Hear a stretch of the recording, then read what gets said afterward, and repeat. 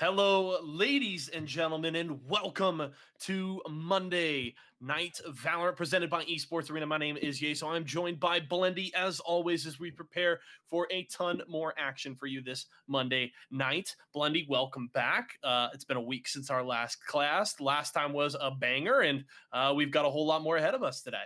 We do, my friend, but let's go ahead and hop right into gameplay pretty soon here. We have Team Alpha versus Team 5 Randoms, I believe. So this is going to be a very interesting game. I do want to talk about a couple things about the stream, though. I'm very excited. Last week, we saw Team Mamba Mode Gaming. They just popped off, JC. I don't know if you remember the exact number, but it was like they played throughout the whole tournament, and up until Grand Finals, they dropped like 2 rounds or something. So it's just like, okay, that was an absolute stomp just from Team Mamba Mode Gaming. So I'm curious to see if they're going to go ahead and continue that dominance. I hope we get some gameplay from them pretty soon here. But Haven, my friend, my least favorite map of all time. I do not like this map, my friend. That is what we're playing on for the first game of the day here. And let's see who's going to be dominant here, my friend. Who's going to be successful today? We are going to find out. We got Team Alpha on defense to start things off. On the offensive side, it is Team 5 Randoms as things do kick off here. And we will be tracking. Team Alpha did have a rough first round a week ago. We did flame them a little bit for a very unfortunate 5-man mid push through window here on Haven. And they're hoping for some redemption here, but it's not going to go their way early. Cypher, they're going to get an early kill there on the A site. Now it's just Ross trying to defend here, able to take one, but drops there to the Sage. A Dizzy able to get that kill with the Classic as they try to get control. Alpha, the rest of his team rotating here for the defense, but it is a 3v4 defense. 3v4 defense, my friend. Bomb has gone down already. Are they going to be able to win this? This is the pistol round, but we've seen it happen so many times, our friend, where the momentum completely changes whoever wins that pistol round. Because historically, you know, you win that pistol round, you win the next 2 rounds there. And ooh, Cypher getting that beautiful 2-piece there with the Ghost. Can he continue and get the remaining player? It is all up to Jamiscus here, all the way to the very top. Heaven gets one with that Classic. Beautiful shot there. One more player on his left side as he's going to push on through trying to save there. Oh my goodness, the Jet just got stomped. I don't know what happened. He almost gets Cypher, but he goes down. The Sage on Sage violence once again as round number 1 goes to Team 5 Randoms.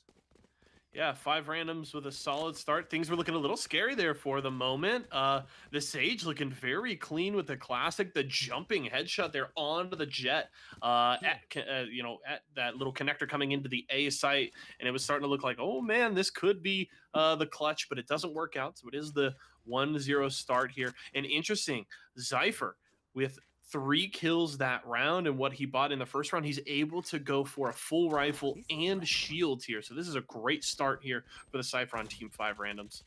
And look at that already, this Jet getting a kill there with that Spectre. Make that a 2-piece. This is exactly what you want from that Jet there. Just being crazy aggressive as now they have control of the C bomb site here. All 4 players stacking through as Cypher's just watching the backside there. He's going to get Batman there with that nice shot with the Phantom. And now again, a 5v1 scenario. All this Sage has is the Classic as he goes down. And ooh, look at that. Yoshi with a 4K this round? Okay. Yeah, looking really clean with the Spectre pushing onto the C side. He gets the 2 entry kills, able to follow up with a couple more there back behind the site and help secure the round. So a big round there for Yoshi. Looks like he's going to stick with the Spectre here. No reason to buy. He could just stack up those credits. And it now is full buys for both teams. Obviously, we'll see 5 Randoms hold on to some cheaper guns just to save the cash. They'll have a couple of Spectres and a Bulldog.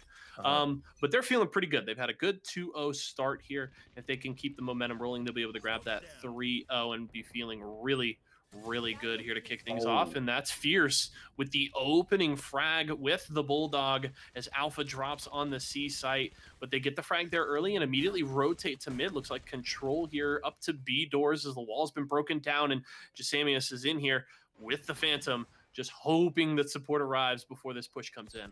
And look at that map there. All 4 players pushing in through mid here, trying to get control of that B-bomb site. Only the Sage is on site right now. Can she hold them off as she goes down?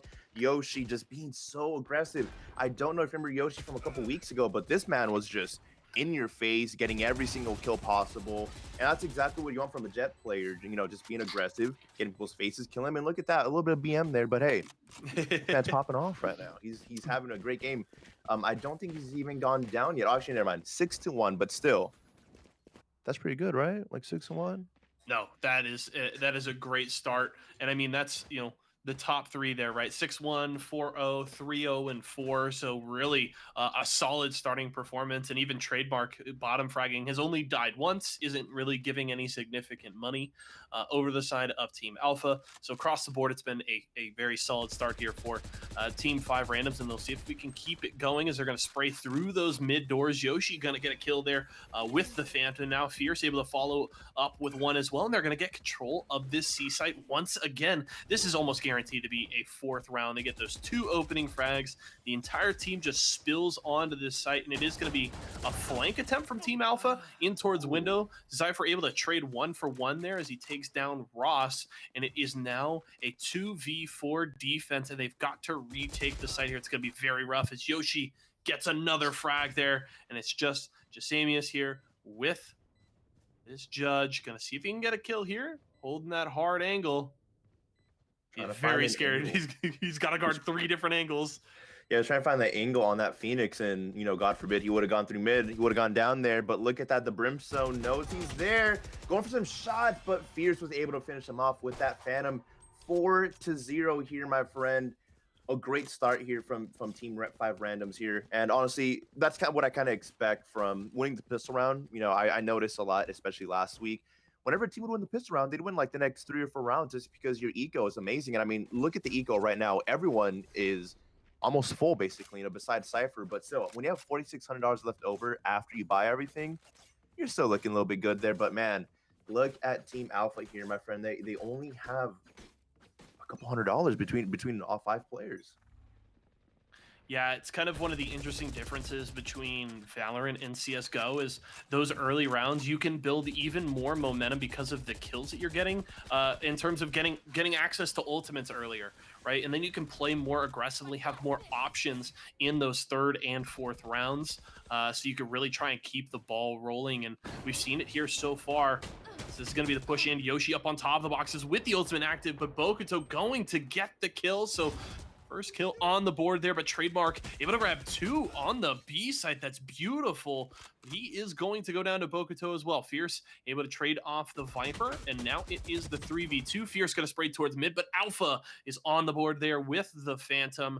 Batmain walking into the B site here through that smoke, but instead has to rotate back to A as the spike is going down. He's going to spray this wall, and we'll see what the strategy here is in the 2v2.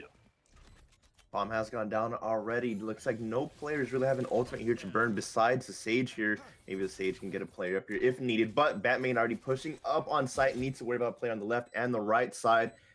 Is he going to make the right push, guys? He goes down. One more player, and there we go. Trading the kill with A, Disney, and Cypher. Amazing 2v2 there as they win the 5th round there. And, man, this is an amazing start to the game. When you have this good eco, especially on offense, in my opinion, it's a little bit harder to attack on this map, but hey, that's just my opinion. I know a lot of people love to play defense on this map, and we might see that turnaround, you know what I mean? When we switch sides, maybe Team Alpha is going to come on top and win 13 straight.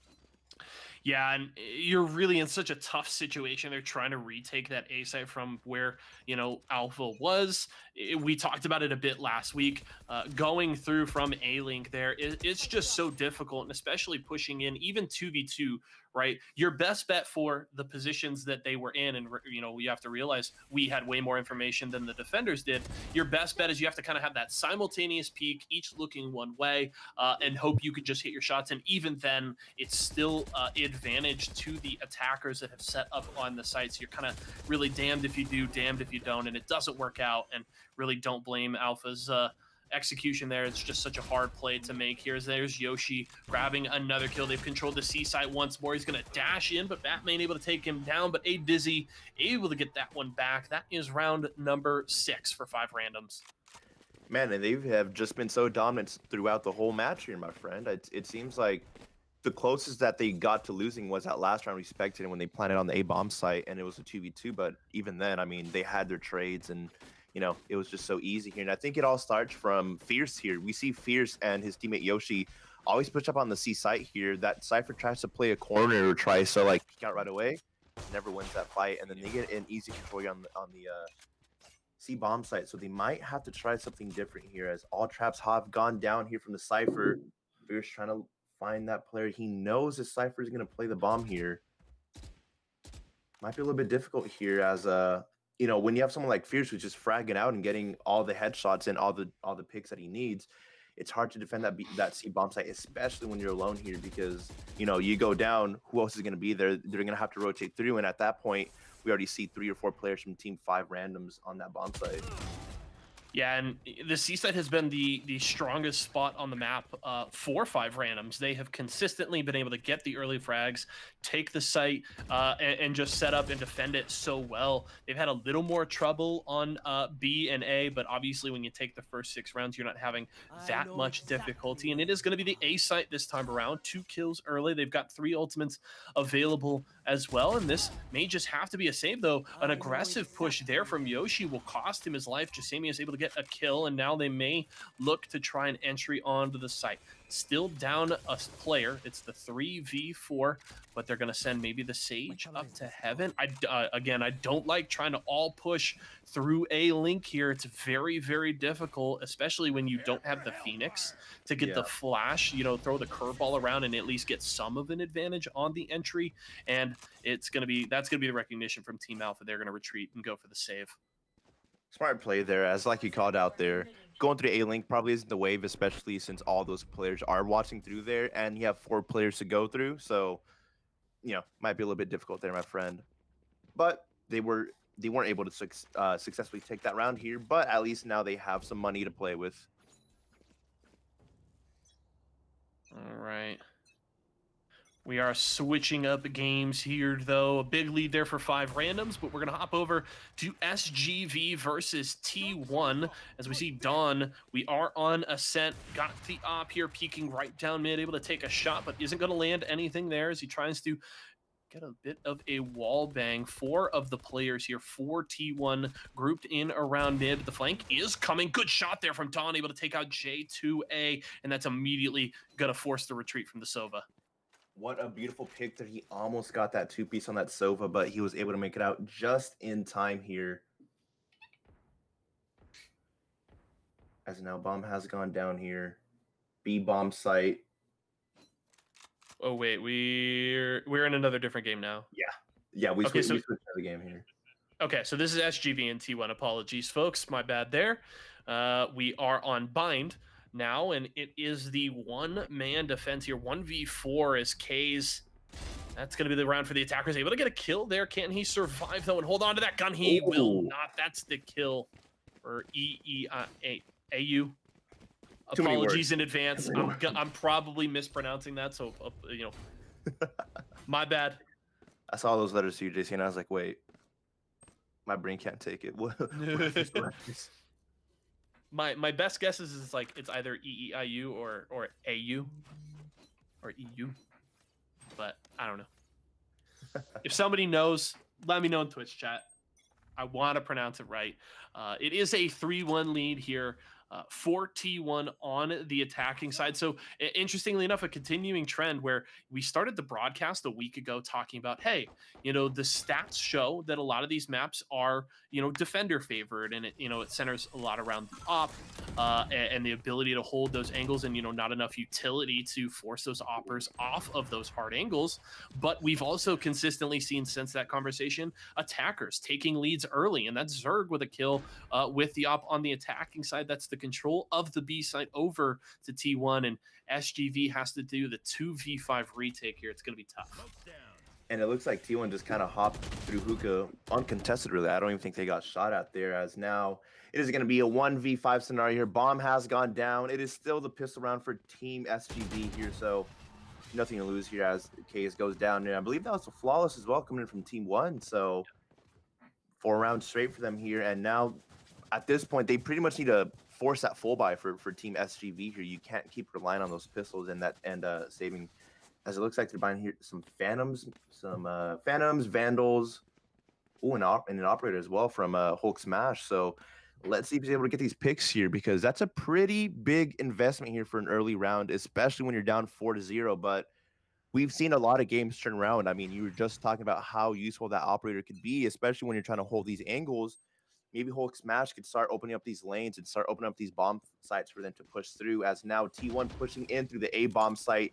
3 players coming through short as 2 players go in through showers. Trying to get some shots here. And ooh, those paint shells almost got Rares. Now he has to back off. The Raise rocket come through, not going to connect just yet. Sprays through that smoke, actually connected on a player, but I don't think he realizes it just yet. All up to Hulk Smash here as now he has that operator in hand, but that was a beautiful Sage Wall there coming in from T1. Able to get that bomb planted uncontested realistically here. Hulk Smash still trying to get some picks here as his Phoenix goes through and goes down to EIU. And now it's a 3v4 scenario. It's going to be so tough here for them to retake this bomb site here, JC. Yeah, that's going to be the boost there. Wave dropping the wall, has to shoot towards short, and then 2 players peek there from the exit of showers, and they're all going to try and chase him down. He's going to get shot in the back. That's a 3-kill round there for EU, and another round on the board, number 5 for T1. A great start. Speaking about great starts, I mean, look at Rara, currently 11-0 right now. So popping off. Exactly, popping off here. 5 straight rounds from T1 though, and it end on attack as well. I feel like Bind is really one-sided, and it's sided towards defense players. Just because if you get an operator, I could think of like 5 angles on each bomb site where you could just hold an angle, and unless you have an operator, they just have a nasty vandal shot. You're probably not gonna be taking off that angle. You know what I mean?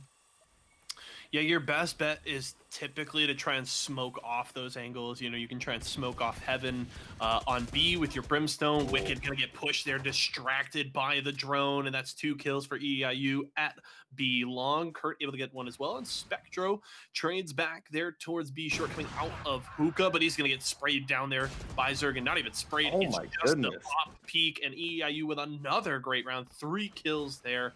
Gets the headshot, and that's round number 6 as we're halfway through the first half.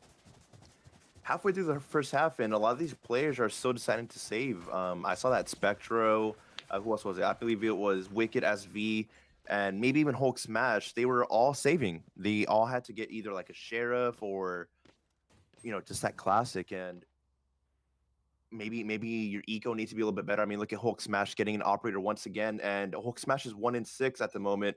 Doesn't have the best eco in the world, so maybe that operator isn't really a good investment in my opinion. What do you think about that though, JC?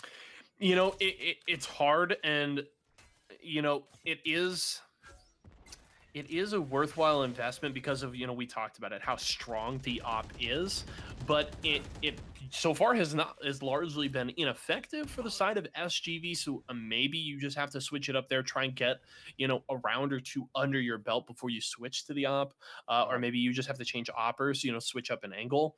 But it's risky. But yeah, you know, when you're buying ops, and you're losing rounds, your economy is extremely fragile, right? Your loss bonus maxes out at 2,900, and you know, a full buy with, you know, a rifle, you know, your main rifles you're going to go for, Phantom or Vandal, are 2,900 themselves. So you know, the economy can be extremely fragile when you're willing to drop 4,500 on a gun that you have largely not been getting it done with. So we'll see if things change here, but this is Physic with the drone peeking onto the B site. We'll spot a couple of players there, and it will cue the rotation. Wave G is going to go down to the ultimate. The trade back there from Hulk Smash as they're trying to push onto this A site. Spike is going to go down, but that's the ultimate. The spike is planted. He isn't able to get the kill. EIU with another one on a Hulk Smash. Make it 3. That's 3 rounds in a row this Brimstone has been popping off. He really has, and I don't even think Hulk Smash saw when EIU just rotated right on his left side. And yeah, he had an easy pick there, but he wasn't able to spot him. As there we go, Kurt able to get that finishing blow there, making it 7-0 at the moment. And it just seems like it's either EIU popping off and getting 3-4 kills around, or it's Rara. They're just trading. It's like, hey, this time I'm gonna get all the kills, or I'm gonna get it. And I mean, look at the scoreboard: 14-1 and 11-1. That's just from 2 players. That's absolutely insane. Yeah, it's been a hell of a start here from the top players for T1. They are popping off big time, and it certainly shows on the scoreboard. And T1 has guaranteed a first half victory here. They cannot get any worse than a 7-5 scoreline going into the second half. So they've got to be feeling great here. Hulk Smash going to get the first kill of the round here. So that is the kind of start that SGV needs if they want to turn the tides of this first half. They're going to try and slow down things in showers, as there are two players of T1 in there, seeing if they can peek onto the B site. Meanwhile, the other two kind of probing towards, or the pro and the looking into the A site, excuse me, the other two probing towards B here from Long and Hookah. But it looks like they're going to grab the bomb and head for the A site. Cypher going to look to break down the wall there as Wicked just holding this angle outside of B Long, but he's not going to see anybody anytime soon. Still a 5v4 scenario here. Nothing really has happened, as it looks like Hulk Smash has done a pretty good job of holding them on the A bomb or on the A short side. And ooh, as soon as I say that, another pick coming in here. Can Wave get this pick on the Cypher? And Cypher gets that successful trade there. And man, it just seems like the timing is just so unfortunate, my friend. Every time they stop looking at an angle, they just walk on through and able to get that nice pick. As it looks like Rara has reconnected, and Wicked getting another kill there. I believe that's the second kill of the round. Spectral goes down to Kurt, and now it's all up to Hulk Smash. As soon as I say that, Wicked goes down as well. 1v3 scenario here. Phantom in hand. Bomb has gone down as well. He sees one player, gets one. And it looks like we might have lost our feed here. Apologies for that, ladies and gentlemen. Bear with us here. We're going to come back to Blendy and I here. I think, it's interesting. You make a good point, and I think it was pretty glaring that we've watched over the past couple of rounds where, every time it feels like one of those players peeks away, like looks away from an angle that they were holding, they get sprayed. And really that comes down to, obviously it's a little bit of bad luck from the side of the defenders, but it largely comes down to fantastic communication and timing on the part of the attacking side. They are planning their pushes and their peaks really, really well. They're coordinating it, and they're forcing them to look away from those angles. And then they know, hey, we're going to draw the attention to short here. As soon as we do that, you can peek out from showers and you can grab a kill. So we did have a bit of a client technical issue there. So while production keeps grinding and sorting things out on their side, we appreciate their hard work. We are going to head to a short break, but don't go anywhere. Blendy and I will be back with more Valorant action presented by Esports Arena in just a few.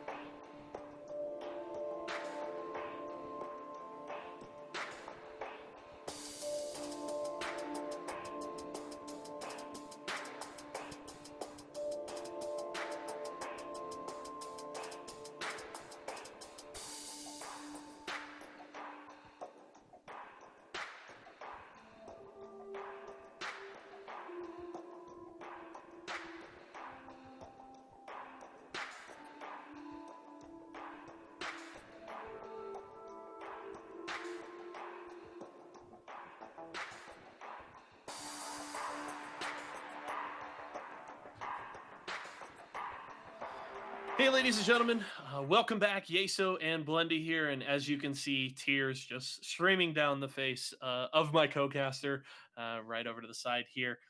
As many of you may have realized, it seems a lot of you were in the middle of games, and the servers have gone down. So sadly, this one completely out of our control. And due to the servers being down, we are going to have to cancel the rest of today's event. So we apologize for that. Very unfortunate. But we do hope you guys come back next week. If any of you guys are playing today, or if you saw, the beginning of the broadcast and liked what you saw and want to compete, I do really want to encourage you. Head over to matcherino.com/ESA. You can use the command !sign up in Twitch chat right now to get the link to go and sign up for next week's tournament and get an opportunity to compete at that time. So we apologize for that. But if you guys still want to see some great Valorant action, and you still want to listen to Blendy and I, we are going to be throwing up a rebroadcast of last week's tournament, which was very exciting. A lot of very fun games. So we will be playing that for you guys. But regardless, thank you for coming out to support and watch. Sad that we have to cancel things here, but we do look forward to be back a week from today with more Valorant for you guys. Blendy, I'll hand it to you. Any final thoughts before we close things out and head to the rebroadcast? No, nothing much, man. I was very excited for the tournament, but unfortunately, servers have gone down. Thank you for everyone that did sign up. And like JC said, if you guys do want to sign up for next week, ! Sign up in the chat, my friend.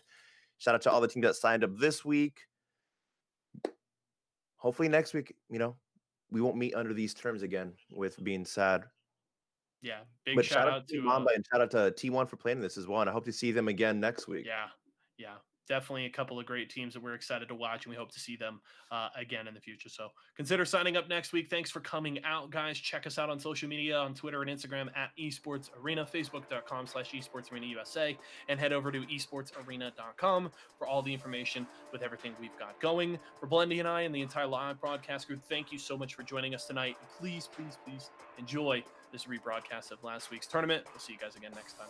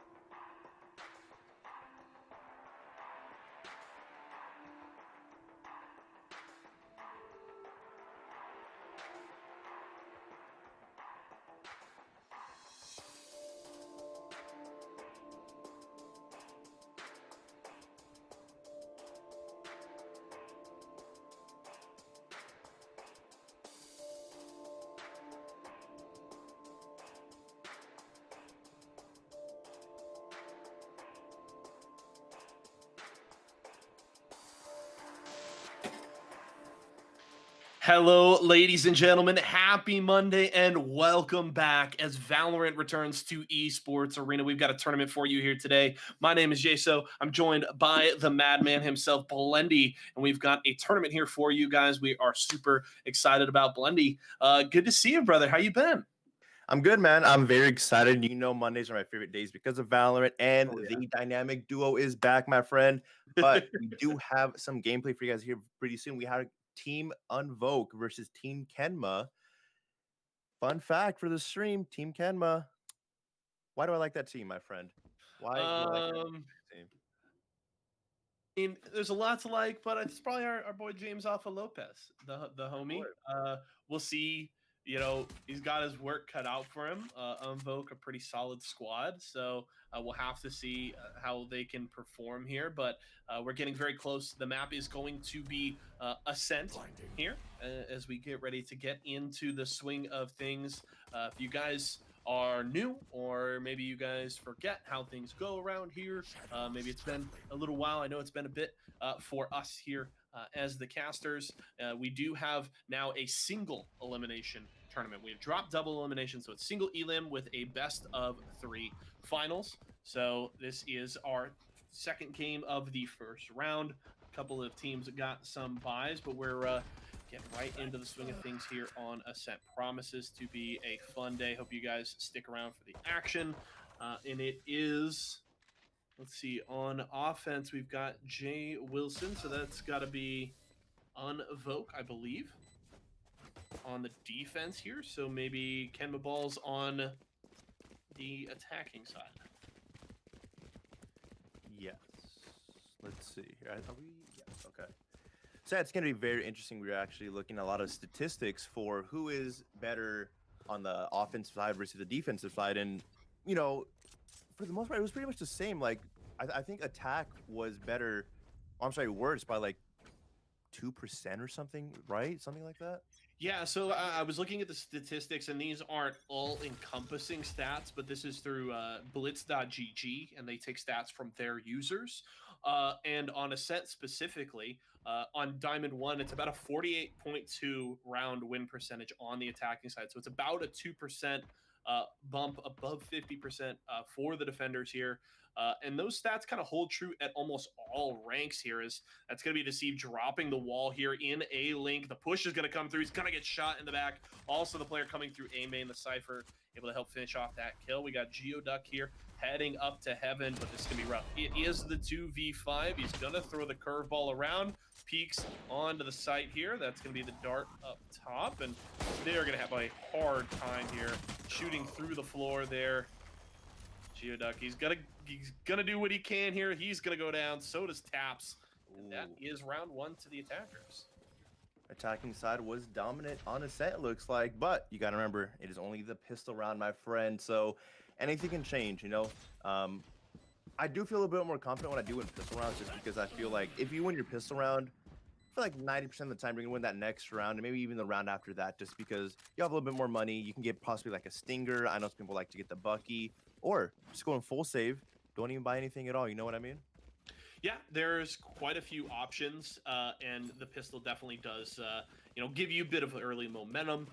You do have to push it through. I love getting those, those save wins in the second round after dropping a pistol. Just grabbing maybe a ghost, going for an aggressive push on a site, seeing what you can do to damage the economy, or even grab a round win. But this is going to be Mixes pushing up here in mid.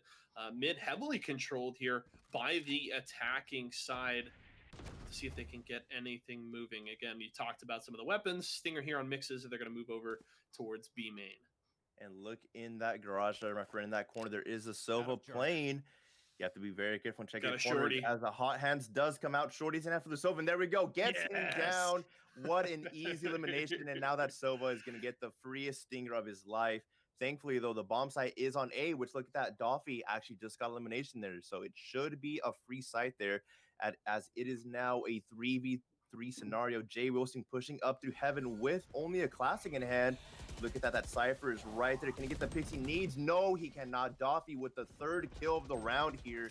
Can he possibly get the last elimination here? It's not only the Sova Taps, the only player left alive here. Yeah, taps. Again, work cut out from him, outnumbered here. I do want to say, I have recently become a huge fan of the shorty here, as taps is going to get sprayed down there through the window. Doffy able to grab his 4th kill. I have completely jumped on the shorty hype train over the last couple of weeks. I use it a ton on on defense. If I'm going to save, I will almost always buy a shorty. I'll even buy it a lot in pistol. I can, playing Sage, I'll full buy all of my utility, grab a shorty, and you can do a lot of damage with it. It's at close range. You can one-shot somebody, and the range is honestly pretty forgiving on it. So I love to see people using it. Shotguns, I mean, I think shotguns are kind of busted. Yeah, man, that judge, you can never go wrong with Oh gosh, judge, especially in scenarios like if you're on defense playing a judge on B. Oh, that is not fun. But look at that. Doffy gets a pick on A once again, and the ability comes out as well. Now he knows where every single player is at. You should expect a rotate coming in very quickly, as we have an Omen up in heaven and Brimstone playing Gardens there. Our Omen's trying to push up. Richa goes down actually there in Garden. So now 4v4 scenario. The bomb has gone down. So are the doors. Can they win the 3rd round here? It looks like they've been pretty dominant so far, as now players are pushing out to the bomb site here. That's going to be them spotted out up in heaven. It's the 4v4 right now, as that's going to be the dart out from Schooled. Now trying to hold here at A-Link. Good shot there with the Spectre. Doffy gets one with the Phantom, and this should be it. It's now the 4v2. This should be a 3rd round on the board here. Not even a complete full buy here, though. Casper with the op will take one. He's going to, want to save that. He gets a 2nd. They're taking down mixes. So while they will lose this 3rd round, Casper able to do some damage to the eco and hold on to the op here. Oh, and he goes down at the last second, Casper. Oh my you goodness, got greedy. that one has to hurt, JC. I saw it in your face there. Oh, no. I know you've been there before. I have been there before. You know he's beating himself up after that one. I mean, I was gonna call out. Very interesting. They're down 2 rounds. The eco couldn't have been that well. He buys the operator. And I was like, okay, probably not the smartest move.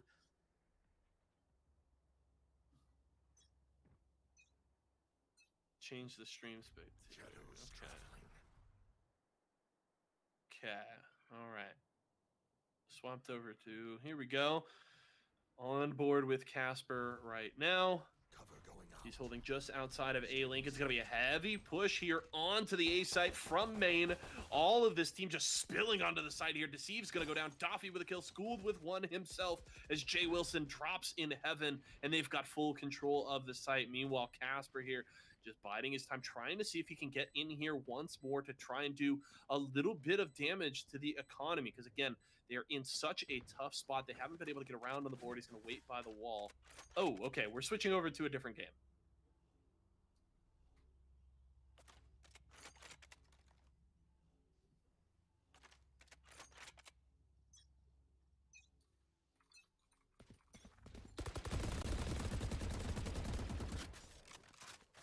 Okay, yeah, we're on board here with Hyper Duck.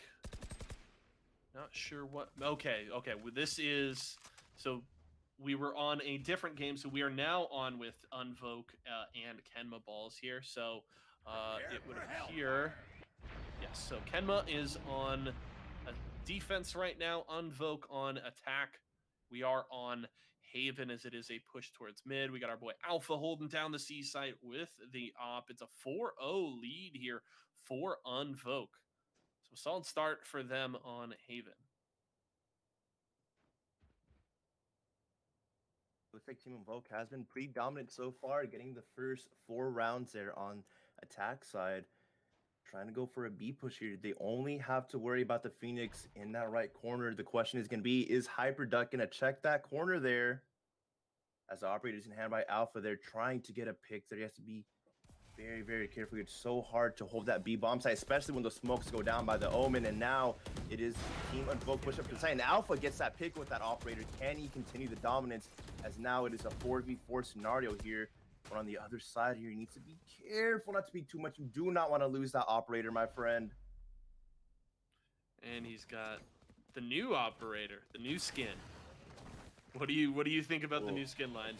it is absolutely beautiful, my friend. And there we go. He gets a second pick. Looking for the third pick going on the left side. They're almost getting the breach, but he goes down.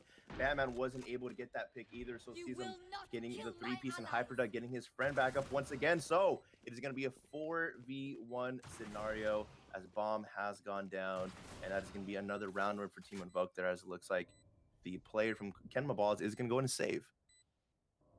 Yeah, Ross has the op here. I think that's the smart play.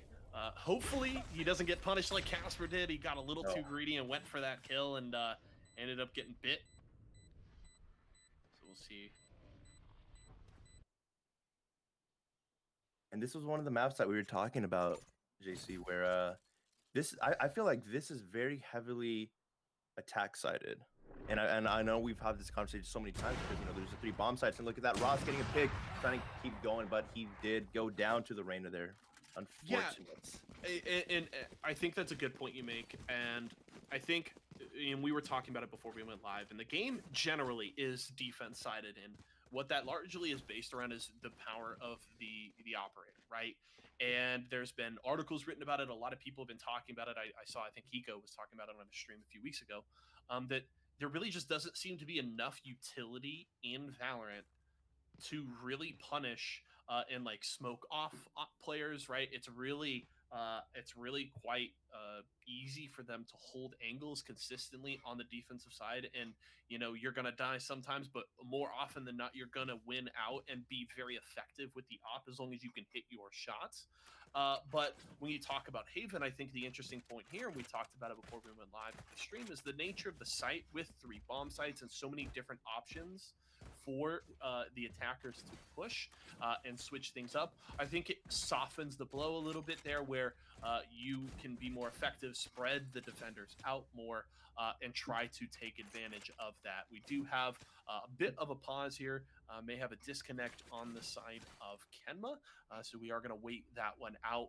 But I think it is an interesting discussion, and I'm curious to see with maybe balance changes, maybe the cost of the operator goes up, or some more utility added with new agents, how the Valorant team looks to balance around that, and how they try to shift these maps closer to that kind of 50% even on both sides spread. So we're going back over, while we deal with that pause, we're going to go back over to Jay Wilson's squad. This is the game that we started off with, and they have yet to get a round on the board. So it is the 5-0 start. And it's just going to be Jay Wilson here with the Phantom, hoping to save as he sits in garage.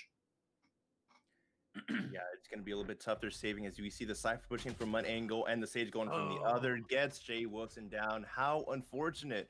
And, you know, the momentum definitely has not shifted at all, my friend. We saw the attacking squad win the first couple rounds, and they just kept going. I'm not sure if it's due to eco, maybe defense on this, you know, particular map isn't really too good. You know what I mean? But let's see if they can bring it back. I mean, we've seen plenty of comebacks, my friend. Going back to that first week when you cast it over this game, my friend, we saw like 3 comebacks. So, you know, it's definitely in the cards there, as it looks like the attacking squad is going to go ahead and push into the B-bomb site. The Judge coming in, but Mix is able to get him with the Phantom.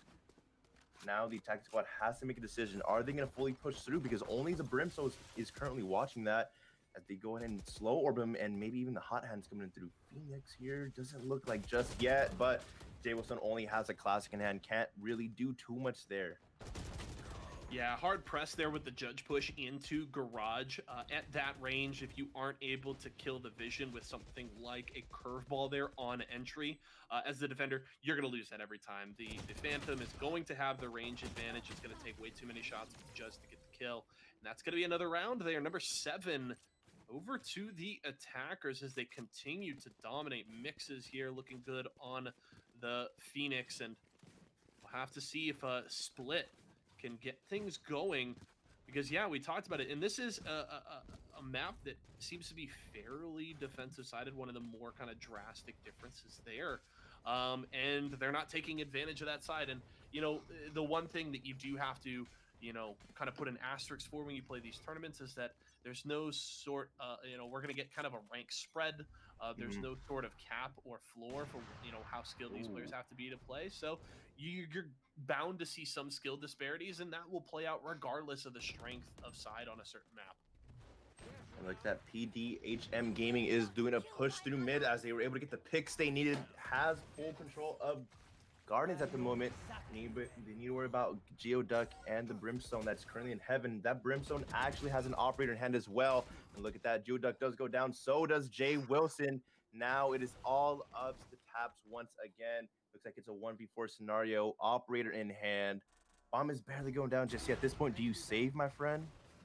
Yeah, I mean, there's not much you can do. Taps, as we just saw, he's got the op. He's able to get a kill there, so that one's good. Hopefully, unlike Casper, he doesn't get too greedy and is able to save it. We may see a push here, so going to have to keep an eye on things, but he's holding right here. Ooh, he's got to back away. He's going to throw out the recon dart. Doffy, I think he's already got 3 kills this round. He's got the AK. He's going to spot him out, make it 4 as Taps goes down. Won't save the op here once more. That is so unfortunate, my friend. We've seen so many instances in this game and the last game as well where these players are trying their best to save the operator, the vandal, or whatever it might be. And at the very last second, the shots come in, get that headshot, and it is all over there. Look at the eco there for Team Split Esports. It isn't looking too good, honestly. Look at the guys. We have 1 vandal there, 2 vandals, and a specter. So not the best, but I mean, sometimes you got to get some rounds up. They're gonna force buy. Yeah. And at this point, right, when you're looking down the barrel of a possible, 11-1, 12-0 half, I don't necessarily blame him. I don't think it's going to work out. It just Split has been really on the back foot, and PDHM has just looked so heavily in control here as they're going to just absolutely snatch the A site out of the hands of Split. Now up in heaven, Jay Wilson's going to try and throw down some smokes, but as soon as this cage goes down, okay. Cage has gone down.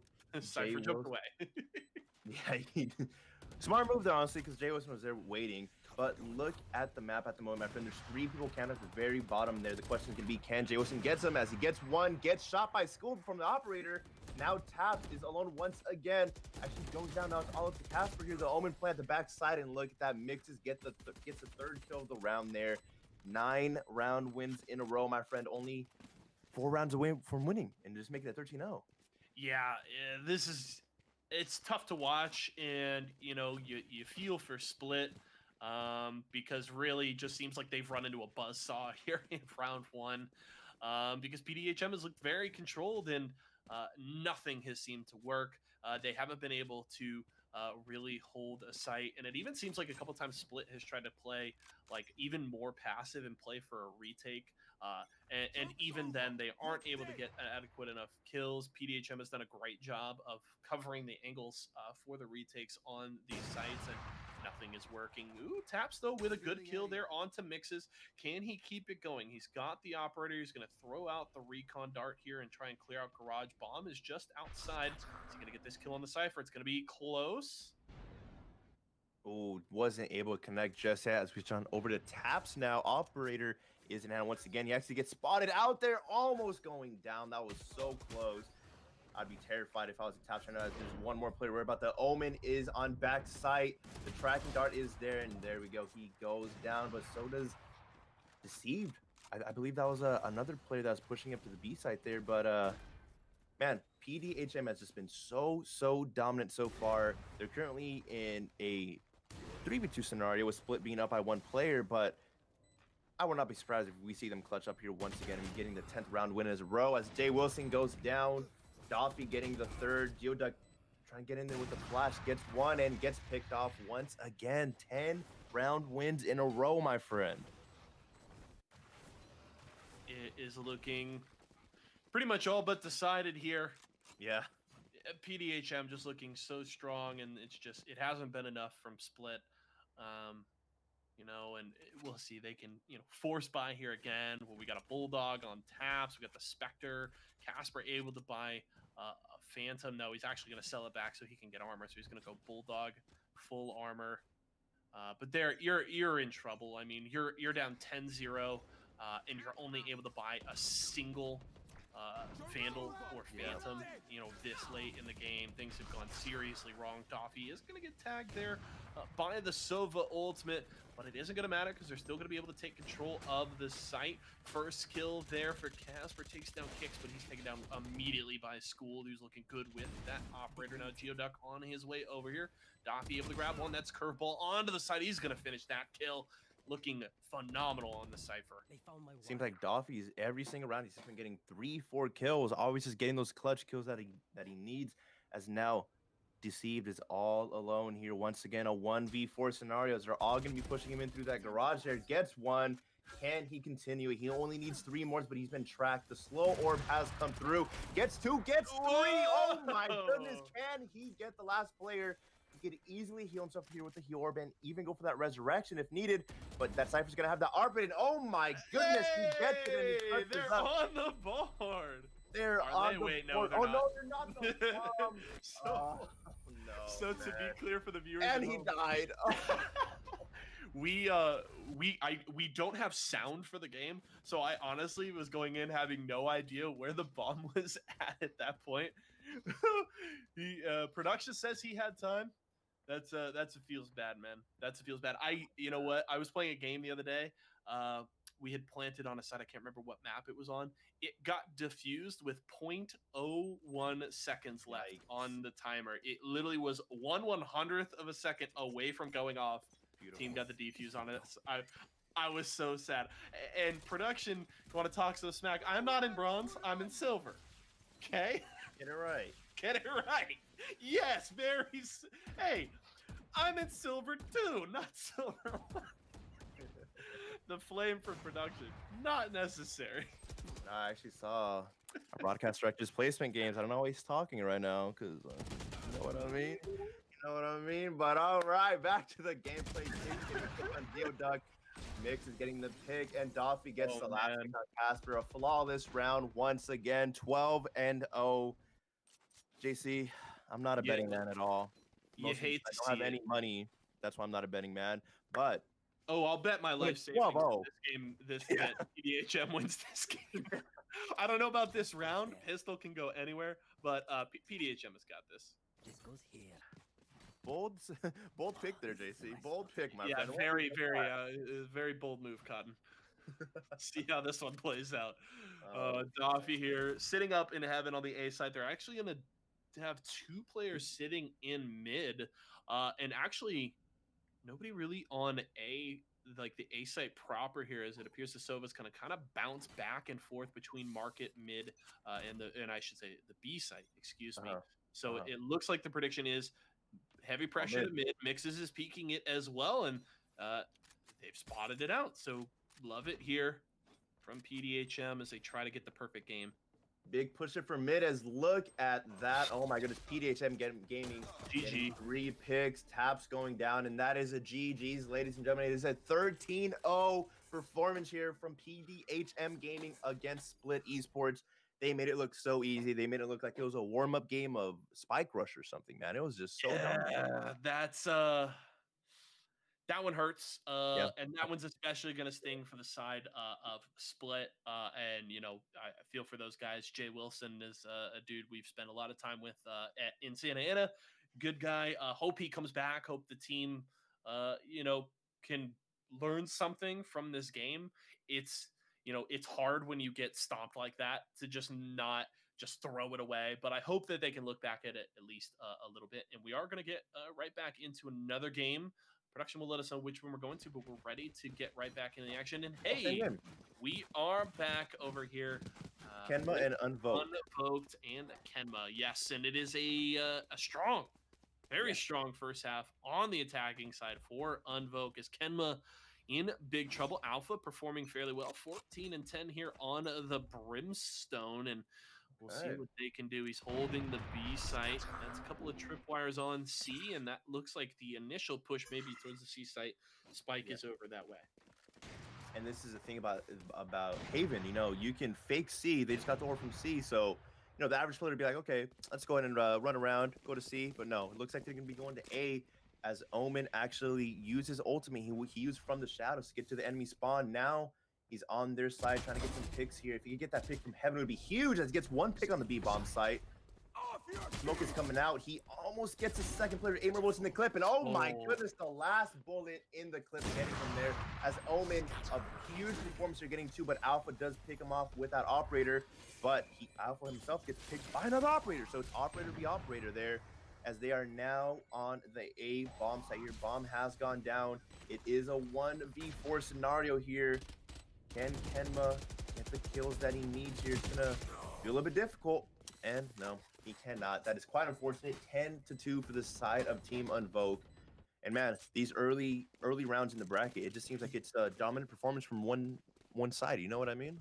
Yeah, and I want to give big props there to Kodiak, as that is the end of the first half. It's a 10-2 lead there for the side of Unvoke over Kenma here. But big props there to Kodiak. What a beautiful ultimate, and the recognition that the majority of the players, right, they've been kind of stacking B. Obviously we weren't able to watch that entire game, but a bit of a recognition that they're sending multiple players to that B site. And with that beautiful ultimate, he's able to cut off and slow the rotation. So, at best, if he goes down, he can buy time for his team to brute force onto A, secure the site, and then force the retake from Kenma. So I thought that was really, really smart, really well played, and it secures them a 10th round. And now on the defensive side, they're going to have to defend a big push here onto A. It's actually just a Cypher there, but it's a huge flank. This is going to get really interesting really soon. Look at that. They're all on the site. Bomb is going down. The Sage Wall goes down to block off CT there, but look at that. The big flank that you're talking about there, my friend. Is it going to work out? Look at that. They've been spotted. They trade, but Kenma gets another pick there as Kodiak trying to get the kill there. Nice shot there from the Classic as a smoke does come out as well, and he gets another paranoid coming himself. So needs to be very careful as Ross trying to look for the pick. He saw him teleport. Nice pick there from Ross. And he gets the final kill that he needs there, but Hyperduck was able to get that pick there. Now 1v1 Alpha versus Sage, and look at that. Alpha, the clutchest player at the esports arena. Winning the round for the team. Let's go.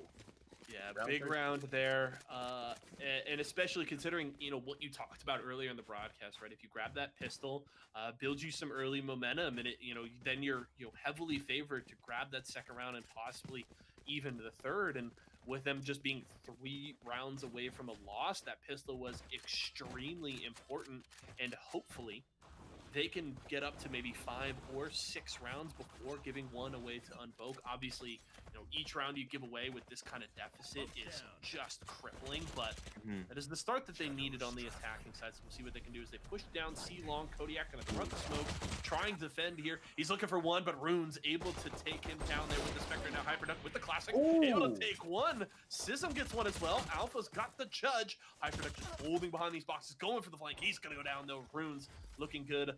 I love this Spectre, and he's doing work with it. Yes, he is, my friend. Team Unvoke has 1 player up here, Persuado, against the 2 players from Kenma. It should be an easy round win here for Team Kenma. When it's a 1v2, it's a little bit easy to play together, but look at that. Runes able to get the 4-piece. 4 kills in 1 round. Pretty impressive there from Runes. It looks like they're slowly but surely bringing it back. I don't want to jinx it, and if I did, my bad. But man, we always talk about sides. We saw Team Unvoke. They were on the offensive side. They went up 9 rounds, it was, right? Yep. Now, they switched sides. Kenma Balls is on offense now. They're slowly bringing it back. 2 round wins in a row. I know it's not a lot, but hey, you got to build your momentum somehow here, as it looks like they're going to stack in through B window here. A little bit of a risky play, as you can easily get wallbang there. There we go. The slow orb coming out. 1 player goes down. 2, 3. Sesam gets the 4th. That is not the thing you wanted to do. That is so unfortunate.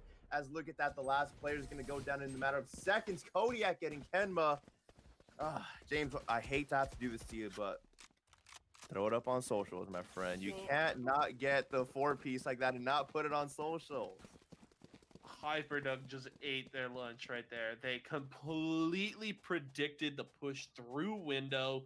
They get the slow orb in there. The spray is beautiful, and all of those players grouped up on top of each other meant it was an easy 3-piece there, and just falls apart there for Kenma Balls. And we were talking, hey, maybe they've got the momentum here. Maybe they can get a little something going, and it all falls apart that quickly. It's going to be more of a tentative push here towards mid doors. Maybe we'll see a peek there from the Cypher at window, but you could see Kenma was feeling aggressive in the last round, and with how it all fell apart, they've slowed down just a little bit. Just a little bit there. I mean, probably wasn't the brightest idea to 5-stack through B window, but you live and you learn. You know what I mean, my friend? Now they know, hey, B window? No, let's not go through there. As the Sky Smokes come in through their garage, but look at that. They're going to slowly push in.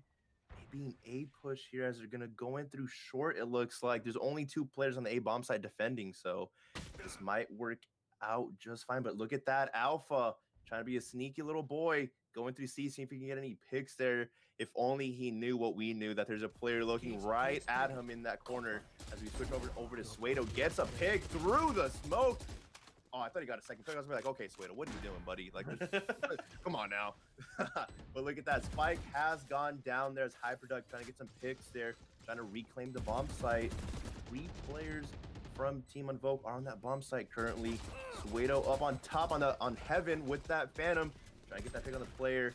Look at that. Batman does go down. 2 players backside. Gets one. Gets the second. There we go. Hyperduck. That is what here was Rune's AFK. That was an AFK play. That was just like, wait, I don't think the Sage is doing anything. That one's a feels bad. That's gonna be set up for match point here for Unvoke, and I guess we can eulogize Kenma at this point. F's in the chat, guys, for Kenma's tournament here. As it looked like they got the pistol, and it was like, okay, maybe they can bring this back, make it a little close. And the response from Unvoke was, no, you want a 5-stack mid, whole team go burr. Oh my goodness, yeah, that B push, that was quite unfortunate there. I've never seen anything like that before, but I guess it was a first for everything, you know what I mean? But Alpha here, B window with the operator. This man is discussing with that operator, and he has that new skin too. He has to flex. I mean, he had $100 to burn. He's like, hey, let me just get this Valorant skin pack. I have to say, I think the animations are cool. The actual gun skin, like the actual looks of the guns, though, I'm actually not the biggest fan. I think they're good. Like, I think they look good for what they tried to do, but I'm not a fan. Production, 2 thumbs down on the new skin. It seems like they don't like. I think the animations are cool, but I'm not buying how they look. I think the Prime is still like premium. Come on, man. You had it. You had. Oh my god, you said the Prime skin is premium. You said the Prime skin is prime. Like, it was in there. That was too easy. You had it. No, you had it, bro. You had it. That's so. It's like rhyming the same word in a rap song. Like, it's not. Come on, you're better. All right, JC the rapper, it seems like.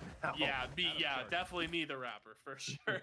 Push down C long here. Kenma looking to stave off elimination. They've got the 4v3 here, and Kodiak sitting just outside of the site. It's very late in the round, but it does appear going to be able to get that spike down. Ooh. That's going to be the flame there from the Phoenix. And Kodiak going to spot that player. It is the Cypher sneaking over to the back of the C site. Now Hyperduck coming in from Garage. Pretty nice setup here. Is it looks like that player that's playing that back site has an operator in hand. Hyperduck trying to push into the garage, but not able to do so. Just as Kodiak pushes up, gets 1 player. Looking for the second player here as Hyperduck kills him. T1 healing. Honestly, I just heal him. Here comes. Look at that. The Rolling Thunder comes through. He gets Batman. Can they get the rest of the players? Yep. System gets 1 player. The Brimstone Molly coming through. System is going to push up. It's locked on right on his head. Can he kill him? He spots him. Alpha running away. I believe he's losing another round. No, it is not. Alpha clutching he clutched it. Okay. I don't want to say winning the tournament for them just yet, but hey. Almost had it, my friend. Almost had it. Great clutch. Now I can't even roast him for that B window play because he just clutched it up. So Very clean. The timing with the Molotov onto the bomb was perfect, able to secure the kill and prevent the defuse, and then it was it was just way too late to secure the last kill and get the defuse, so Unvoke will drop another round here. I would say they're still feeling pretty darn comfortable with this 7-round lead, but Kenma, doing what they can to try and bring this game back when it looks all but hopeless. all but I mean, it's 5-12, man. We have seen better comebacks, or worse comebacks, I should say. But hey, who knows? As Ruins pushes in through the judge or gets the initial pick there for Team Kenma. Hyperduck in the corner, though, trying to go for some plays here. Gets shot by Alpha. That operating off his hand is absolutely disgusting here. Who is going to be next? It looks like Alpha actually goes down. That is so unfortunate there. As Sism is on top there, and Heaven gets a pick on one player, looking for the second player. Knows exactly where they are as Reina gets the fourth player. Can they get the last player? It's all up to the Cypher. He goes down. I think that's there it. It is. That's it.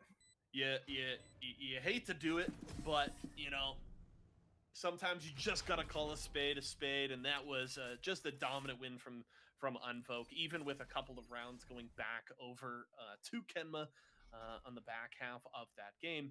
It is still a very strong victory, and we are going to head right into our next game, just in our third round. Ooh, Team Tokyo versus Team Demon Time. Demon Time is one of my favorite teams here so far. Every person on the roster currently, they are discussing a video game. So this is going to be a very interesting game here, as it looks like Tokyo currently has 2 round wins up on them. That pistol round in the round after the pistol. So let's see if Team Tokyo can continue with this momentum. Maybe we see another 13-0, or maybe Team Demon Time is like, hey, we gave it 2 free rounds, 13-12, 13-2 now. Sorry. So, to be clear, right, with the games that we've seen so far, Tokyo, this is their second round game, to be clear. Yes. They beat E-Cowboys 13-1 in round 1, so a very strong start. We've seen now 13-5 win we just saw for Unvoke over Kenma, and then PDHM a 13-0, so it's been some very, very strong wins here early on, and we'll have to see as we get into rounds 2 and 3 if things get a little bit closer, but that's going to be a win for the attackers. So Demon Time now on the board. Look at the map there before it changed there. There's 3 players up for Team Tokyo, but they decided to save. I've never seen that before. Sometimes if you just don't feel strong about the retake, if you don't have enough time, sometimes you just hold on to the guns, live to fight another day. Okay. That was interesting. I have seen people save when it's a 1v4, 1v5, even a 1v3, but that's like a 3v4.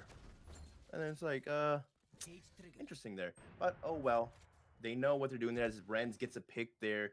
Tokyo having a player up here. As it looks like Team Demon Time trying to push in through mid. They're not able to do anything successful so far. But this is a beautiful thing about Haven. We saw it happen last round as well, where attackers, I feel like they just have the advantage. They can go to 3 bomb sites at any time.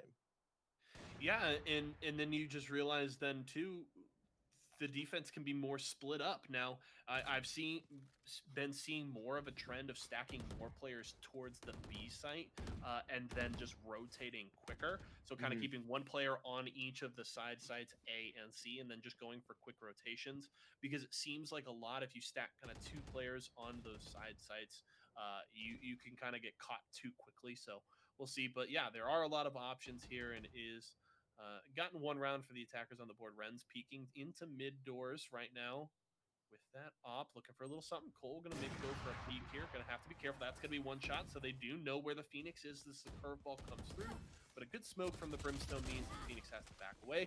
Good kill there from Cole up. The Sage on Sage violence as they're going to push on to the C side.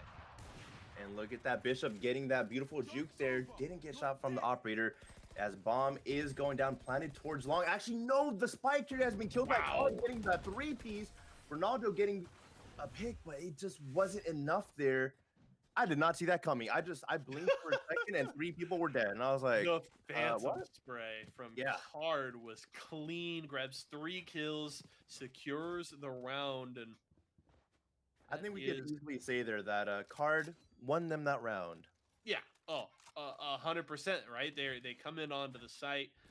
They had control, but Card with the big spray able to just tear through the ranks of Demon Time, and that is the third round there for Team Tokyo. Now we'll see what they can do here. Obviously, they've got a full buy. It's going to be the aggressive push down C long. The spray. Rex gonna get one. Card takes one as well. It's a 2-for-1 trade here early. Rex gonna jump in and immediately get the res there. Card's gonna get out as the wall is tossed down, and that's a great start here from Tokyo. What a push there. Both players pushing it through C long there. Wasn't too much, not too much damage there, as you know, we did see Rek get that ulta, but Ren's still with the operator, man. They do not want to go C long when Ren's has that operator in hand. Look at that. Tokyo has 5 players up as Team Demon Time only having 2 at the moment. They need to make a decision here whether they're going to save or they're going to go ahead and push the site here. But, I mean, look at the sites, man. It's pretty much stacked up. There's not much you could do at this point. Even if you throw it to any bomb site, you're going to go down. But look at that. 6 getting the double headshot there. Wow, Team Tokyo just making these past few rounds just clockwork. You know what I mean? I mean, it's 4-1 at the moment. It's been two pretty dominant rounds. Oh man, 6 with the beautiful spray there out in front of mid doors, able to secure a 4th round here, and things starting to get out of hand as Tokyo with a solid lead. Let's see if they can keep putting it together, and let's see, you know, hey, maybe Demon Time wants the 5-stack window. Maybe. Oh, maybe not. We'll see. Alrighty, looks like there's gonna be a couple people pushing in through window. Bomb hasn't been picked up just yet, but look at that. Renz again getting the initial pick on Curtis there, and that's a huge pick because you do not want to have your entry fragger go down every single round as the first blood there. He's going to be responsible for your flashes. I mean, he could have his run it up. He could do so many things, and when he goes down first every single round, it's going to be such a detriment for your team there, but you can't even blame him, man. I mean, Renz has been hitting a shot with that operator. Yeah, he's looked very solid so far. Tons of control there in Garage and making life very difficult for Demon Time. The 5v4 and things have slowed down drastically. Less than a minute left in the round, and Demon Time still stuck very deep on their side of the map. Smokes down will allow Cole up to get the res onto Curtis. So we're back to 5v5, and they're going to rotate towards A. Ultimate's available. They've got the Cypher ultimate, so they can get a little information. And then the aggression they can go for with the run it back, as well as the Jet ultimate. So they have options for an aggressive entry. We'll see what they can do. That's the run it back. Ronaldo going to follow him in. Curveball around as they push onto the site. Curtis going to get taken out here. Hasn't gotten any kills yet, but Smokes will at least allow them to get onto the site. But that's the orbital strike. We'll buy some more time to get in here, as that's a good wall down from the Sage, and they're going to go for the plant. There you go. The wall has gone down, but just like that, it was destroyed. Cole gets the bomb down. No. In there. Ronaldo getting 2, but he does get picked off. Now it is going to be a 2v3 scenario. Team Tokyo has 3 players up. Look at that overstrike coming in once again, saving them some time. 6 popped off and got a couple kills there as well. 6 gets the 3rd kill of the round there. Ooh. Bishop with his blades getting 1, but wasn't able to clutch up there. As again, Team Tokyo taking round number 5 here. Okay, Bishop goes down, but that turn for the kill on the Phoenix was so clean. That was nice. Just flicked right to his head, hits all the knives, goes down right after. So, you know, in the grand scheme of things, it doesn't really matter. But that was pretty nice. And it is round 5 there for Tokyo. They tried to stall. You mentioned Demon Time was able to drop the orbital strike just before the Brimstone went down to try and delay, but it wasn't quite enough. You had just the Jet coming in 1v3 and wasn't able to pick up the kills necessary. As, hey, who needs gameplay, right? You guys didn't see that. This is all a dream. This is all a simulation. It was all a dream. Alrighty. Look at the push here. Looks like they're going to try another mid push. The question is, Ren's going to get a pick there. No, he's not, but 6 able to get the trades there. Card getting the trade off of 6. Now it is going to be a 3v4 scenarios. Card getting another pick. It seems like this man is keep getting every single pick. It's just his Card and Ren's game, and we're all just living in it. I mean, they're just so dominant. Yeah, looking very good. Even 6 with a 9-2-2 score line. Good kills, not giving away almost any money over to the side of Demon Time. So they're really really making their life very difficult right now. Yeah. Is the 6-1 lead? Yeah, there's your scores. 8-3-1 for Rents. So everybody really performing well, other than Rare. He's But dropping a donut, but like it's hard to get kills when like your big your whole old team goose is getting egg. 3-4 pieces. You know what I Yeah, mean? right. Rare's just back there trying to get onto the site and is like, save some for me, guys. Meanwhile, Card, and Ren's just running in, just spraying everybody down. It's going to be the push towards A. Curveball will block off the site there from the Cypher camp. Kolop going to get spotted and tagged with the dart. They're going to look in and it's going to be the spike going down. No, that's the beautiful Molotov from 6. Able to bounce it down onto the site. Wait, he fired that from B. Someone's been fired that practicing their over. mollies. That was clean. Someone has been practicing their mollies as the orbital strike comes down. Curtis and Frosty getting picks there. Oh no, Ronaldo goes down, but Frosty, almost got the bomb down, but Wow. 6 again, getting the 3rd kill of the round. You can Bishop clutch up as he gets 1. 2 more players he has to worry about, but bomb has not gone down. They know exactly where the bomb is. Bishop now pushing up with an operator, not a weapon you want to be aggressive with, but he has no choice at this point. Both players are stacking here as well. Looks like Card went ahead and used his Empress. Oh, and look at that. Might have to save here. Did Bishop miss? Are you serious? I think Bishop tried to shoot. I don't know if his vision was blocked, but I think he tried to shoot Card and missed because we were on Card's POV very briefly, and you just see a round from the op go like right under his elbow. Didn't count. That didn't count. You guys didn't see that one either. Hey man, you know? It's like me with the op, man. That's like me with the op. That's why I don't touch that gun. I pick it up and then, we start the next round. I'm like, all right, somebody take this gun from me, please. I'll take a Spectre. I don't care. Just get this away from me. I'm terrible. See, that's where you're wrong, my friend. You have to redeem yourself. You miss shots. Nope. You got to keep the operator, bro. You got to keep going. At 6, getting a pick once again. Card finally getting a pick there with the operator. The donut is not here anymore. He just traded real quick because he needed to get that pick there. As 2 players from Team Demon Time have gone down. Make that 3. Almost making it 4. Ren finally not using an operator. And oh my goodness, the Sheriff from Frosty. Disgusting shot there. Can he get the second kill here on Card? Yes, he can. Getting the 3-piece. Frosty is absolutely insane. Is he going to get an ace there as 6 picks him up? Oh, Frosty. That was almost a clip. A for effort, my man. That was looking clean with the Sheriff, working with the peaks, able to grab 3 kills with it. So that is not an easy weapon to get kills with, by the way. You got to be on point with your shots. I mean, it does good damage, and you've got solid range, but it's certainly risky.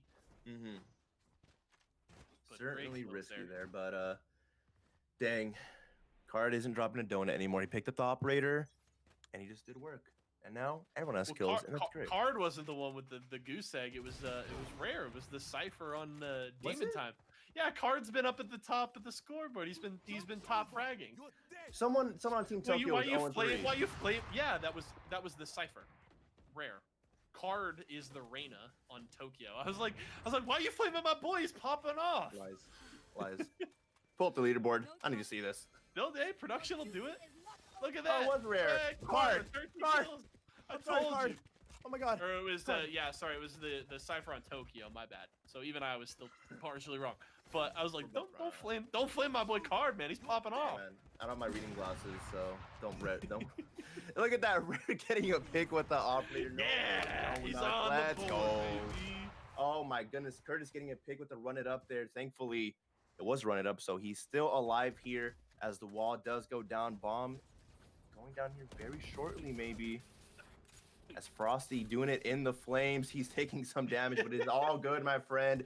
Card is here to frag as he keeps getting the picks, and Frosty going for the flank, gets one. The Reina's there as well. He goes down to Card. He got one.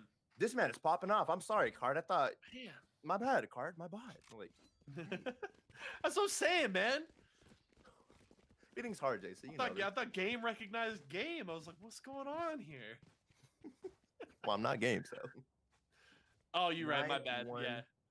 Performance here from Tokyo. Are we going to see a 13-1? Is this going to be what Tokyo's going to do all tournament long? And so, And let me be clear, right? I was not a part of the process of putting together the bracket and ranking these teams, but this is Demon Time, the number 1 seed going against the number 9 in Tokyo.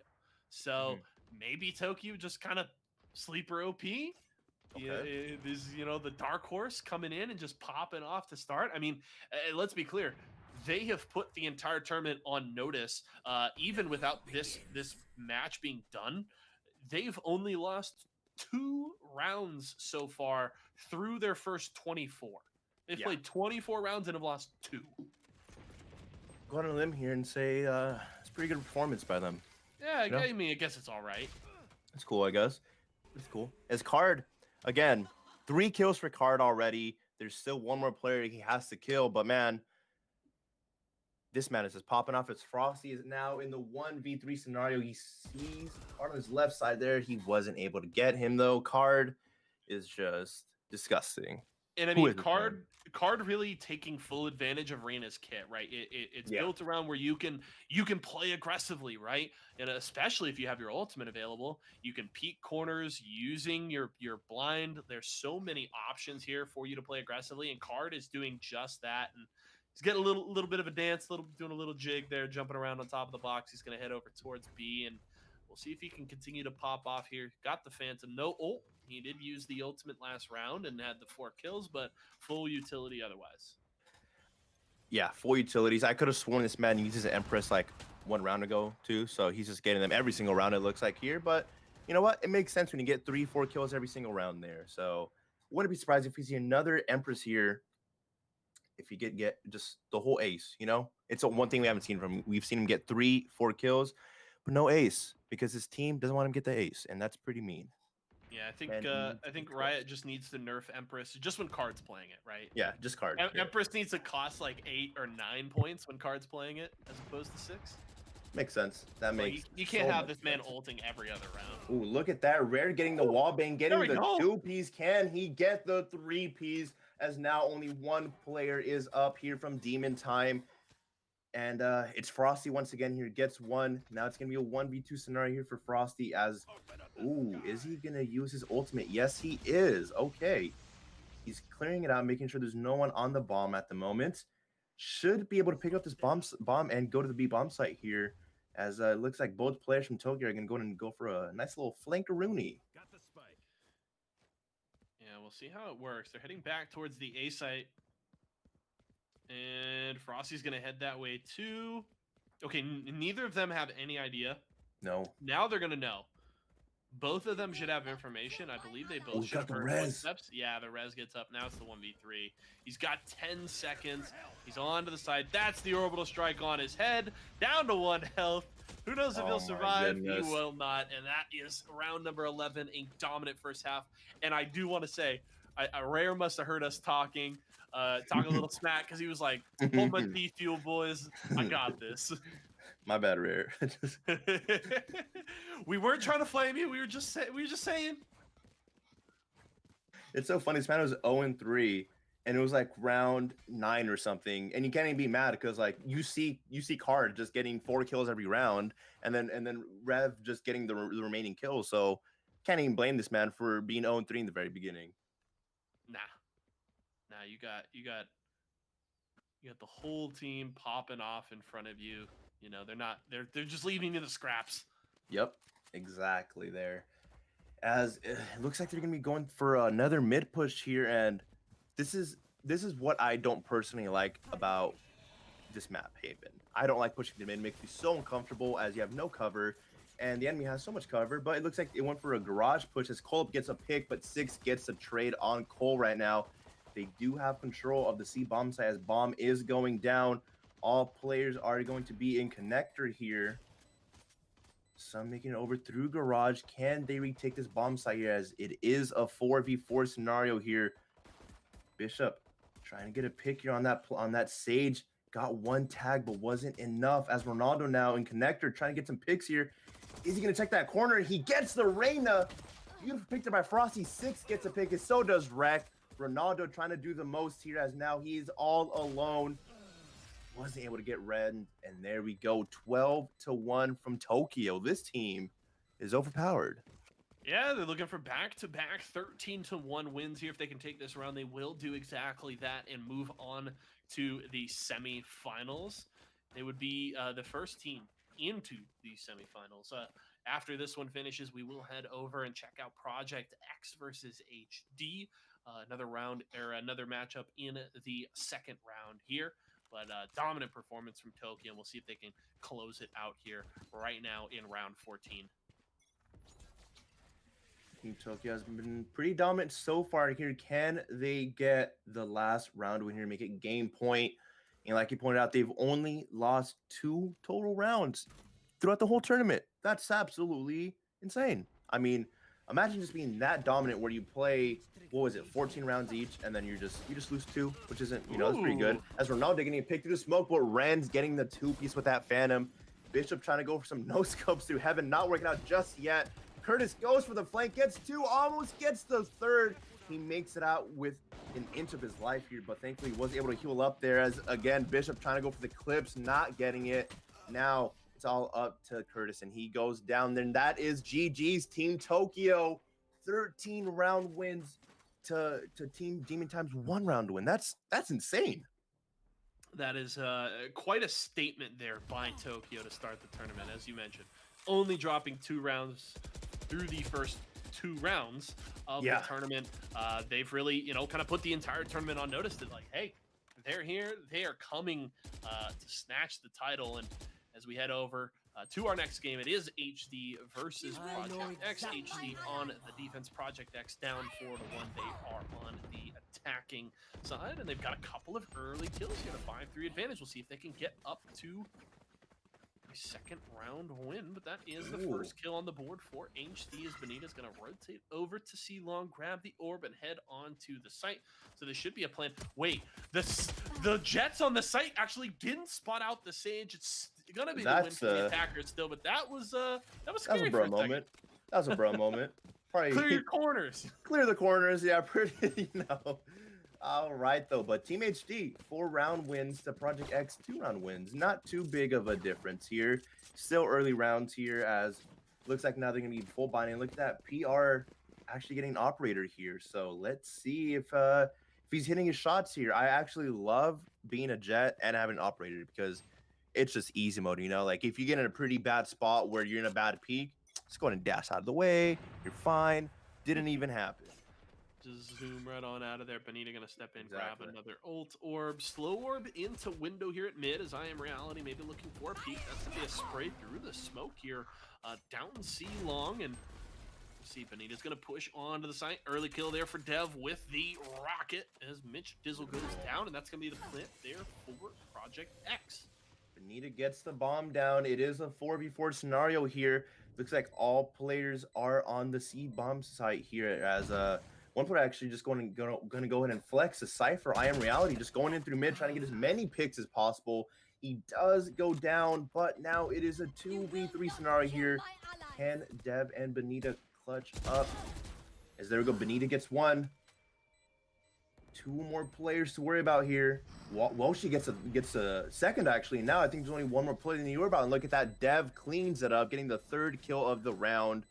You love to see it, man. Just a pretty, it was just a very clean round from them. Everyone just did what they had to do. Bomb went down, got the kills, boom. We officially have our closest game on stream so far today.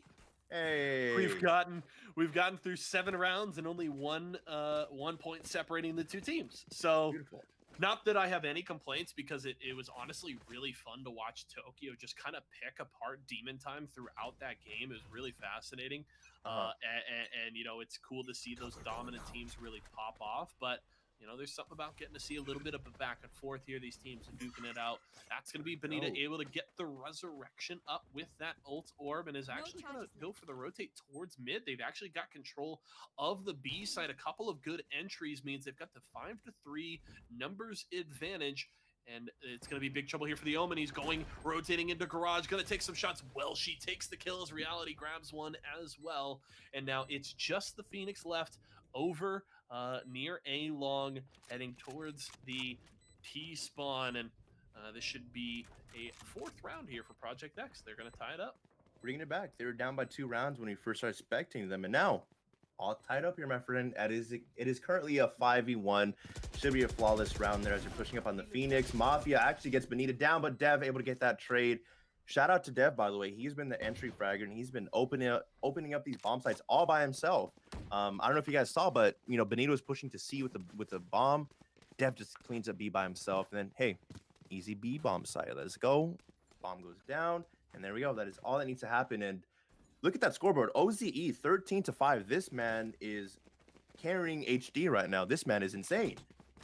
Yeah, and you know, hasn't gotten a ton done in the last couple of rounds, so looks like he was a big part of that early charge to the 4-round scoreline, 13-5. Again, impressive start here.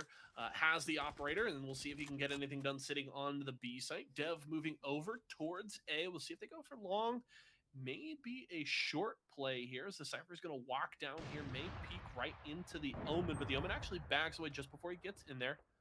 We'll see Predator able to get a kill there. There's OZE going down, so the operator not doing anything to start off this ninth round. Ooh, what a kill. The Brian reality is now they have a free A site here. Bomb is going to go down very shortly as the two players from Team HC are going to rotate in through the spawn there. And look at that. Predator is flanking this man. Please do not knife this man. He has a family. Okay.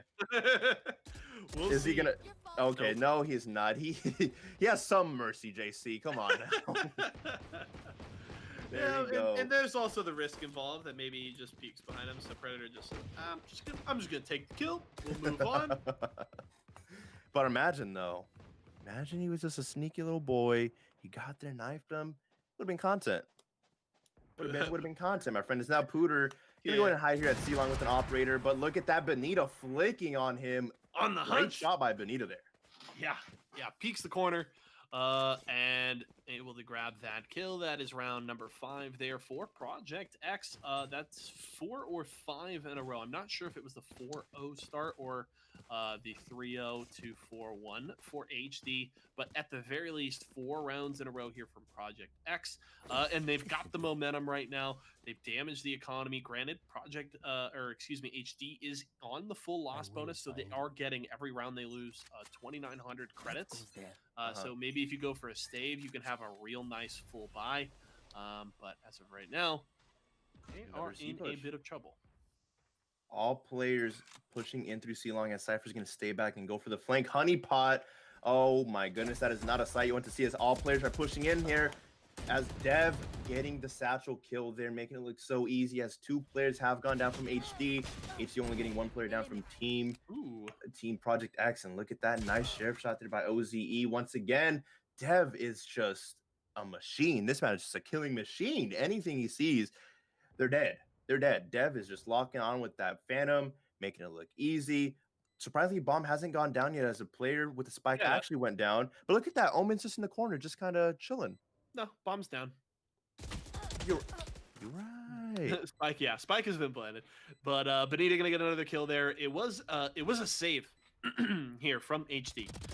You saw Sheriff's Mitch Dizzle able to get a kill actually. He's got that Spectre doing some work. He's going for the defuse. He's got the smoke on top of him. They're going to spray right in, and Benita able to get the kill. Mitch Dizzle goes down. Benita's going to go down as well as the spike goes off, but that's still a 6th round there. So Project X able to grab that one back.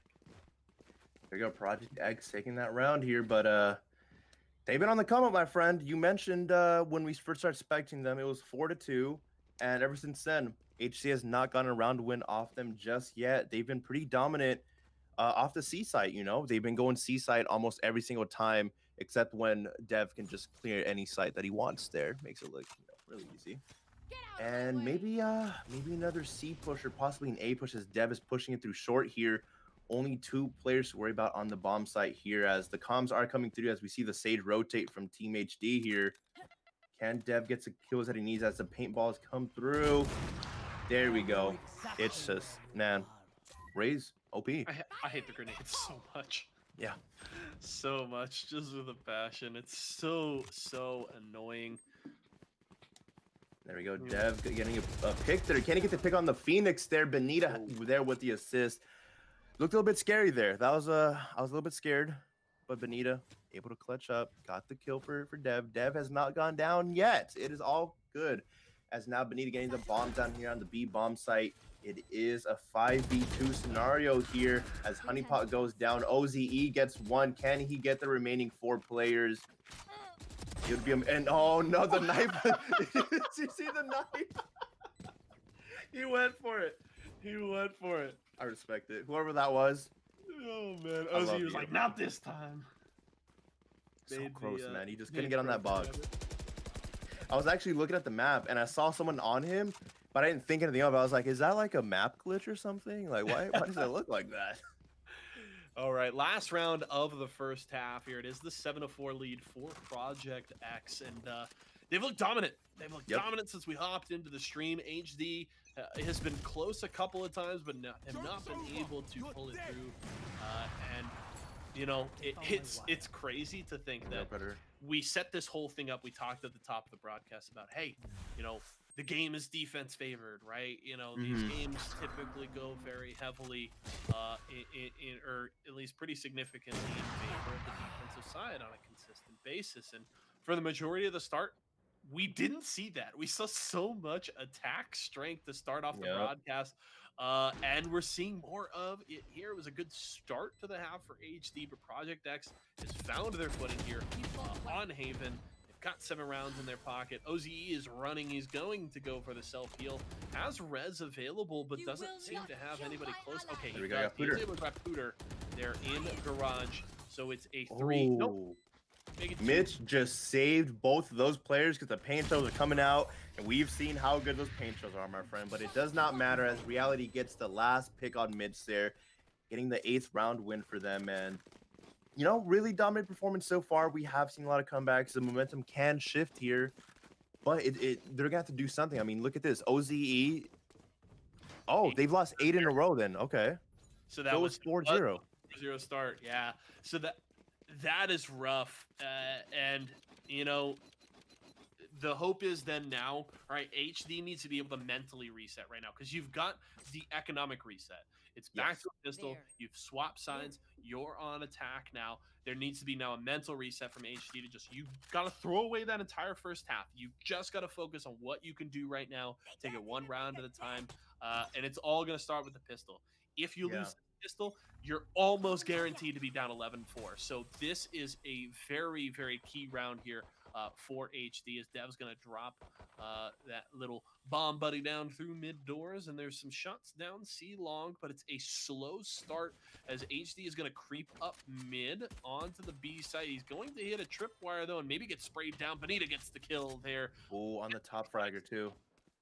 Man, OZE keeps going down pretty early. He's had a pretty good performance so far. I think he's 17-10, which, you know, very good. And we saw the scoreboard there. I believe 2 of his teammates were 3-10 and 3-11. And something is going wrong when your top fragger is your healer. You know, they have. Go ahead. Finish your point. Yeah, I was just gonna say, like, they have the Raze and they have a Phoenix, which are 2 very good, you know, entry fraggers. I mean, they have so much utility. And it's great. It's really easy to frag out those characters. But if the Sage, which is your healer, which should be, you know, just chilling back, not being too aggressive, is the person on top and the person who's like leading the team, that's not good. So I had a teammate and a buddy saying that the other day and was just like, oh man, like Sages should never be top fragging. Like you should be ashamed if you're getting top fragged against by a Sage. And me as a Sage main, and I feel like you're gonna feel this too because I know you're a Sage main yourself too. I'm like, Sages can pop off too, man. Like no, 100%. The hard conflict that I run into is I really like to lurk in this game. But I play Sage, and I shouldn't really be lurking. I should be moving with my team. But all the time, I'm just like, I just want to catch you cheeky guys going for the flanks, and it's just like, yes, I know that's part of being with the team. Production, thank you. I get that I'm wrong, and I shouldn't do it this way. But it's I'm gonna throw you a freebie. I'm gonna throw you a freebie. You know, I usually charge for these tips and lessons. Okay. Don't play Sage. You like being aggressive? Don't play Sage.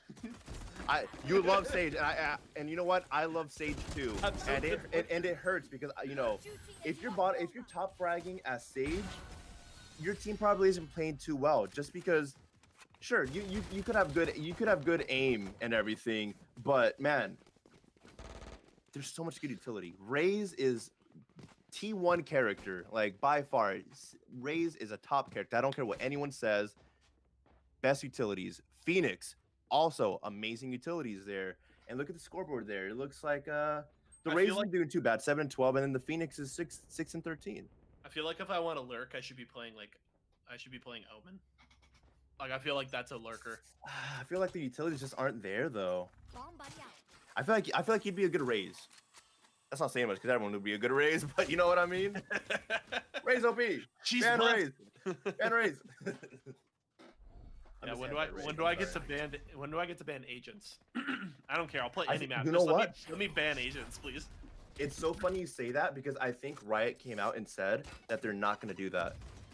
It wouldn't surprise me. It will obviously, at a certain point, probably depend on the amount of agents that they come out with. True. So right, if you get to a point where, hey, you've got 50 agents, maybe you're looking at starting to bring a sort of pick ban in. But with the way this game works, I would be surprised if they got above like 25 to 30. Just the Ooh, way look the at that gunplay is and how this isn't like an Overwatch.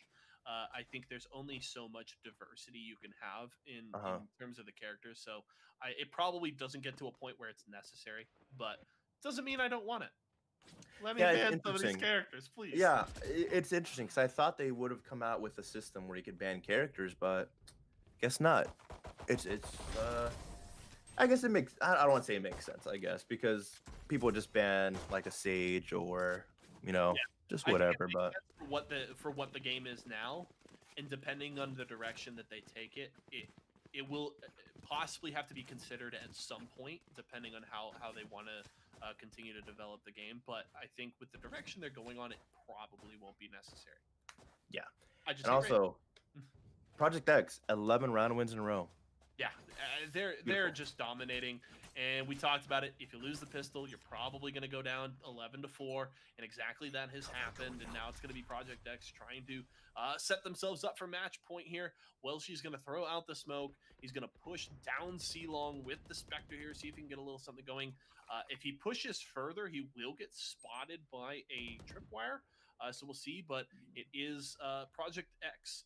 Trying to spot out his HD probes down a long. That's a straight. Look at Predator. Oh, wow. I can't do that with the Phantom. My Phantom's broken and almost getting 30. He actually gets third Predator. You have to go for the ace. Stop. If you're Project X, stop what you're doing. Let Predator get the ace. He goes down. Never mind. What a shame. I wanted to see the ace. He was popping off. I love it. Same. We haven't had one yet today. Not on the broadcast at the very least. Benita. Yo, I thought he was going for the knife.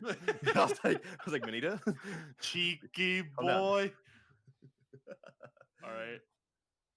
2v2 scenario here, as it looks like the bomb is going to go to the C bomb site as a little bit of slow walking, and I respect it. You don't want to give away position. OZE is still up, which is great because he is that one player on Team HD who's popping off there. He must have 20 kills by now as the wall goes down, blocking Garage. Now Reality's going to have to go all the way to CT. Bomb has gone down. 2v2. Can Benita and Reality get the remaining 2 kills and get the defuse here? Getting 12 round wins in a row. As I don't like this play here. Look at OZE and the Omen. They're split right now. The one's watching the flank and one's on the bomb side. And I don't like that because you can't really go for trades here. As look at that. Now they're pushing up here. 2v2 as OZE gets one. Benita gets the trade. 1v1 scenario. Can Benita get the kill? Yes, she can. She gets the clutch. She gets the defuse as well. Getting the 12th round win here. You love to see it. It's just been such a dominant performance. Yeah, Benita's looked really, really good. Project X across the board now with 12 rounds in a row. And it's going to be not even a full buy here. HD can't even full buy across the board. It's going to have to be Pooter taking light shield. Same with Honeypot there. OZE, thankfully, their top fragger. To be clear, the only player in double digits frags. 20 kills for OZE. The rest of the team, 7 or less. He's going to be able to full buy, grabs the Vandal and full shields, and we'll see. Can they stave off elimination? It's another one where it's kind of a foregone conclusion. That's the peak. Well, is she going to be able to take out the run it back there right away and maybe looking to peek once more?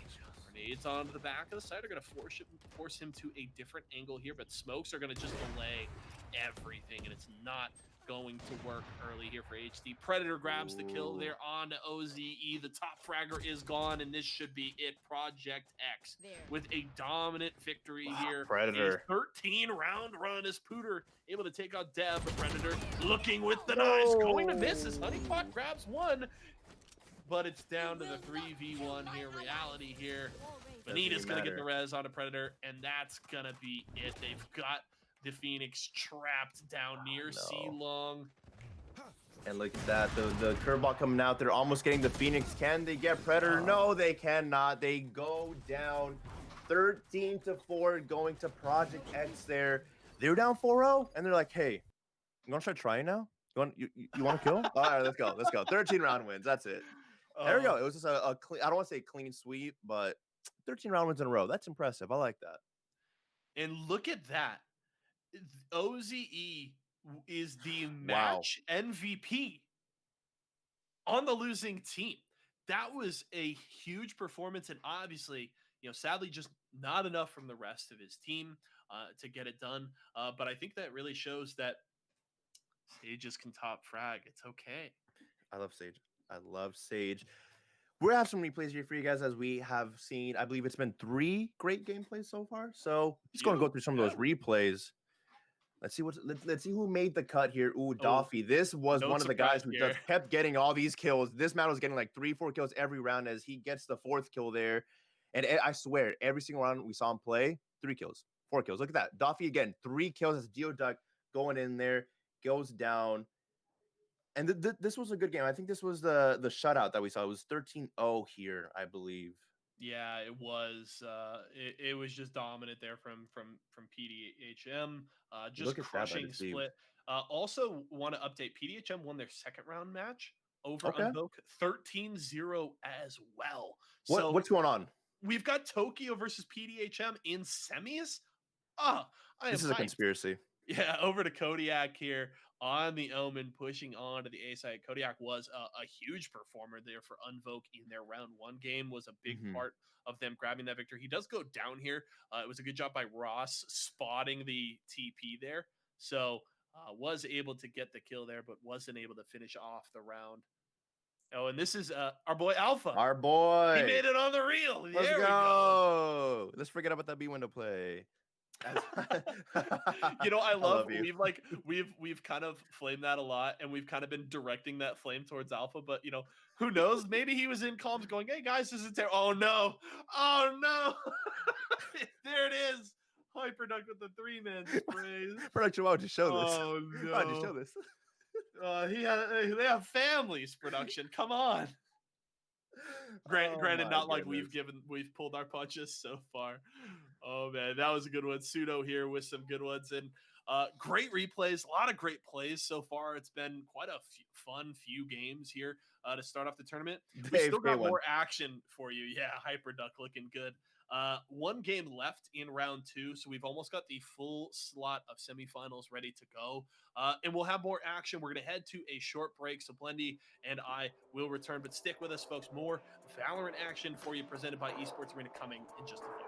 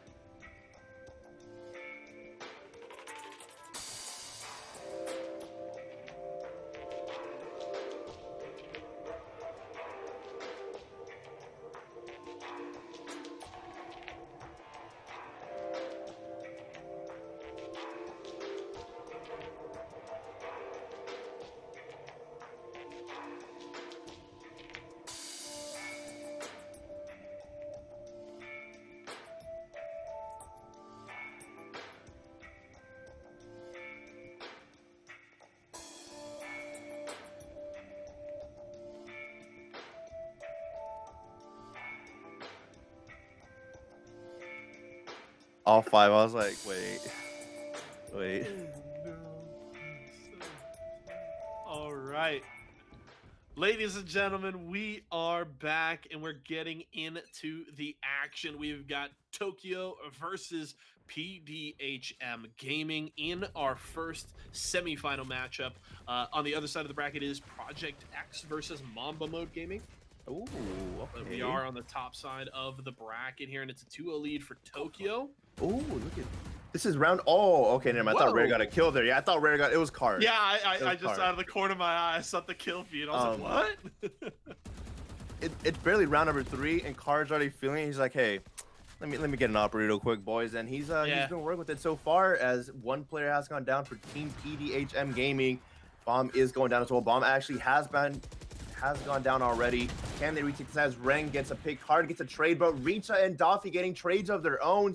Ren's on heaven. I don't know trying to get any picks. Beautiful plays there. The stim beacon from the breach. Oh my gosh, he gets 2, getting it, the third player. 1v1. Oh, 6 getting the clutch. They're getting the fuse. That stim beacon is so nasty sometimes. Yeah, that's going to be the diffuse.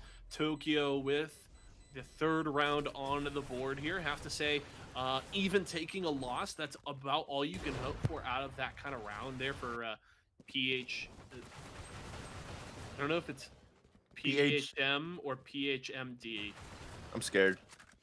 But that's kind of all you can hope for. You get 4 kills out of it. You're able to take Card down now. Granted, 6 was still able to pick up the operator. So they're still able to save that gun. And 6 is going to hold it here on B side. So I'm all for it.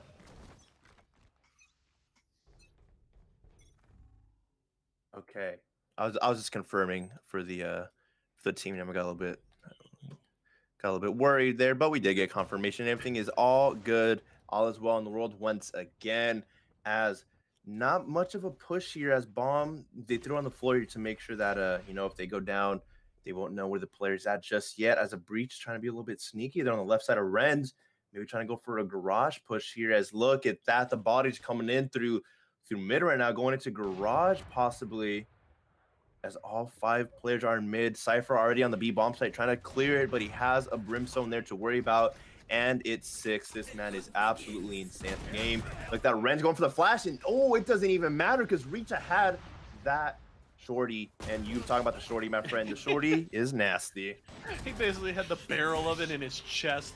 Yeah. Took him out. Easy kill there. Now Card trying to push on to the site. He's going to go down, though. 2 kills, though, for Rek. Able to retake the site.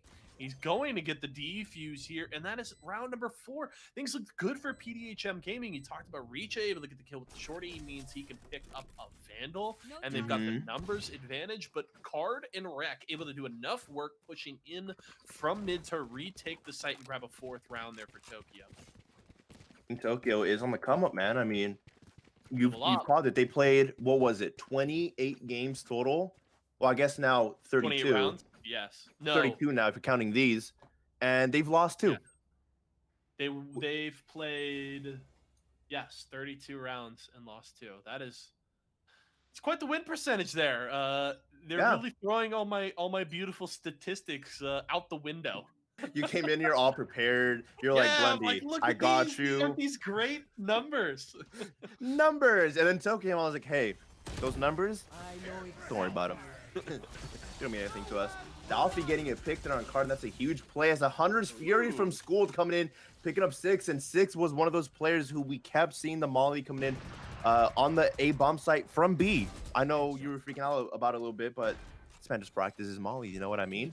Rare getting a pick there, as the bomb has gone down. Rare trying to get the 2nd pick on the Sova, not able to do so just yet, as now the Ren's going in with Run It Back, gets 1 trade on him, but that Sova has an operator, it looks like, and you do not want to peek an operator, as another curveball coming in through Phoenix. And look at that, they get traded by Kicks. School is getting one by himself. Rex gets a nice little trade, but now it's a 1v2 scenario. Bomb is down. He has 19 HP. Maybe just save. Yeah, he's going to save. He's going to hold on to the operator. He's perfectly fine giving away this first round to PDHM. And I like the decision here. It's the right one. They may try and hunt him down, but they're going to be hard pressed to get all the way over to the C site here and take him out. 5 seconds. Oh, yeah, he's on the other side of the boxes, so he's going to be just fine. And that's a good save there. So PDHM on the board. Finally, they had some great kills. It was an aggressive push there from Tokyo to try and retake the site coming from B. But it's hard when you all push out of there and the Brimstone lays down the molly to stall you. There's even the wall to further kind of create a choke point there. And it was a much easier spray. School doing work. You mentioned the great Hunter's Fury to entry onto the site to get that early kill on 6. And it turns into a round win. So PDHM on the board. On the board here, 4-1 is Rec gonna go for a snipe there. Gets the snipe. That operator is nasty. That is something else we're talking about off stream. The operator, man, it's just like you get it and you're done. Like you're just gonna kill everybody. Yeah, you just gotta get those angles. I feel like the early balance that needs to be thrown at it is probably just a cost adjustment. It probably needs to be more expensive, more of a risk and a commitment to where, if you are able to kill that operator player, it's a more significant blow to that team's economy. So I think that's probably going to be the first adjustment. I noticed the other day, because I hadn't paid attention to the patch notes, that the Guardian actually got a buff. It got 200 reduced cost. Yeah. It's only 2,500 now. It's supposed to be 27. Picard with the 2-man spray, but he's going to go down to Doffy here. And this is going to be a fun matchup to watch. Doffy versus Cod. They both popped off here. Oh, no. But Rec, no, he's out. That's going to be a win for the attackers here.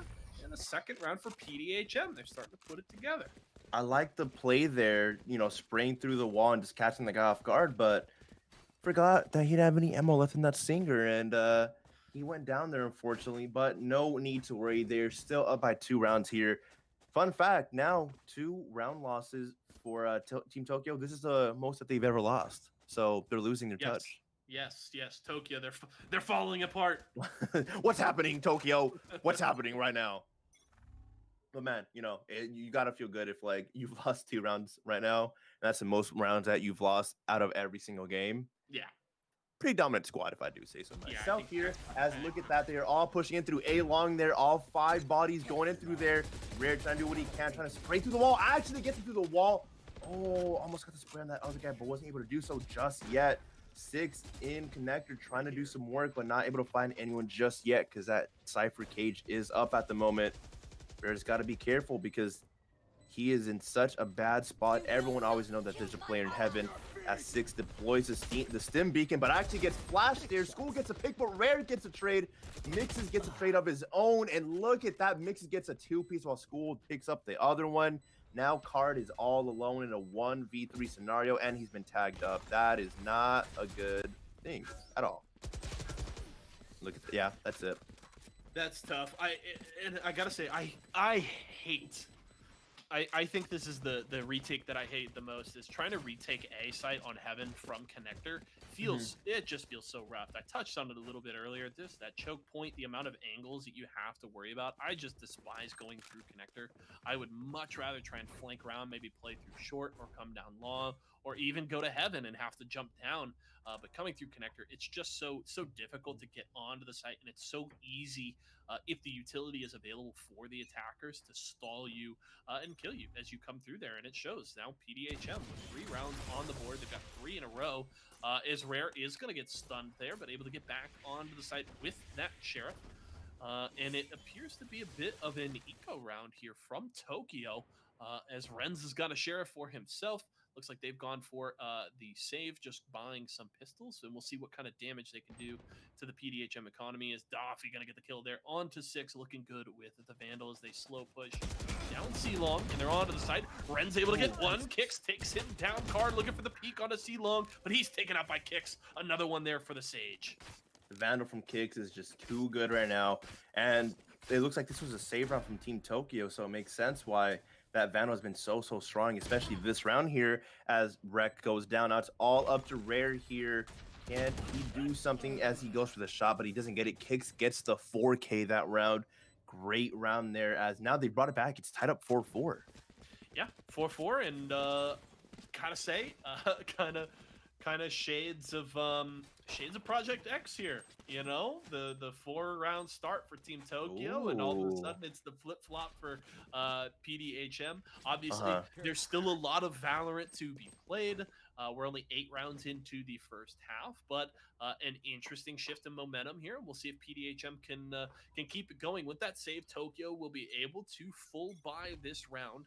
So they'll have plenty of utility, rifles to respond, and it's going to be an aggressive push from Card. I love these aggressive pushes into A short. He isn't going to spot anybody, as it's actually a push through mid for PDHM, and the response going to be on B as Six is on site. He's walled off for now, but able to throw down that molly as Mixes gets the kill on the Card. Good spray there from Rare. He gets 2. He's looking for a 3rd. He takes them all down. The Phantom doing work for the Cypher. Rare's insane.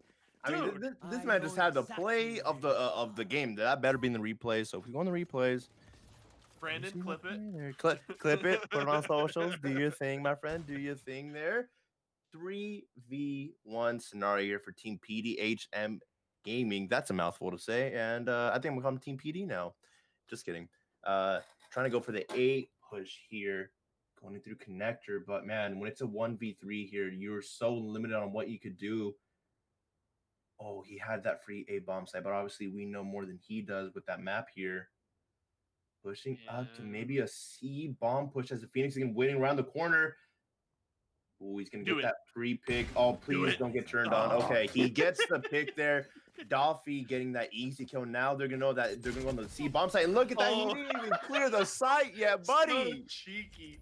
Buddy. I actually didn't check what the time was, so he just may not have had time. I should have peeked at what the clock was at, but he just may not have had time.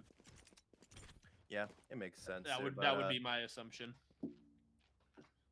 Yeah, let's give him the benefit of the doubt. I like that. Team Tokyo bringing it back, though they finally got a round 1 up here on the board. They did lose 4 straight, but now, hey, maybe this is the comeback. They have almost every single ult at their disposal besides the Sage one. And they're dominant, man. I mean, we've seen what the Brimstone could do on their team there with the mollies, with the orbital strike, just everything there. And look at that Team PDHM Gaming pushing in through A. It's going to be a big push there as 2 players pushing in through long and 3 players actually on the spawn still. Ren's getting 1 down, needs to check his corners, doesn't check the corners, actually to run it back, so it's all good. Card gets the kill. He gets the res, but that's a free kill for Ren's once again. Now it is going to be a 5v3 scenario as 2 players are on the A bomb site. But look at that. The bomb is down all the way in the spawn as Schooled has an operator in hand. Trying to see what he could do as he checks the corners. He knows that there's a player here. He spots him. He shoots. Oh, he misses him somehow. I don't know what just happened there as Schooled is going to go down a Ren. Bomb is down once again. JC, what happened there? I swear he shot his arm right there. I'm scared. Now I'm trying to think of holding that corner. I think they can both. You can both see each other when you both hold those corners, right? You can just see the sides of your model. So I think it was as soon as Schooled spotted his arm, realized that he really didn't have the time to just be patient and line up the shot he had to just hit it, and just missed. I mean, he's shooting at the smallest sliver of the Phoenix model there around the wall. So, you know, it's just kind of a feels bad. And then he kind of pulls away from the angle, so he really doesn't have a shot. And he tries to wall bang him. You know, you're flipping a coin at that point, and it doesn't work out. And then the curveball comes out, and, you know, you're doomed at that point. You're not going to blind fire someone with an op at that range. And he goes down. So it's a feel bad. That's such a tough spot to be in, though, at that range. The Hunter's Fury coming in from the Sova as Ren gets a pick. School gets a pick with that Hunter's Fury as well. Amazing shot there as Rare goes down, and he was using the operator, I believe. No, that was actually Ren's. Ren's trying to get some picks here. Needs to get as many picks as possible because they are starting to push up on that site heavy. And there's just flashes going on everywhere. And surprisingly enough, it looks like Team PDHM Gaming is just pushing back on A long. I thought they'd be on the bomb site by now. Yeah, it seems like they're maybe trying to fake a rotation. The Sage is rotating back to C, and actually the Brimstone has left the A site. So PDHM has faked like they were going to rotate to a different site, just holding in long and short here, and then they're going to push for, again, another retake against Renz. He's sitting on site with the Phantom. Here it comes. That was such a good fake, but the brim has come down. There go the ults are coming out, the abilities are coming out, so they know it's gonna be an A push here. As Six gets a pick, almost gets a second, gets traded by School though. Now it is going to be a 2v1 scenario. Schooled is at like 15 HP almost. Fakes the bomb plant here as Six gets healed up back to 100 HP. Bomb's going down, and there we go. Six gets the 4K. Love to see it. Six saved that round because really the Phoenix was in so much trouble, really wasn't at a solid angle to kind of get an aggressive push, and we already knew he used the curveballs, right? When the initial entry onto the site came out, he threw both curveballs, so he's out of utility, can't block any vision, so it's just a straight peek around the box. But Six gets the key kills, takes out the Sage, takes out the Cypher on the other side of the site, and is able to secure that round. So Six with 3 huge kills. And it was looking like, okay, maybe PDHM gonna steal the momentum back once more, but Tokyo able to snag a 7th round. The Sky Smoke's coming out through Brim there. Ren get a pick on the operator. He jumped through that operator. He just jumped over it, my friend. Oh, I don't know what happened there, but the Empress coming out from Card gets a pick, trying to keep it going as he gets another pick there. All players are through mid as it looks like Sage and Silver are going to push back, maybe even going through Garage, it looks like. But look at that, Rec knows exactly where they're at. He's going to have the flank on them there. Should be able to get at least one player as the Soba's looking back, check the Garage now.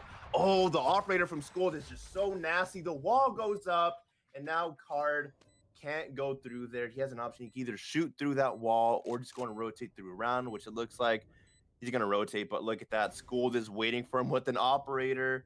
Card is in such a bad position here. Can he get it? Oh, he misses with operator and Kicks gets the kill, though. No matter, as Team PDH Gaming gets round number 12 there.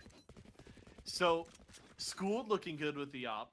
Yeah. On the other side, I thought we were about to get a collateral that peeked through mid doors. The shot was there onto Schools and Kicks, right? Schooled was jumping out of window. Kicks was still in there. Oh, that was and so good. all of a sudden, I kind of held my breath. I was like, oh, is it the collateral? And then he went down. I was like, no, you have the shot. This man just like jumped over the operator's shot. And I was like, oh, okay. I guess he's just like kicking his feet out. It's like he's doing a kickflip, just kicked his feet out, shot went right between his legs and missed. Flip an operator shot. Yeah. Oh man, looking so good. PDHM able to grab a round back here. So they keep the gap back to 2. Tokyo still with the lead though, 7-5, and this is the pistol. So we have swapped sides.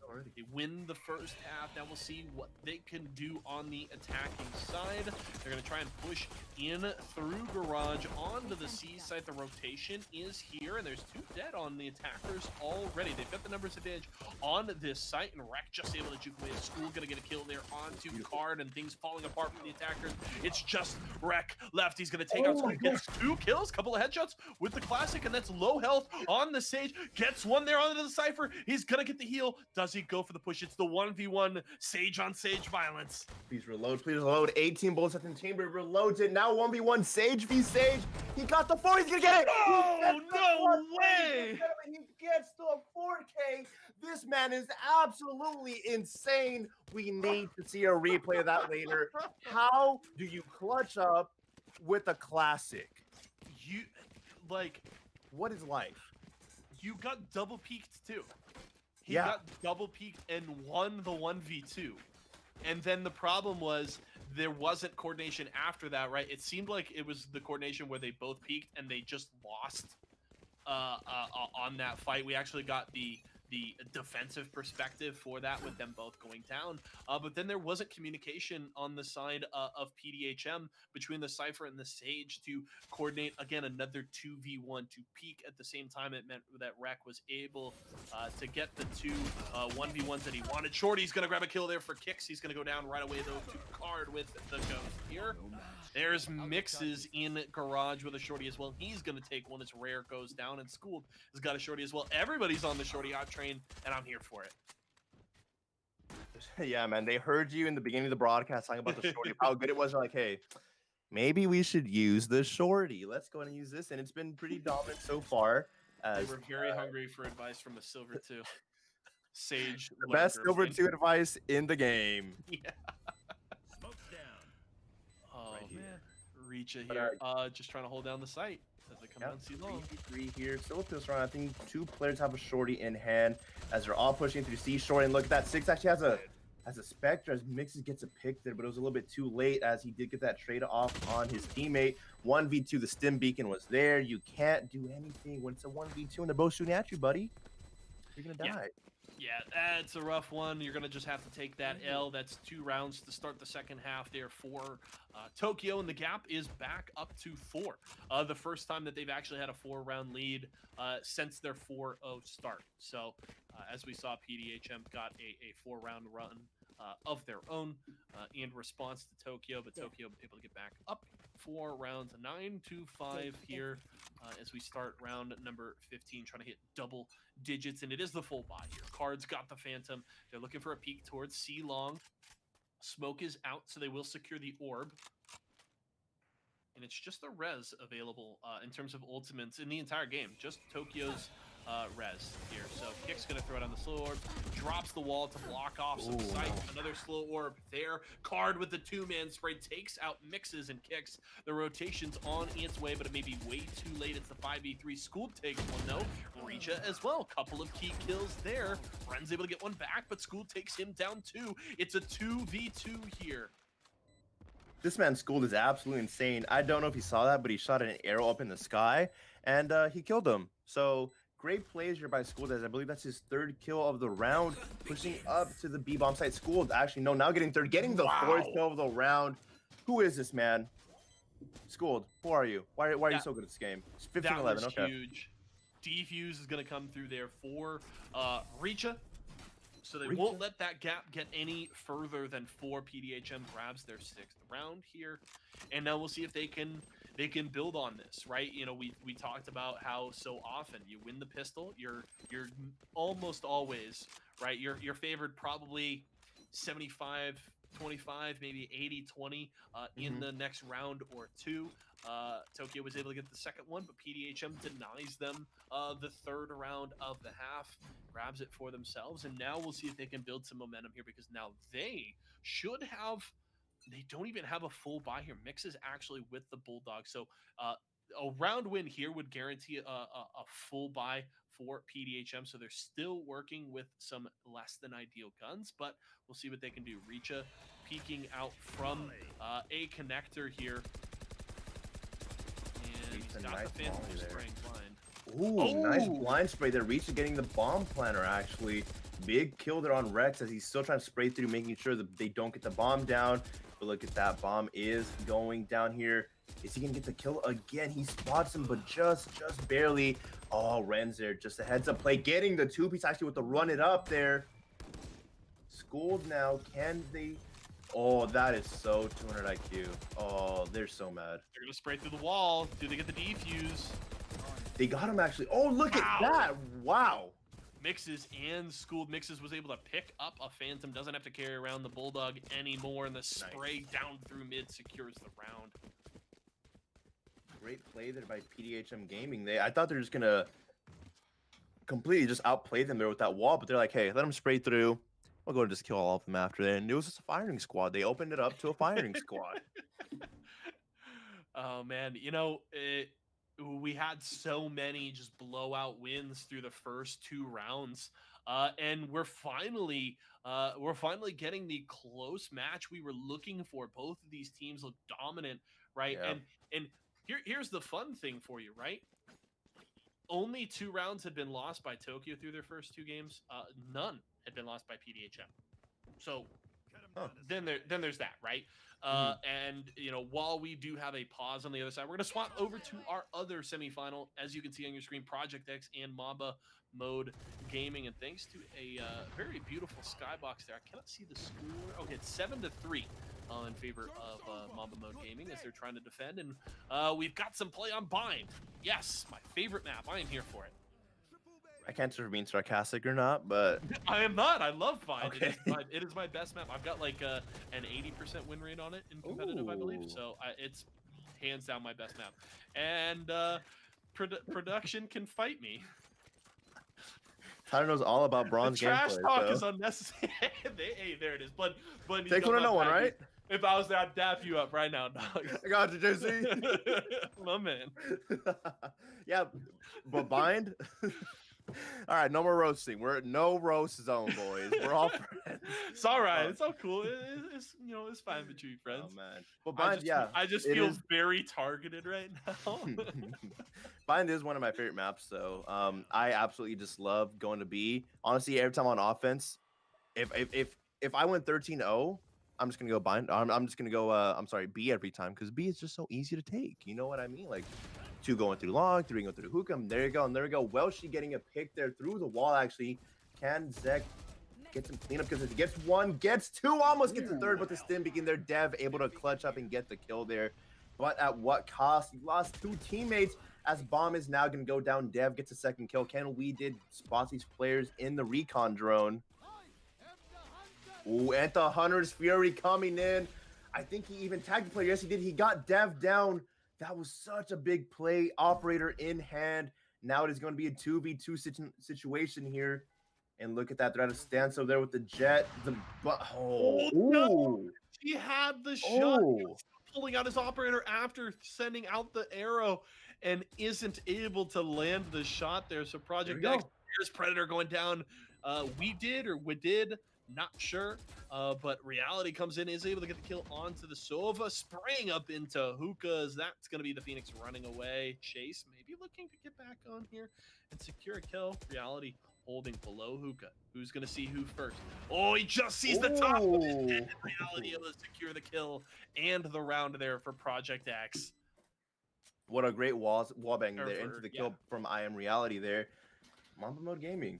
Up by 4 rounds now, but Project X, they're slowly but surely making the comeback. We saw them do it the last time we spectated them.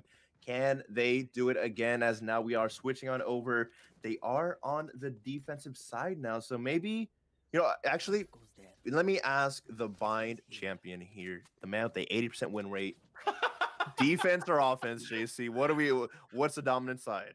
Oh, I mean, it's certainly it feels to me to be a defensive sided map.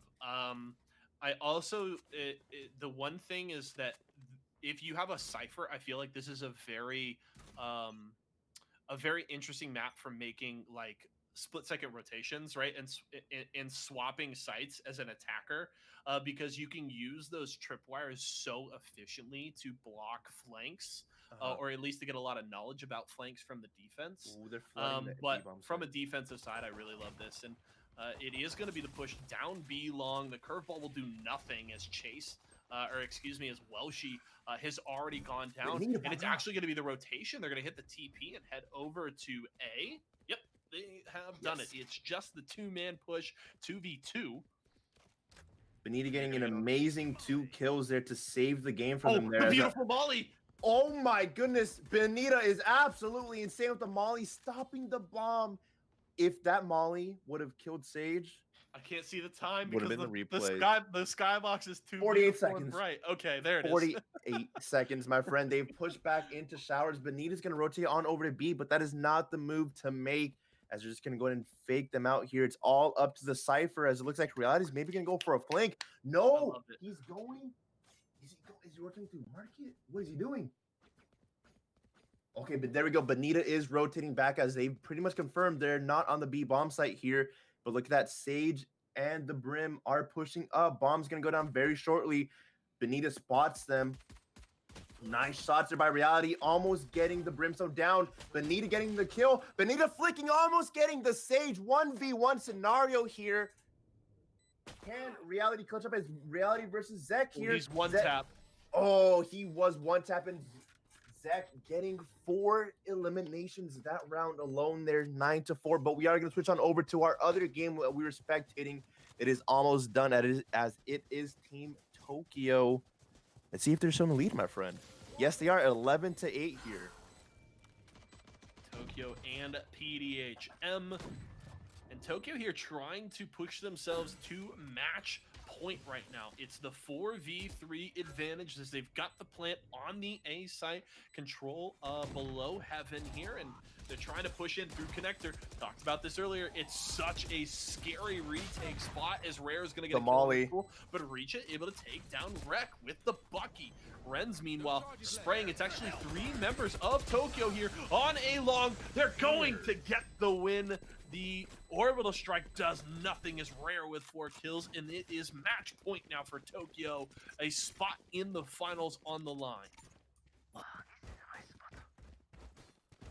Team Tokyo has been dominant so far in this tournament. Are they going to secure the spot in the finals here? It is all up to this round. They do have a couple rounds to burn. It is 12-8 here, but you want to shut it out as soon as possible because, man, that momentum swing, it's a real thing. We've seen it happen before.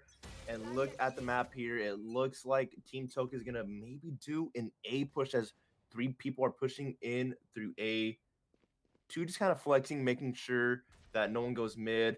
And let's see what they could do here as no, they rotate on over. Now going to mid here might be a garage push as they did get stunned. Mix is trying to do what he can with the flash, but not able to connect on anything just yet. And there we go. The sky smokes coming out from Brimstone. All 5 players in garage, and Kicks getting a pick on 1 player. This is so bad because now they're sandwiched in there. Pushing in through mid. They somehow made it out through garage without any casualties besides a 1 player. There we go, Sage Wall. The B side, here comes the push. The Sage Wall will maybe secure the play. No! Reacha with the aggressive peek, able to get the kill. Renz takes 2 kills though, so it's cool. And then he's able to take out Reacha as well. Renz maybe going to carry this final round and secure a spot in the finals for Tokyo.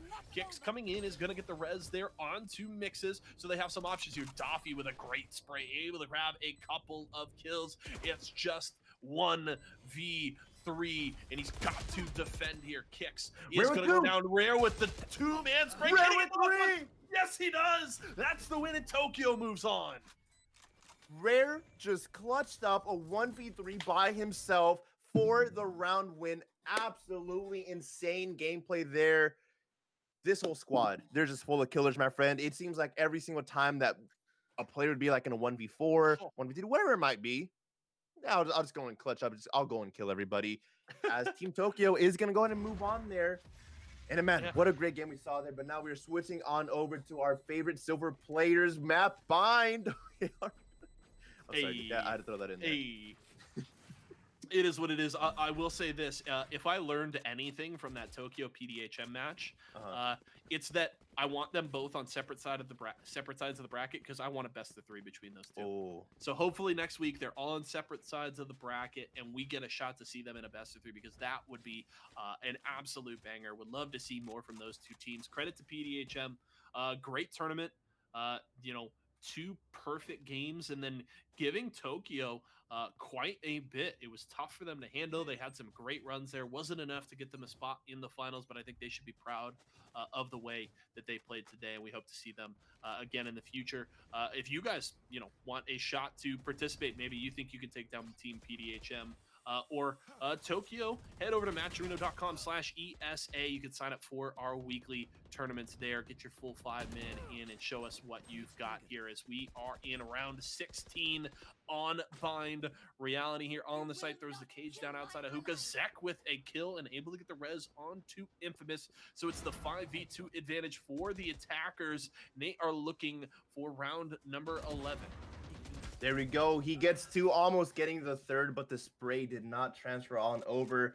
Now it is going to be Benita in a 1v3 scenario. We have seen her do it before. As her orbital strike comes down, is she going to get any picks with it? No, she's not, but she did temporarily stop that bomb from coming through. She gets 1, almost gets the 2, but they were too smart and they went ahead and body stacked, making sure to secure that round win there.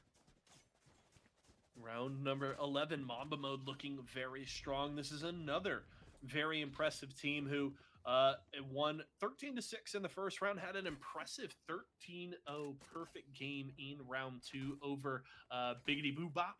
and they're looking very good here in the semifinals. Project X, we saw great things out of in their match against HD. Very dominant win from them, but they seemingly have struggled throughout this match against Mamba Mode. That's going to be a good orbital strike. Will force Benita actually through the teleporter, and that's a couple of kills for the attackers as they're going to secure control of the A side as the rotation comes through CT here. And now Mamba Mode set up to try and force map point. Map point here, and the winners of this game are going to go to move on and play Team, excuse me, Team Tokyo in the finals there, and that is not a team they want to go up against. They have been very dominant so far throughout the tournament, but to be fair, so have Mamba Mode, and so have Project X, so any one of these teams, it's going to be very, very fun. Best of 3 in the grand finals there as he take another round. Now it is match point for Team Mamba Mode Gaming. All right. Well, and I think one of the interesting things about, you know, the way that the bracket is set up here with it being single elimination this week is that you don't get the benefit of mixing the two sides of the bracket down in the loser side, right? You know, typically you get a little bit of that kind of cross-pollination, so you can get a bit of an idea, right? Okay, this team, you know, they took Tokyo to overtime, right? And then they went down to the losers bracket. They played this team from the other side, and they took that team. So you kind of get maybe a bit of a relative understanding of the strength of the teams. But with none of that kind of cross-pollination before the finals, it'll be really interesting to see just how Mamba Mode stacks up against Tokyo. Maybe they've played against much tougher competition on this side, and they're actually a really good matchup. Who's to say? But Mamba Mode trying to get us there to find out as they're looking for their 13th round here. Predator and Welshi with some good kills there, but Zek able to grab one in response. Ooh. Attackers falling all over the board, and it's just the Sage left. That is going to be a round win for Project X, and they will stay alive for now.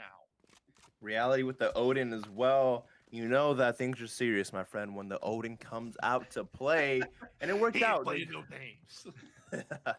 Now it is 12-6. Mamba Mode Gaming is still on match point, but Project X, maybe they can come back here, as it looks like Dev does have his ultimate ability. So does the Cypher on Team Project X. But looking at Mamba Mode Gaming, Cypher and Phoenix also do have their ultimates at their disposal. So maybe they burn their ultimates here just to go ahead and secure that round win. All right. Well, there's the camera. Reality going to hold behind the boxes here and buy a little bit of time. It's going to be the push on to B short towards Hookah. Couple of players down B and long, and they go for the peak here. Welshi just waiting, biding time here in garden. He's going to go for the curveball, goes for the peak. The 2-minute spray. He's got it. Those are the kills that they needed, but the peak from Hookah will get a couple here. Critical. We did.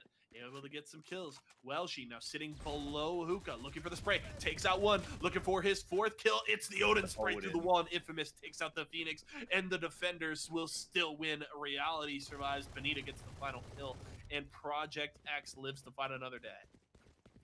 That was such a good kill there by the Phoenix. They really opened up the round for them for the round win. I mean, man, just getting those 2 kills and you know, going over to Hook and getting 1 more kill, it's gonna really help out the team. But look at that, Mamba Mode Gaming. That is a scary sight to see, as now all players have the ultimates at their disposal. And man, any one of these ultimates can help them win the game. I mean, the Hunter's Fury, it's so good to clear up a site, making sure that people aren't in corners, whatever it might be. And then, you know, my favorite, the Orbital Strike from Brim. If you're trying to plant or defuse, that's not going to happen, my friend. Nice try. Nice try. And look at that. The Molly coming in from Benita. She gets 1 kill through the smoke, almost getting the 2nd, but the players decided to hide through the wall. And look at that, getting 2, getting almost 3, but Zek able to get that kill. I'm not sure what the comms were there, but they should have called that Benita was right there. But Phoenix had to go down, unfortunately, for that to happen. As Reality now with the Odin in hand, as Zek does get Infamous back up. Odin in play, gets 1. The Orbital Strike, though, coming in, and that's going to be it for Reality as he goes down there. Nice Orbital Strike from Infamous, as now the TP play has come through. Sage player is on bomb site. Trying to go for the planter, but Predator, nice shot there with the Operator. As Zek gets a trade, can they do it? No, they cannot. Zek gets the final kill there. And now we know who is going to be in the grand finals. Mamba Mode Gaming versus Team Tokyo. And ladies and gentlemen, this is going to be a very, very fun and interesting grand finals. Oh, it's going to be blast, and I'm super excited. And again, we aren't 100% sure how these teams stack up against each other, but we get a full best of 3 to answer that question exactly. So congrats to these teams for making it to this point.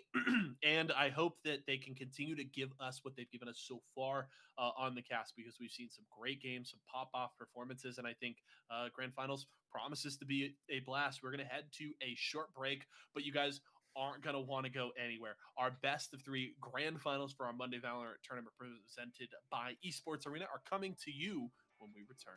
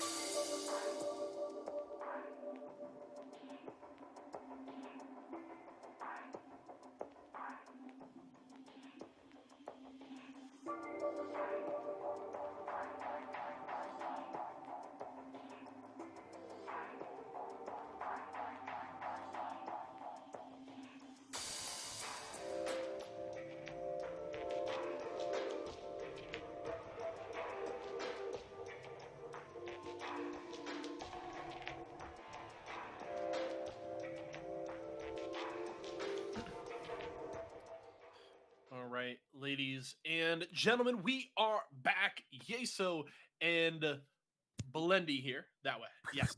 Yeso and Blendy here with you guys, getting ready for our grand finals. We've had a banger of a tournament so far, and we've got just two left standing, Tokyo and Mamba Mode Gaming, getting ready to duke it out in a best of three for the title of first place in our tournament this fine Monday. Blendy, before we get into the fun, we've had a little bit of a break here from the cast. What have you been doing? What have you been filling your free time with? You've been streaming a lot, right? Yeah, I've been streaming probably an unhealthy amount of Warzone. I just got right back into the game, and it's like I Yeah. never left my friend. I've been loving Warzone, but my love for Valorant is still here.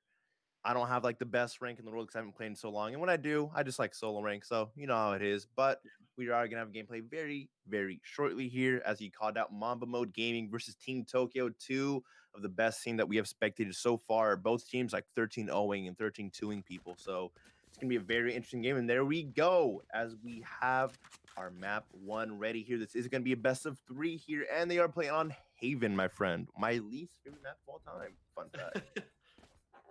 A healthy dose of Haven here today. We haven't seen a split game.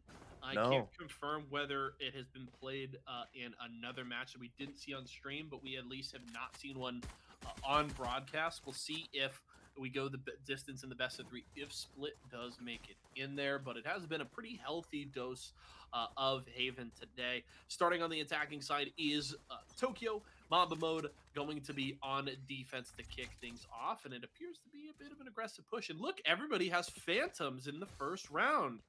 How did they manipulate the economy like that? Wow, it's almost like it's a spectator glitch. Insane. All right, but look at that. They are all pushing through. This critical gets a nice pick on one of the pleasures. Zek trying to get some picks, but already very, very weak as Chase. There we go. Getting him with the hot hands there. And now they're pushing back. Oh, look at that. As he's going right for the defuse. Doesn't even care, but Ren's getting the pick on Chase there. Can we did get some picks here with that Ghost. Trying to get aggressive. Only 10 HP to work with, though, and I don't think this bomb is going to go down. I mean, look at that. The Molotov's there, and Critical you know what just I mean? walks in and burns. Oh, that is going to be the win for the attackers there. Tokyo able to hold it down thanks to that plant on the front of the site. They were able to just control mid and spray through the doors and continually deny the defuses there. So great play. Six was able to survive and get that final kill. And that is the lead for Tokyo after they take the pistol. One has been taken. Are they going to continue this dominance? And you got to remember, this is going to be a best of three. So we're going to see at least two maps played here. And we haven't seen any split or actually, no, we did see Ascent. Ascent was the first game in split played on there, but only one Ascent game, which is actually pretty interesting. I thought everyone kind of liked Ascent, but maybe I'm wrong. Maybe Haven is just the way to go now. And interestingly enough, Mamba Mode seemingly maybe predicting a mid or garage push left nobody on the C site. They completely concede C over to Tokyo, and they're going to do a similar strategy to last round. They plant for long here so they can just play back, use the ghosts, and go for these longer shots, as that's going to be people pushing in from garage through connector here. Chase with the shorty going to go for something here. He's going to get that kill onto Card, but Rec able to take down the critical. They're still spraying down from long, but there are smokes down here, so they're denied a lot of vision, but Rec able to step in, spray with the Spectre, and that is a second round for Tokyo. Did Six just get 2 kills through the smoke? Or did I misinterpret that? No, I think he did. He was spraying. He was just tapping with the ghost. Dude, I have to say, I'm super conflicted right now. You mentioned, the possibility of 3 maps here, and I'm caught because part of me wants these teams to go the distance and play a full 3 games, and we get just like a banger full series here. Okay. The other part of me is just like, all right, can we get 2 13-0 so I can go play Valorant? Because casting just makes me want to go play. I just want to go grind ranked now. That's the beautiful thing about casting Valorant. We see top tier gameplay, and I know you're taking notes, Chase. I know you're like, okay, yeah, no, like that strat. Notebook right over here. Yeah, no, there you no go. Big deal. There you go, my friend. I mean, it really does help. I remember, when we ran the first 2 Valorant events here, Mhm. I'd take notes. I was like, oh, I don't know you can make that peak with Sage. I'm gonna do that now. Or oh hey, I know this gun was that good. Let me go and use this a little bit more. So, anyone in chat watching, I know we have a lot of viewers right now. Take notes, guys. I mean, these guys are pros. They know what they're doing. Mama Mode and Tokyo, two insane teams. So whatever you see these people doing and you're not doing, just go to mimic them. You can learn some pointers. A lot of good players we've gotten to watch in our many Valorant tournaments since the release of the game. Ooh, a little bit of hiccups there. Pardon me. That's going to be the push, though, onto the B side. But Infamous able to get the spray down with the Omen here. Maybe looking for a little bit more. Bomb is going to go down. Bomb has gone down. Now the question is, can they get defused? They already got to pick on one of the players, as we did Ghost for the fakie there, but look at that. Rec getting caught up, gets one through smoke, almost getting two, but I think Infamous got that second player. And oh my goodness, Red's getting three through the smoke with the Bulldog. What just happened? Just shredding here. He's going to get him fourth. That's going to be the third round there for Tokyo as Wadid goes down. And man, work being done there by Renz. Tokyo coming out in a big fashion. You're currently 3-0, and Renz is having the game of his life right now. Currently 7-2, and look at that, 6 is 5-0. And you gotta love, man, when two players have the majority of the kills at the very beginning. I mean, it's barely round number 4 here, and they have 12 kills already between both of them. So I guess that's an okay start. Yeah, it's fine. This is whatever. Popping off here. Card with a little bit of a rough start, kind of in the position that we saw Rare in actually a couple of games ago, where there's just not enough kills to go around. So we have high expectations for Card. Has been a big performer here for Tokyo so far. Chase with the judge gets 2 kills, able to take out Renz as they push through C long there, and a good shot there from Zek with the Ghost, able to get another one. Oh, but no. Rek gonna work with the Phantom. It's just 2v1 here. Critical trying to flank here, coming around down C long, spraying here with the classic, but Rek's gonna get that third kill and a 4th round for Tokyo. Classic versus Phantom at C long. I'm gonna go ahead and say 10 out of 10 times the Phantom's probably gonna win. Especially if the player had full shields and everything. But great round there by Rek, clutching up there, securing the 4th round win, as now it is round number 5 here.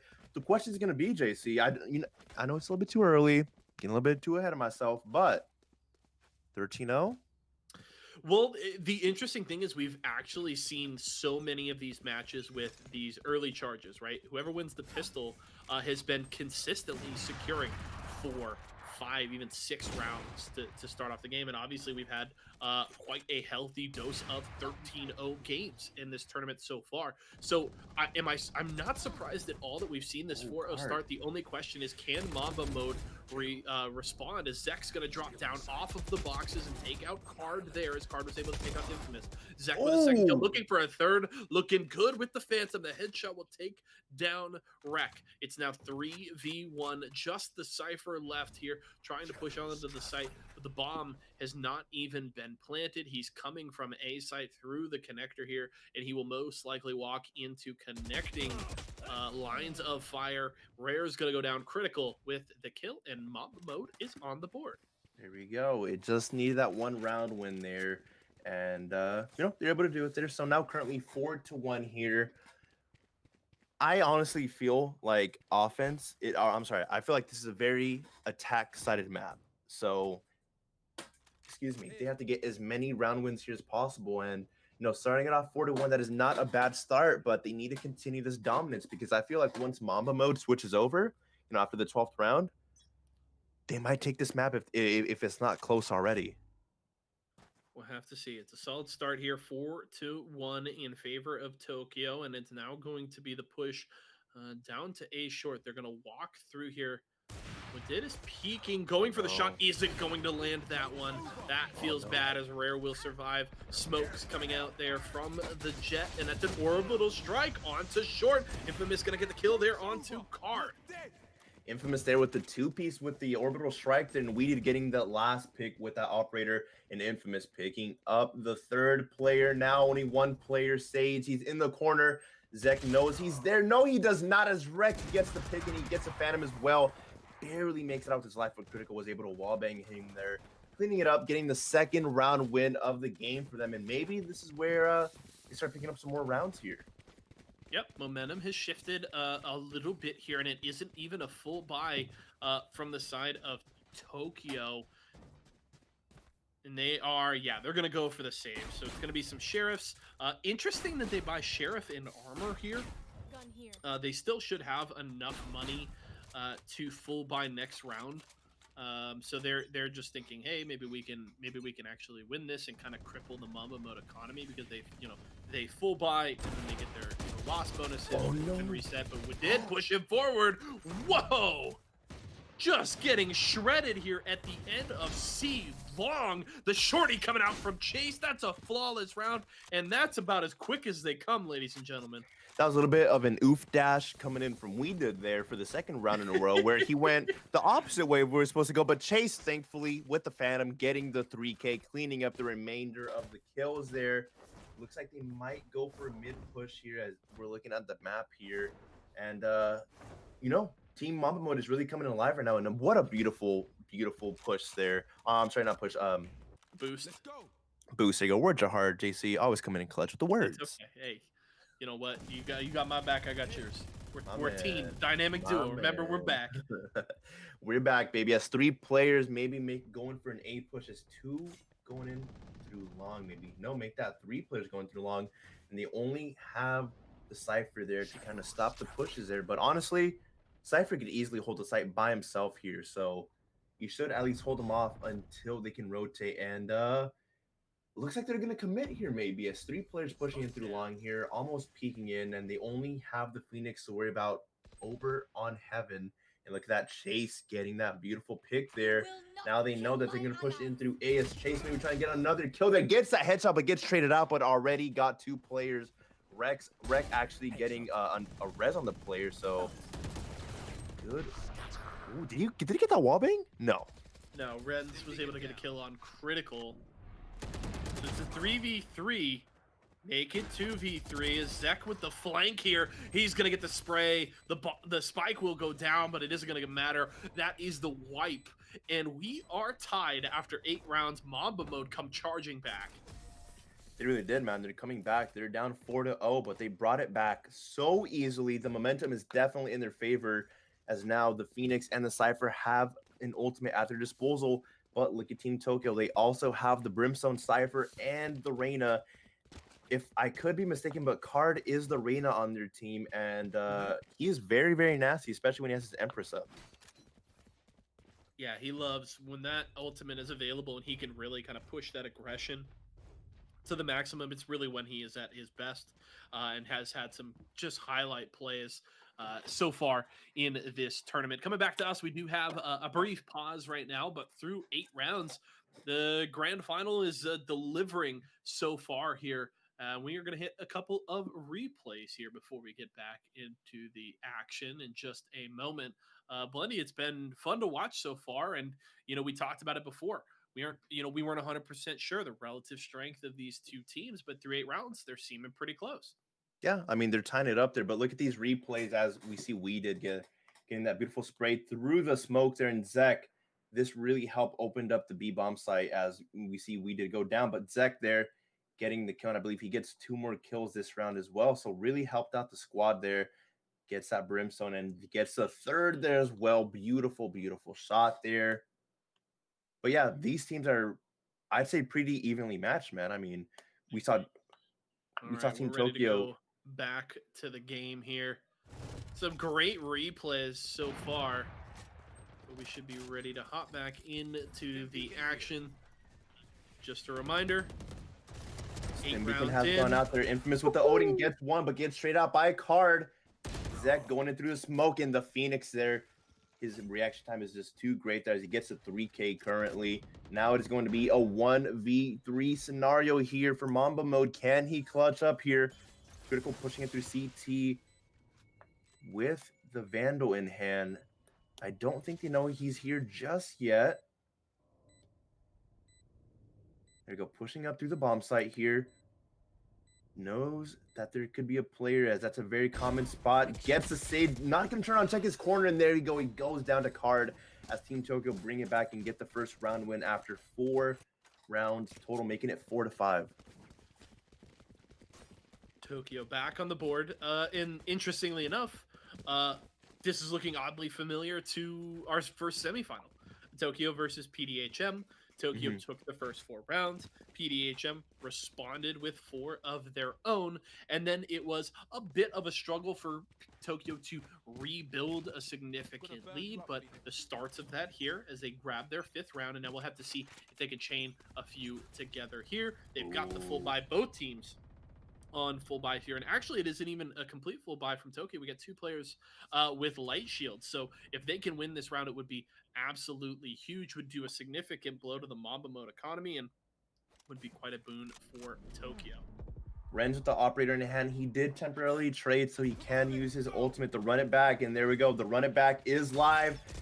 Trying to clear the bomb site here, and oh, look at that. He goes down immediately. Luckily, though, he did have that run it back as Critical gets a kill. 6 trades out, and Zek, it's just trades everywhere as they did successfully take the bomb site here. But the question is, can they get the bomb down? Sage is currently trying to do so as 2 players from Team Mamba Mode pushing in through heaven. Firewall coming up here. They need to be very tactical here as that heaven control is just so you know, critical there. Ooh, gets sniped out of the sky there. Okay, Rek, I see you. Yeah, Ren's getting taken down as Chase entry on the site from Connector. Woodid misses the shot, dashes in now with the classic, able to get the kill, gets the headshot on his way. That's a good molly there. Orbital strike as well. That's the round for Tokyo. Even if he goes down, he won't 6 with the spray from the Phantom. He won't even go to grab the operator. He's just going to run right. Oh, he did get it. Okay. He was able to grab it.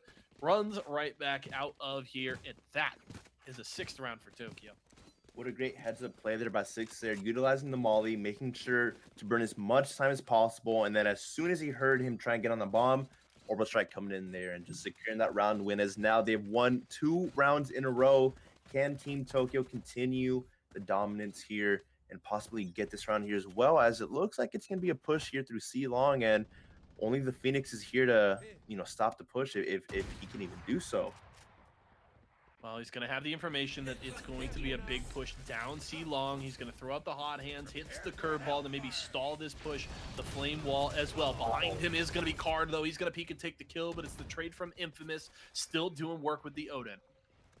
Doing work with that Odin there as Rek gets that res up on Card. That's going to be a big res because Card, very good player here, especially when he has that Reyna, as Critical tries to get some shots through the smoke, not able to do so successfully. Bomb has gone down. Zek gets the trade there. Infamous again with the Odin plays. This man just loves that Odin. I don't blame him, man. The Odin could be very good at times. I have not jumped on the LMG hype train. My roommate is a big fan of it. I still stick to shotguns and my Spectre a lot. But I can tell you with the amount that I hate the LMGs, that I know they are strong, and they certainly have their place. That is going to be round number 7 though. I see a lot of players use the Odin, and you know, with good reason, because the Odin's actually a very good gun. It could be very accurate if you could control the spray pattern, which isn't too difficult. And you know, we've seen a lot of players like Infamous. I know Zek uses the Odin at times as well, but not gonna win that round win, as another round win to Team Tokyo. And look at the guns right now. They have 1 Odin on each team. And after that, it's like, you know, Phantoms, Vandals, and 1 Odin. So, and here's the interesting thing though, is that Infamous has continued to buy this Odin, and it hasn't been securing them round wins, and it means that the Mamba mode economy is crippled right now, right? yeah. They bought an op, but they aren't, you know, they have 1 player playing with a Bucky right now. They don't have full shields across the board, so it's a tough spot Mamba mode's in right now. Yeah, maybe it would have been, you know, a better move to go ahead and maybe save this round, because it's currently 4-7. You're not down by too much, but if you continue full buying when you don't have the funds to do so, it's going to keep crippling that economy. They're going to be losing way too many rounds. as bomb has gone down here at B. One player from Tokyo has gone down from We Did, actually, as I think he decided to save and just use his ultimate, which is a very, very smart move. Molly coming out from Infamous, though. Ooh, and that Bucky there that we were talking about, the Bucky is so good, especially in scenarios like this, as Chase gets 2 players. Critical pushing in through the smoke there, but no need to do so, as that Molly is just making sure they can't get that defuse down. And there we go. Should have that defuse now. Yeah, that is going to be it. All the smokes coming out there, and Mamba Mode will grab that round, and that is honestly huge, right? Their economy was going to be in big trouble. They were going to be forced to either save or continue to kind of force half buys to try and get back into this game. Now they are able to grab, or and I should say, right, the economy doesn't matter all that much as it was the last round of the half, but they were they were kind of backs against the wall, but they're able to secure a 5th round before the first half ends within 2.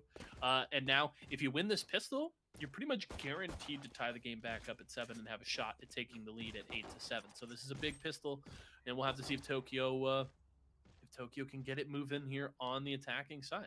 Looks like they may elect for a C push. Spike is over on that side of the map. Very interesting push here, because most players usually just 5-stack a site here, as we see 3 players coming in from Tokyo just pushing it through C long here. Is it going to work out? Zek gets a trade, gets flashed as well. And look, that Chase gets a trade, so does Renz. Let's get the final one. Yes, Spike is down, and Renz is getting the one taps here with the Ghost, and this is why they use the Ghost, ladies and gentlemen. Now 6 is all alone here on the C bomb site as Molly comes out. Oh, dash right into the... That was not a good dash there, my friend. Dash right into the Molly. I can't say I kind of saw that coming. He jumped through, and I was like, oh, this is not going to go well. There it is.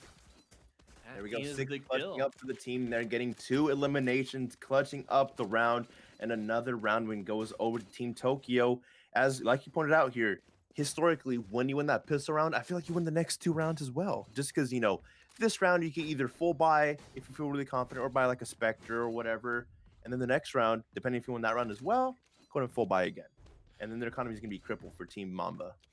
Yeah, the interesting thing, and I've been seeing this trend a lot more lately, and I'm typically someone where if I win the pistol, I kind of want to buy, armor and a Spectre in that second round. I love the Spectre. I feel very comfortable with it, and I almost want to buy that. But there's been an increasing trend of teams actually winning pistols and saving.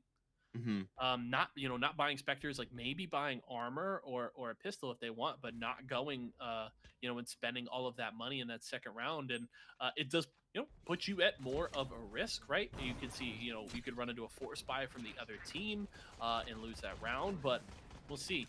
It is Card here holding on the site. Rare up in heaven right now as there are smokes everywhere, and Card just biding his time, and it is the save choice here from the side of Tokyo. Rek able to get a kill. They buy 1 Spectre. That has kind of been the trend from these guys. They win the pistol, they buy 1 Spectre, and they run pistols. Card with a couple of kills there. Zek spraying with the Spectre, though, able to grab 3, and Rek up in heaven right now. The only player left alive, it's the 1v2, but those are 2 very low health bars. So this is a good setup for the Sage. Check the corners. Sprays 1, down to 6 health. This is so risky. Go for it. Oh, he goes down. Zek able to finish it off. 4 kills for the Omen. That second round goes to Mamba Mode. V Spectre there. Zek was able to come out victorious, but like you called out, both players for Team MMG, they're very, very weak, my friend. So that was definitely a doable scenario there, but it is all good, my friend. They are still leading here with 6-8 currently. But Mamba Mode, they won that round, which is a very big round because that's going to help out significantly with their eco here. So maybe we're going to see a couple round wins here from Team Mamba Mode, as it looks like they're going to push over to C once again, as 4 players are stacking through C. And oh my goodness, no one is watching C right now. They're all focusing on B. So this is the second time that this has happened this game. And interestingly enough, it was Mamba Mode that did it in the first half. Totally conceded the C site to Tokyo and then had to play the retake. And it didn't work. Now, Tokyo trying to do the same thing, and early signs are not favorable. That's 2 kills for Mamba Mode. They've got control of the site. Spike is down, and now it's the 3v5 retake as Card pushing through connector here, just gets sprayed through the smoke there by Chase with the Bulldog. 6 coming out here with the Sheriff looking for a kill himself as Rare has gone down. Weeded takes one here with the Sheriff as well, and that's a flawless round, and it's 7-8 in favor of Tokyo.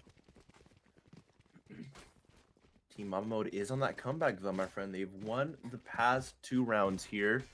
Maybe this is a attack.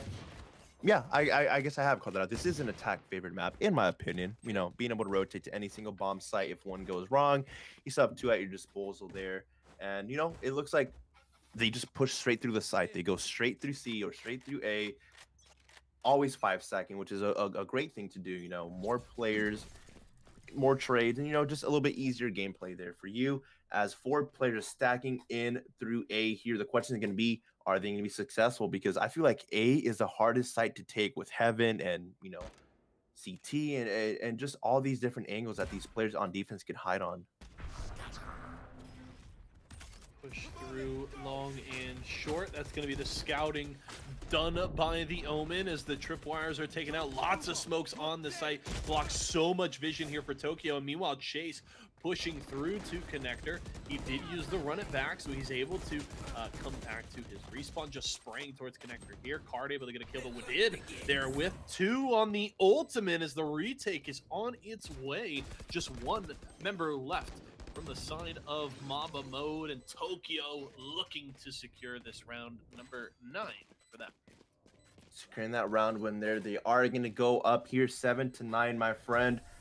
4 more rounds wins until they secure map number 1 here. Just a reminder for anyone in chat who is wondering, this is going to be a best of 3, which means the players need to win at least 2 maps here to move on and secure that first place win, which, you know, you love to do, my friend. I have been paying attention to chat, and I think that Team Tokyo actually won a Nerd Street Gamer tournament, so they've been champions before. Well, they've certainly played like it today. There have been flashes in this game and the one prior where they looked, you know, a little more mortal than the play we saw from them in the first 2 rounds. But overall, their game has been very, very solid. And the thing that I love too is that every player on their team at some point in this tournament has had kind of one of those shining moments. Has had a pop off performance, if not a whole game, at least, you know, a very solid half. So it's, you know, they're winning by committee right now. Here they are. As look at that. Team Mamba Mode has taken over the C bomb site, and they even got 2 trades on Team Tokyo. The question is going to be, can Tokyo clutch up here and possibly take this bomb site here? It's going to be so tough as they're holding every single angle. Zek just popping off, getting all these eliminations. Chase and Weeded getting the final kills there. They are working like a team right now, my friend, watching every single angle, getting the picks that they need to get, and it's definitely shown here in their gameplay. Very, very strong right now. Mamba Mode able to keep the deficit at just 1. Chase 20-11-4 for the side of Tokyo. Meanwhile, okay, wait. Yeah. I think we have our graphic on the wrong side. Am I crazy?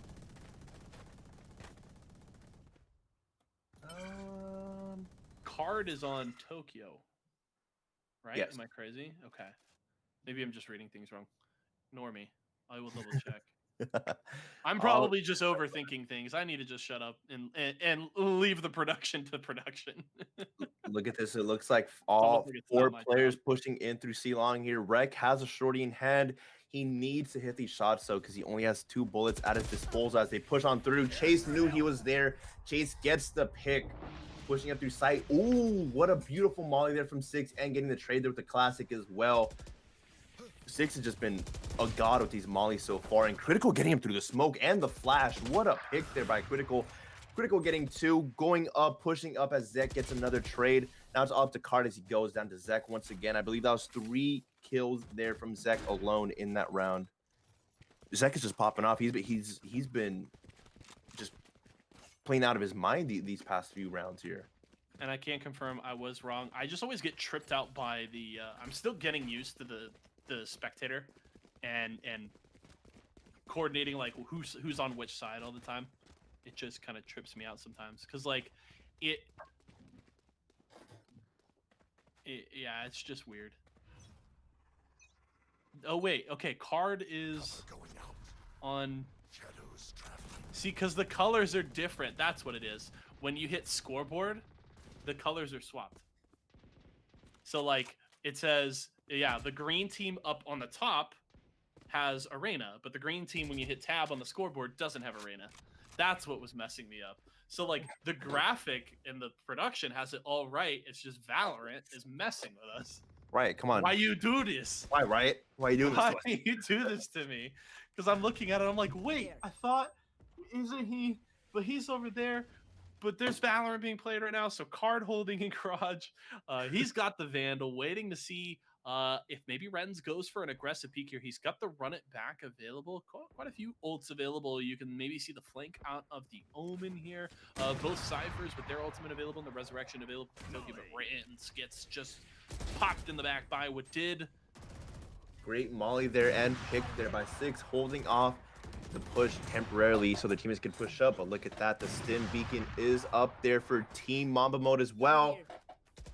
3v4 scenario here. Look at that, the run it back has been used by Chase. Chase gets one, Infamous gets the second player. They should have a free bomb site here, as now Team Mamba mode has 3 players while Team Tokyo only has 2.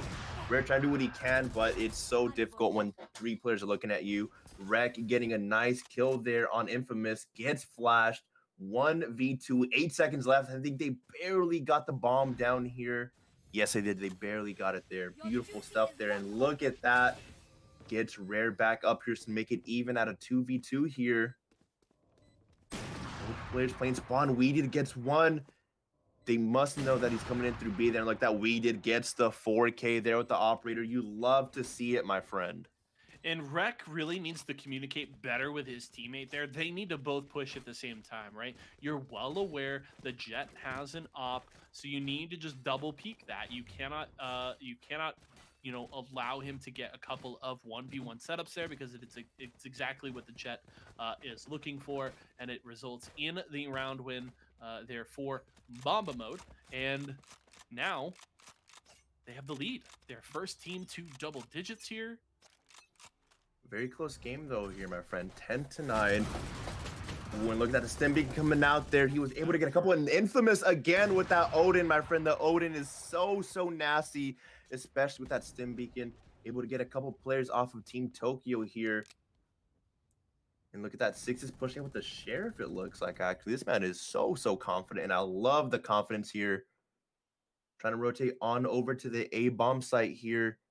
They know they have the man advantage, so they're going to go in and do everything they can, as Team Tokyo only has 2 players up right now. When yes, rotating. 6 rotating here, and they're going to go in and full commit. All 4 players coming in through short. Rare is going to have a difficult time here getting these picks. Only the Sheriff in hand, not able to do much there, as now 6 pushing in through the flank. I don't think they know he's coming in through flank just yet, as bomb is going down here. Gets one. A couple more players to worry about here. Bomb has gone down though, so he's gonna have a little bit more of a difficult time, because these players just can play time. And look at that, we did again with 3K elimination on that round alone. I believe last round he had 4, so this man's just popping off with that operator right now. Yeah, we did looking really strong right now. 19, 12, and 7 has the op. Plenty of money as well. And now they're looking to push this game, you know, to push this to game point, right? 11-9. It was, you know, early on in the half, Tokyo was looking good. They were able to build and maintain a lead, but Mamba mode has charged back here late. They've won 4 rounds in a row, and that has them poised to try and take this first map. Reed is just popping off this operator. He has been the X factor on Team Mamba so far. Can he continue this dominance, as looks like they're just going for trades at the moment for Team Mamba mode right now. Bomb, they just drop bomb there near C to make sure that the opponents do not know where they're coming from. And look at that, the slow rotation. Looks like it might be an A push, as a Cypher on Team Mamba mode already pushed up through short here. They have all these ultimates at their disposal as well. So, you know, that orbital strike, we've talked about it so much, JC, but it is such a good utility to have, my friend. He could literally clear out a bomb site easily. That And orbital both strike teams going in have on it. heaven. Yeah, both teams do have it as well. Oh, Look at that. there it orbital is strike on going heaven. You into called it. But it was still a little bit too late as Rare gets one. They do get traded off by Weeded once again, clutching up with that Blade Storm. And oh, Wow. the run it up came, but Weeded just predicted it. He actually got Cypher through that as well. So he collateraled. Oh, Zek hanging out down on the side, able to get the spray there and take out Renz. It's now 2v1 here. Just the Sage left. Jumping down onto the site, but get taken out by Infamous. Their wreck will fall, and that is game point here for the side of Mamba Mode Gaming. We were hyping Tokyo big time coming into this grand final. They had been very impressive through 3 rounds of this tournament, but Mamba Mode really testing this team, and you know, I say testing, they've got them on the verge of dropping their first map. 1 round away here from taking map number 1 here for Mamba Mode, as it looks like it might be another C push here. 4 bodies on the C bomb site for Team Mamba Mode right now. Cover going out. Paranoia coming out there. Ooh, nice slow orb there from Rek, and the wall there to slow off the push there. But the thing is, they can easily just push to A or B here. That's the thing about having 3 bomb sites, my friend. You could just go anywhere. If C doesn't work out, you have B or A at your disposal. And Cypher waiting for that flank from the Reyna. Card has no idea Cypher is on that corner. Should get an easy kill there as Card gets that elimination. What a great pick there with the Vandal. And now their flex player, who's just trying to get some picks, has gone down. That's a big pick as well, as now they're kind of stuck in here through mid. They can either push in through B or garage, but Six has that orbital strike, man, and we have talked about so much how that orbital strike is so crucial to scenarios just like this.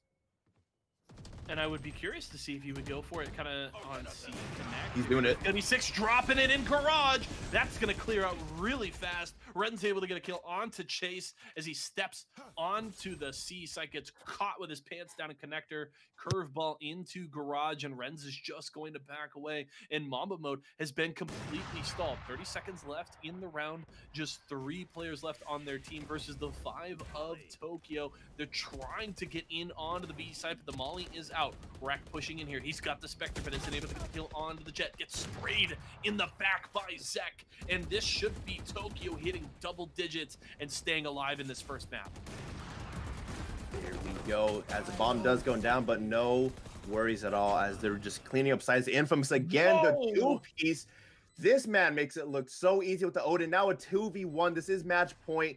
Can Card clutch up here as we did with the sniper, and Infamous with that Odin just making it look so easy. Gets one more player in that corner. He spots him, but we did able to get it. Mamba Mode taking map number 1 here, ladies and gentlemen. What a great map number 1 here we saw, though. Wow, that was close, and I mean, a huge opportunity there for Tokyo. They had great control, right? You had the numbers advantage. They had forced them to switch sides once again so late in the round, right? There was less than 30 seconds left, but he was, Zach was able to just sneak down the plant, and then Infamous again. You hyped on the Odin all through that game. He was so good on it, and it was a big key in taking that round. Yeah, amazing map number 1 here. We are going to have map 2 up for you guys very shortly, but we're going to go on a quick break while we get everything ready. We'll be right back with some more Valorant gameplay.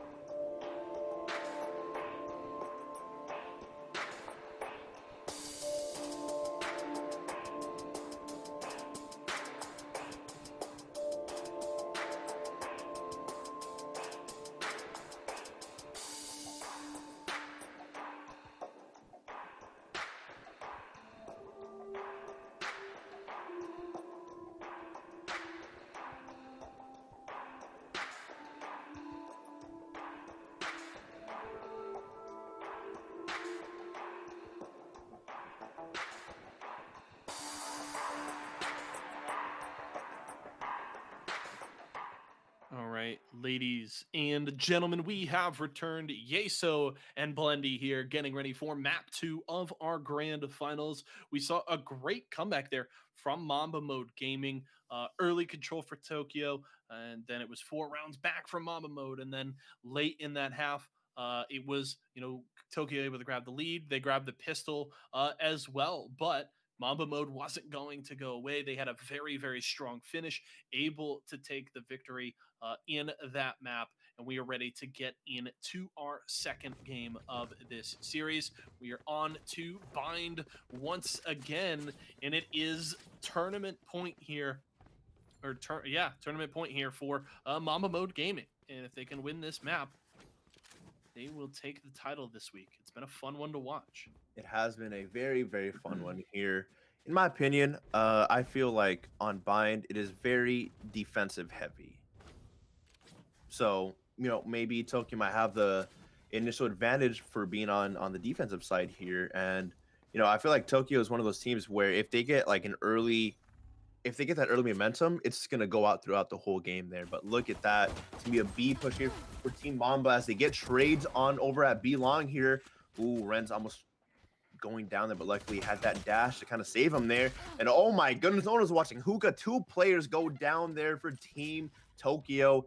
Card, he's going to try and clutch up here, but there's only so much you can do with that classic. Yeah, they are blocked off of the site. Card's going to have to wrap around towards elbow. Interesting. Card not playing the Reyna this time around. Swapping over to the Rays. Had been playing Reyna of the entire tournament so far, but it wasn't able to secure them a win the last time. So Card has elected to switch things up a little bit. And they got to be careful. One player sitting in garden right there. Chase able to grab a kill. That is round number 1 over to Mamba Mode on the attack. We've talked about how important these pistol rounds are. Historically, if you win a pistol round, you're probably going to win the next 2 rounds as well. So maybe we'll see an early lead here from Team Mamba Mode as now another push. Looks like it's going to be a B push. Has a couple players going through long and a couple going through hookah. No, actually, they're juking us out, my friend. It's an A push. It was all a bait. I mean, they still have 4 over to that side. They drop the bomb, and it is going to kind of be the peak from the other side of A short here by the Cypher. Oh, he's got the Spectre looking for the spray. He takes 3 down with him. His Card, 6 and Rens all fall to the Spectre there, and that means a free B site. The prediction there, I mean, expecting someone to come down A short, but that was the ideal situation for all 5 to push down short and not look to their left. They didn't peek left. Yeah. They all peeked right, and he gets the free spray to take 3 kills. What a heads up play there by Critical. And thankfully, he had a Spectre. If he had a pistol or anything else, even a Marshall, would not have gone that way. But, the Spectre is just so good in these early rounds there. As Rek now alone in a 1v4 scenario here. Bomb has gone down at B bomb site. And honestly, probably save. Not worth losing that Spectre. It's, it's what, like 1,600? Mm-hmm. So worth it for the save, Any eco is very, very good in these early rounds here as Team Mamba Mode Gaming is going to win round number 2 here. And now their eco must be absolutely amazing, my friend. Yeah, they'll be looking good. They should be able to full buy here. So we'll have to see Rek able to hold on to that Spectre. So that's a little something there for Tokyo. Meanwhile, Mamba Mode, not a full buy, but still they got a Bulldog. They got 2 Bulldogs and an Ares. So they're still feeling pretty good. And critically, their economy will be in good shape because Zach, Infamous, and Chase all have a good amount of money regardless of what happens this round. So it should be a solid next couple rounds there in terms of the cash.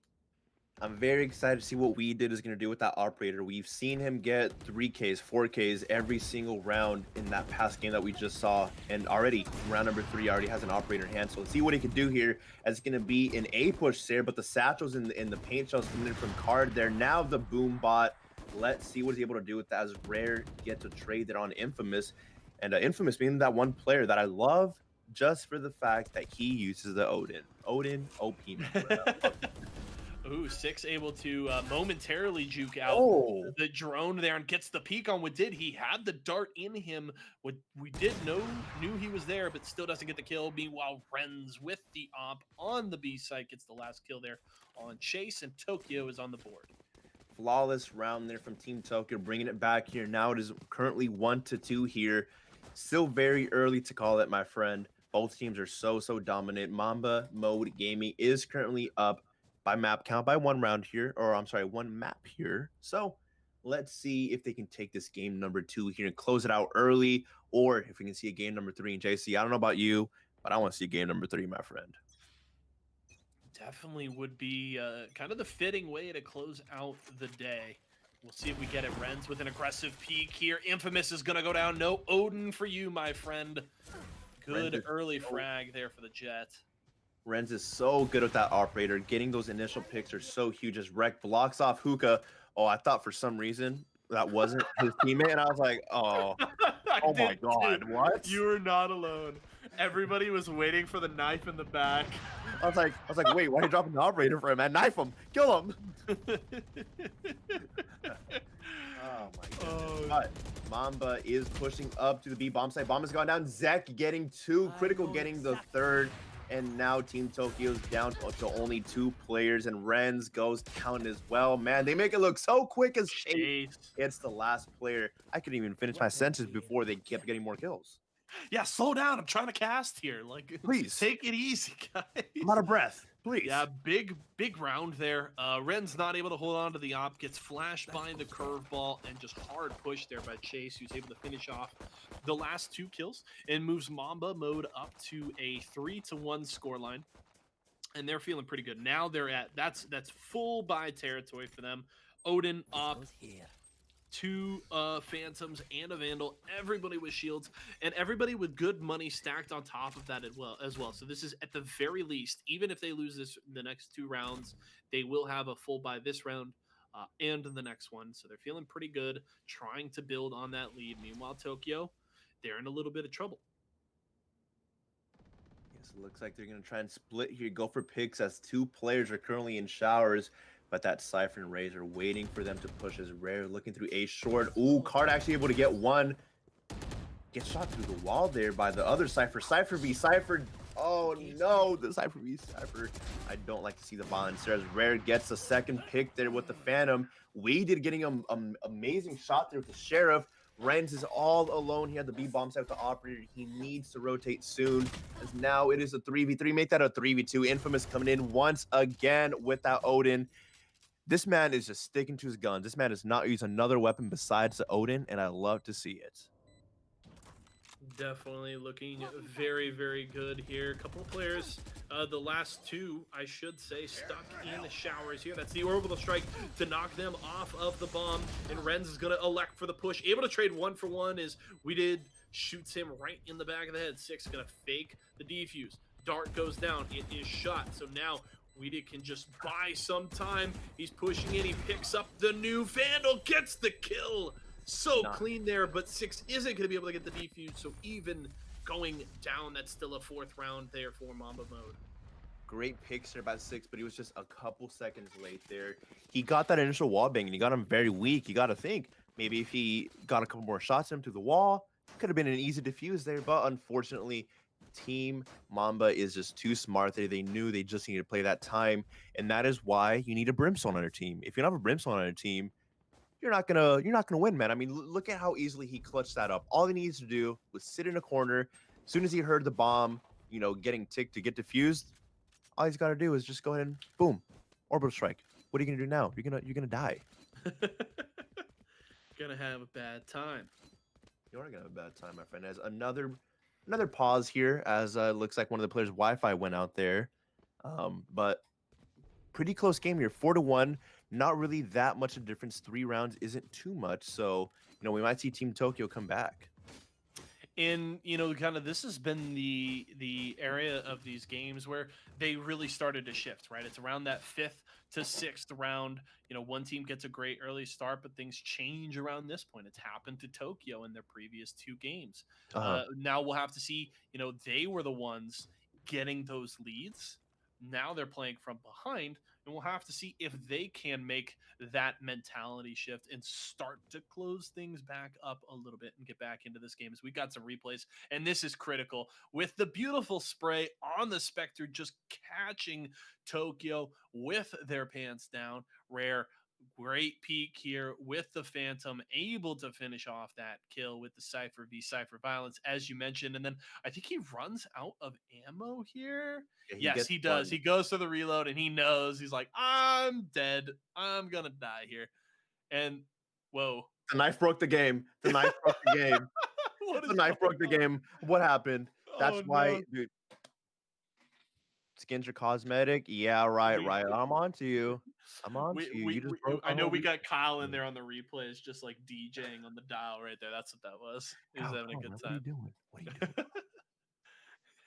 All right. Well, we should be getting back into the game momentarily. Just waiting for hopefully that Wi-Fi to come back, get all the players back in.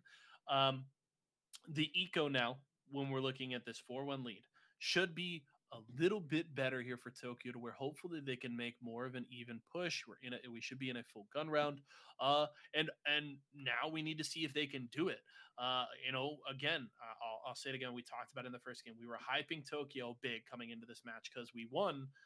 We watched at least parts, I think, of all of their games through the first 3 rounds, and we were like, this team is sick. They are popping off. They're looking very, very strong.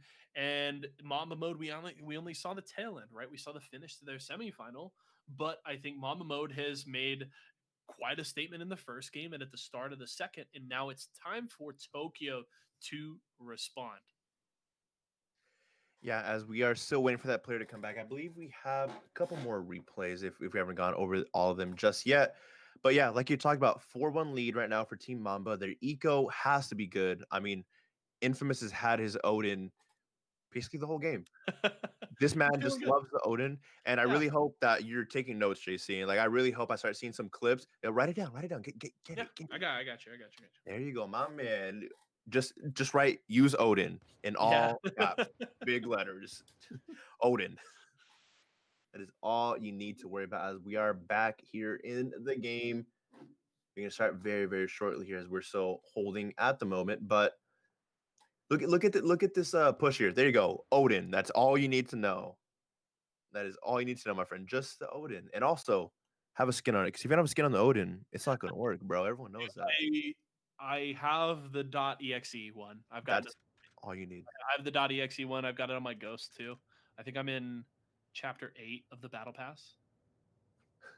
So I've got just a little ways to go, and I haven't been playing a ton. I'm actually happy that it hasn't been too hard. As long as you kind of make sure you get your weekly missions done, you get a good chunk of XP for those. It's the agent contracts, dude, are taking Oh forever. man, There's takes so much experience for those. It's insane. I have been trying to level up. I think I was trying to do who was it? I think Cypher for a bit now. I already unlocked the character, but I wanted to get to the final tier because, like, the sprays in the skin, it just looks so cool. And Yeah. I want that little buddy. I think it's like the Cypher hat. That's so funny to me. I just want to have a little Cypher hat next to my gun, and my life would just be complete. But thankfully, it isn't as bad as it was in beta, my friend. I don't know if you remember, but you needed so much XP to get a character. It was insane. It was like 100,000 or something. And I don't know what I was thinking. Why would you make it so much? Yeah, I think the level that I'm at is like 150K. I'm on like level 9 for the Sage contract. Uh, So that is the one thing, is like I'm gonna keep playing lurker Sage until I finish her agent contract, and my teammates are just gonna have to live with the clash of styles there. so you tell me you're not using Sage. No, I am using Sage. Okay, good. That's what I'm saying. I'm gonna keep using Sage and play the Ah, my lurker style that doesn't work with what I'm the good. character that I have until I finish her contract. Once I do that, then I'll probably start looking for someone else to play, mix it up a little bit. You know that you don't have to use Sage to level up the Sage contract, right? But we have replays. Doesn't even matter. Let's throw it to Doesn't some matter. more I feel like I should. replays.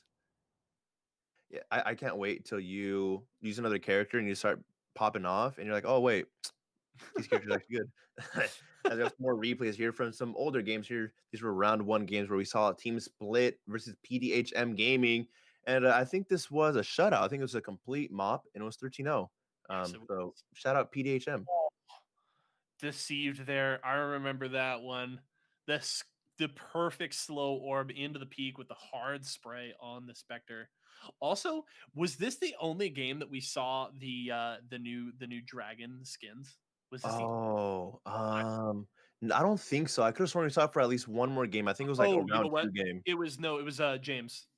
James's You're game. right. And You're he right. had them. I remember you were like, he's got $100 to throw around, no big deal. Also, little tip, or not even a tip, I should say, a little fun fact, I should say. Team Mamba Mode, who's currently in the lead, 4-1, up in map count as well, 1-0. They actually won the Nerd Street Gamer Tournament yesterday, and I believe that one's like $500 as well. So if they win this one, they're just gonna have a good payday. Yeah, they're gonna be feeling pretty great. Oh, rip, Oh no! rip Alpha. Oh no! They had to.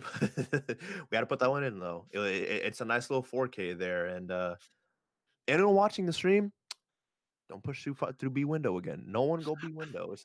Don't do I it. feel like I'm gonna see James for the first time, and he's gonna be like, "We only did it once. Like, why did you guys need to keep bringing it back up?" Tyler He's just just did like, this "It on was that purpose. this." Tyler's doing this on purpose. Kyle's like Tyler, please, no more, no more. Tyler's Do it like, again. "Once is too many." Okay. Oh my goodness, yeah. But this was a very interesting game there. We saw a lot of great clips where we saw like aces, we saw like some 3Ks, 4Ks, and that was one of the clips you liked where he just flicks on his head there with the blade storm. Yeah. Woo! That was beautiful there. Woo. Card, Card. I love seeing him play with the operator, and I really hope this game he starts using again, just because we all know how overpowered the operator is. I don't have to go into detail of how good the operator is, and in the right person's hand, it'll win you games. You know what I mean? Like you Oh could yeah. easily hold the site by yourself with the operator. Definitely gives you a lot of options. There was a rare with the big spray working on Well the done. Phantom when he really came alive, right? We had given him we had mentioned that he was like 0-3 or 0-4 at one point in that game when his teammates are really popping off, and then he really showed up later in the half. We were ready to get back into game. It's actually going to be a 4v5. We've got a DC. I believe it's One of team. these teams. I'm sorry, not Team Project X. I'm looking at the replays. LOL. I think it's on Team Tokyo. I think it's Card who disconnected. Possibly, but we are about ready to get back into the action here. So thank you guys for being patient. Hope you guys are enjoying the broadcast so far. It's been a lot of fun games to watch here. So it's a man down on Mamba mode. Okay. 45 on Mama mode. I hope this doesn't change too much because he won the lead by 4-1, but I think his Wi-Fi might still be out. So we got to just roll with it, ladies and gentlemen. And it is fine. This is a very, very strong team here. And I have confidence that they can continue this dominance here. We'll have to see now. Rek peeking aggressively towards C-Long. Renz has actually already activated the Blade Storm. There are 4 players there in Hookah, so he's hunting for something here. Also, I just got confirmation in chat. It wasn't $500. It was $3,000 that they won yesterday. So wow, even better payday. Let's see if they can double it up, my friend. Let's see if they could go ahead and win this $500 tournament and just maybe buy another skin. You know what I mean? Blitzstorm's back out. Location dart onto the site. He's looking for it. Dashes in, gets the kill onto Critical. Now up above, but is going to go down. Infamous with the spray with, what do you know? The Odin. Second Odin. getting a kill here with the Phantom. Able to get the res onto We Did. That's going to be Card with the rocket. Able to take down We Did right after the res and gets Infamous as well. But Zek with the spray. Able to take him down. Now it's just a 1v1 here. 6 versus the Sage. Bomb is going down by Zek here. 2 very, very good players. We've seen both of them pop off as there we go. The engagement there. The wall bang comes in through 6. And he's able to get that diffuse. You love to see as now Team Tokyo is going to be getting another round with 2-4 here at the moment. And there we go. Chase has officially left the game, which is unfortunate, but hopefully we see him come back very soon. As a rip face, good one. Good one. All right. All right. Well, So, yeah, 4v5 here for Team Mamba. Yeah, 4v5. That's such a tough spot to be in because they've been looking so strong through the first match and like a quarter here Uh-huh. of this grand final. And they had built a solid lead. It looked great so far on Bind, and Chase had been a big part of that. And losing one of those players is always huge, especially when Chase had been looking so good so far. So hopefully he can get back. But in the Fingers meantime, crossed. we continue. We continue here, my friend, and I wonder how that's going to change their game plan. You know, being a man down, maybe they start playing a little bit slower, go for picks before they fully commit to site here. As look at what I mean. Right now, one player is pushing in through A. All three players are going in through hookah right now. They're just trying to get picks, but you know that Brim's got to be careful because as soon as bomb goes down and it's not planted, you know they're just going to pounce. Team Tokyo's just going to pounce on that and just hold that bomb, and they won't be able to do anything. But look at this, Team Tokyo actually has the Brimstone ultimate ready at his disposal, orbital strike that we always talk about, and with good reason too. And let me just point that out, we did shot him through the wall, just so that we know that. Beautiful, absolutely beautiful there. Going down now, it's gonna be a 4v4 scenario here. They have finally evened it up here. The question is, can they get the bomb down and possibly even get this round win here, as Six is pushing in through connector here, trying to see what he can do, but he is smoked out. Card has to be careful. Player waiting in. Oh, the juke, JC, they're going to the A-bomb site, my friend. Slippery boys. Rare, though, already up here in heaven, going for the spray through the boxes with the Bulldog. Not able to get the kill, and the spike is going to go down. Now, trying to get onto the side. It's going to be hard for Sixes. That's the orbital strike onto heaven. Will force Rare back momentarily, but isn't take him down. Here we go. Bomb has gone down here. Now all players are on the A-bomb site. Can they find where these players are at? As Infamous peeking once again. And hey, that's not an Odin, Infamous. What are you doing? That's a Phantom. Can't use that. As look at that, we did getting a beautiful 3K there. Can he get the final player? Going for some wall bangs, trading shots here. And all we did have to do is just camp here. He doesn't even have to push here as he gives up the bomb site. There we go. Another round win going to Team Mamba here. And they did that 4v5. Yeah, that's huge. And we did with a couple of key kills there, peeking out from U-Haul, able to take a couple of them down and stalls long enough to force Rec to just decide to save. And it's going to be an eco here for the side of Team Tokyo. Even up 5v4 in terms of player count, they are forced to save. It's going to be a bit of a half buy, though. That's Light Shields and a Judge bot by Rare. Yeah, this is actually a force buy. They're betting on the fact that Rec has this Phantom and they've got the numbers advantage, so they are going to force buy here.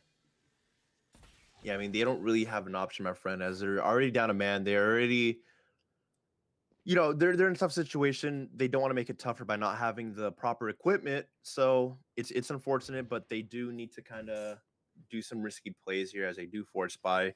And again, a little bit of a slower push here as maybe a B push, but we see the Sage are kind of in market going to B or A as Rare goes down there, and Sage has to be careful. There's a Brim right behind them.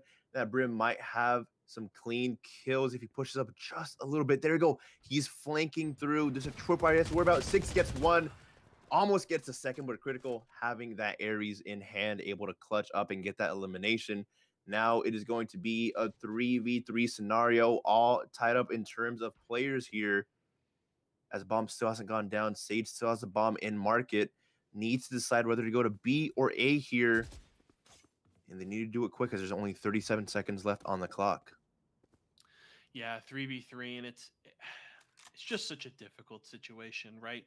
You know, typically, you know, if you're going to maybe play a little slow early, you're looking to just get, you know, a trade, and you can get a 1-for-0 or a 2-for-1, you know, and that gives you the numbers advantage to push onto a site. But you have to trade +2, right? If you're Mama Yes. mode, you know, you have to either 2-0 a push or you have to get a 3-1 trade to get that numbers advantage, and it's so difficult then for them to get themselves in any sort of an advantageous position. So they're really just forced into a tough spot here. They're going to hold around elbow. 2 players pushing from the back side. Card going to take down one. Wreck takes out the other, and it's now just 3v1. Just the Sage here on the site, running back.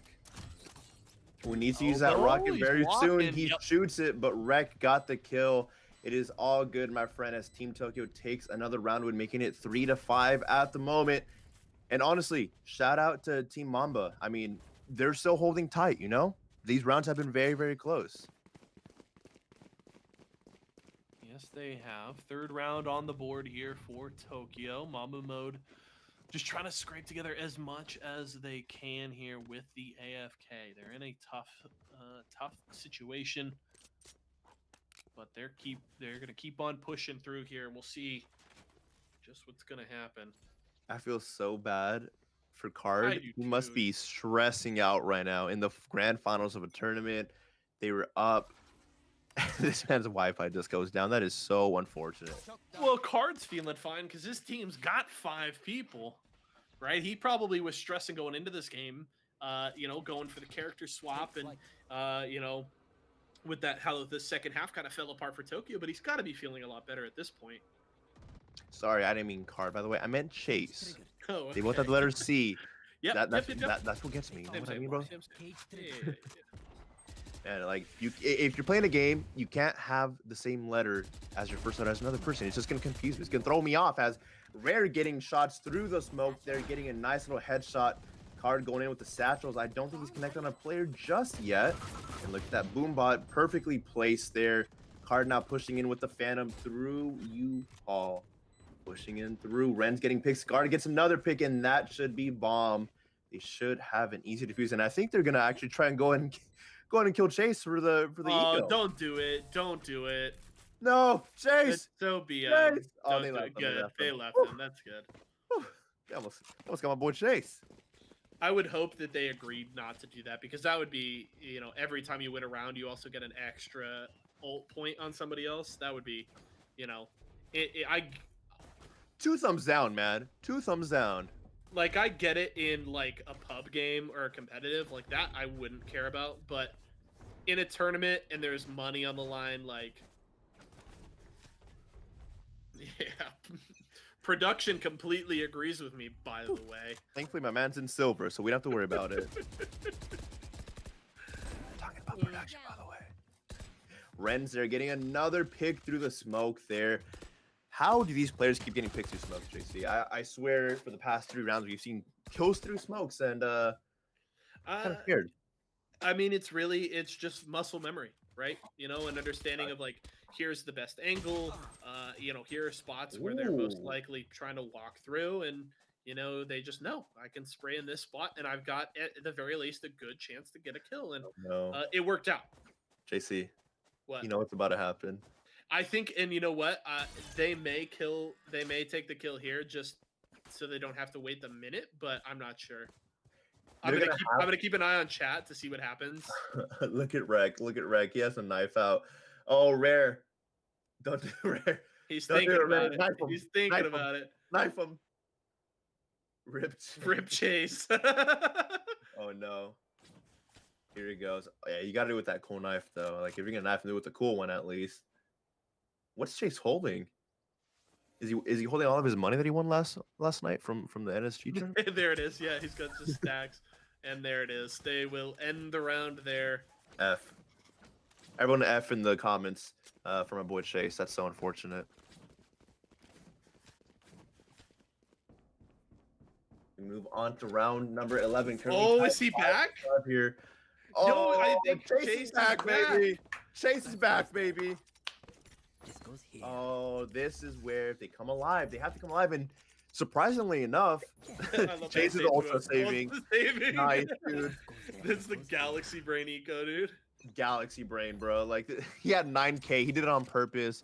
This is why they're champions, JC. They know more than us, my friend. He's here. He's in the round. He has made it back. I love it. I'm so happy. Now it's 5-5. Hey, Siri, Siri, you're not casting. What are you doing? Siri. Come on now, as they're pushing Trying in to from B slide line. into that game, man. Seriously excited for Chase coming back, man. Come on. Yeah. Chill. Critical there getting a nice little wall bang. There's going to be a B push. All players pushing up through. Some going B long, some going hookah. Zeki gets a pick. Chase gets a pick as well. Chase is here and he's back. He's here to fight as the orbital strike coming in once again. Spike has been planted though. It is going to be a 5v3 scenario. And oh my goodness, we did there with the operator. He is back with the operator. Spots the player hitting with the satchel actually. The paint cell's coming out. He actually hit. He hit Chase with it, and Chase was like, "Nah." Chase is a team player. Chase, a man of the people, just taking that paint shell to the face so his teammate doesn't die. What a god! What a god! And Mama Mode back in the lead, and now, you know, Tokyo took advantage, right?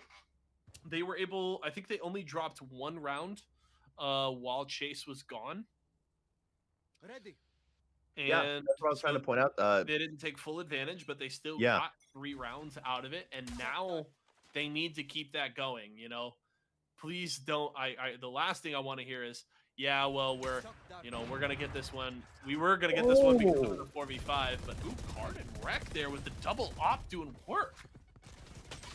Double operator in hand as rare. Okay, what is going on? What are these gamers eating? How are you shooting through smokes and cyber cages? I'm so scared. What is going on? Amazing shots there, regardless there, as now it is a 1v4 scenario here. Can our Brimstone Infamous clutch up with the Odin as he spots one player, 30 bullets in the chamber, 2 players pushing him, and oh my goodness! The rocket. What was that? Point blank.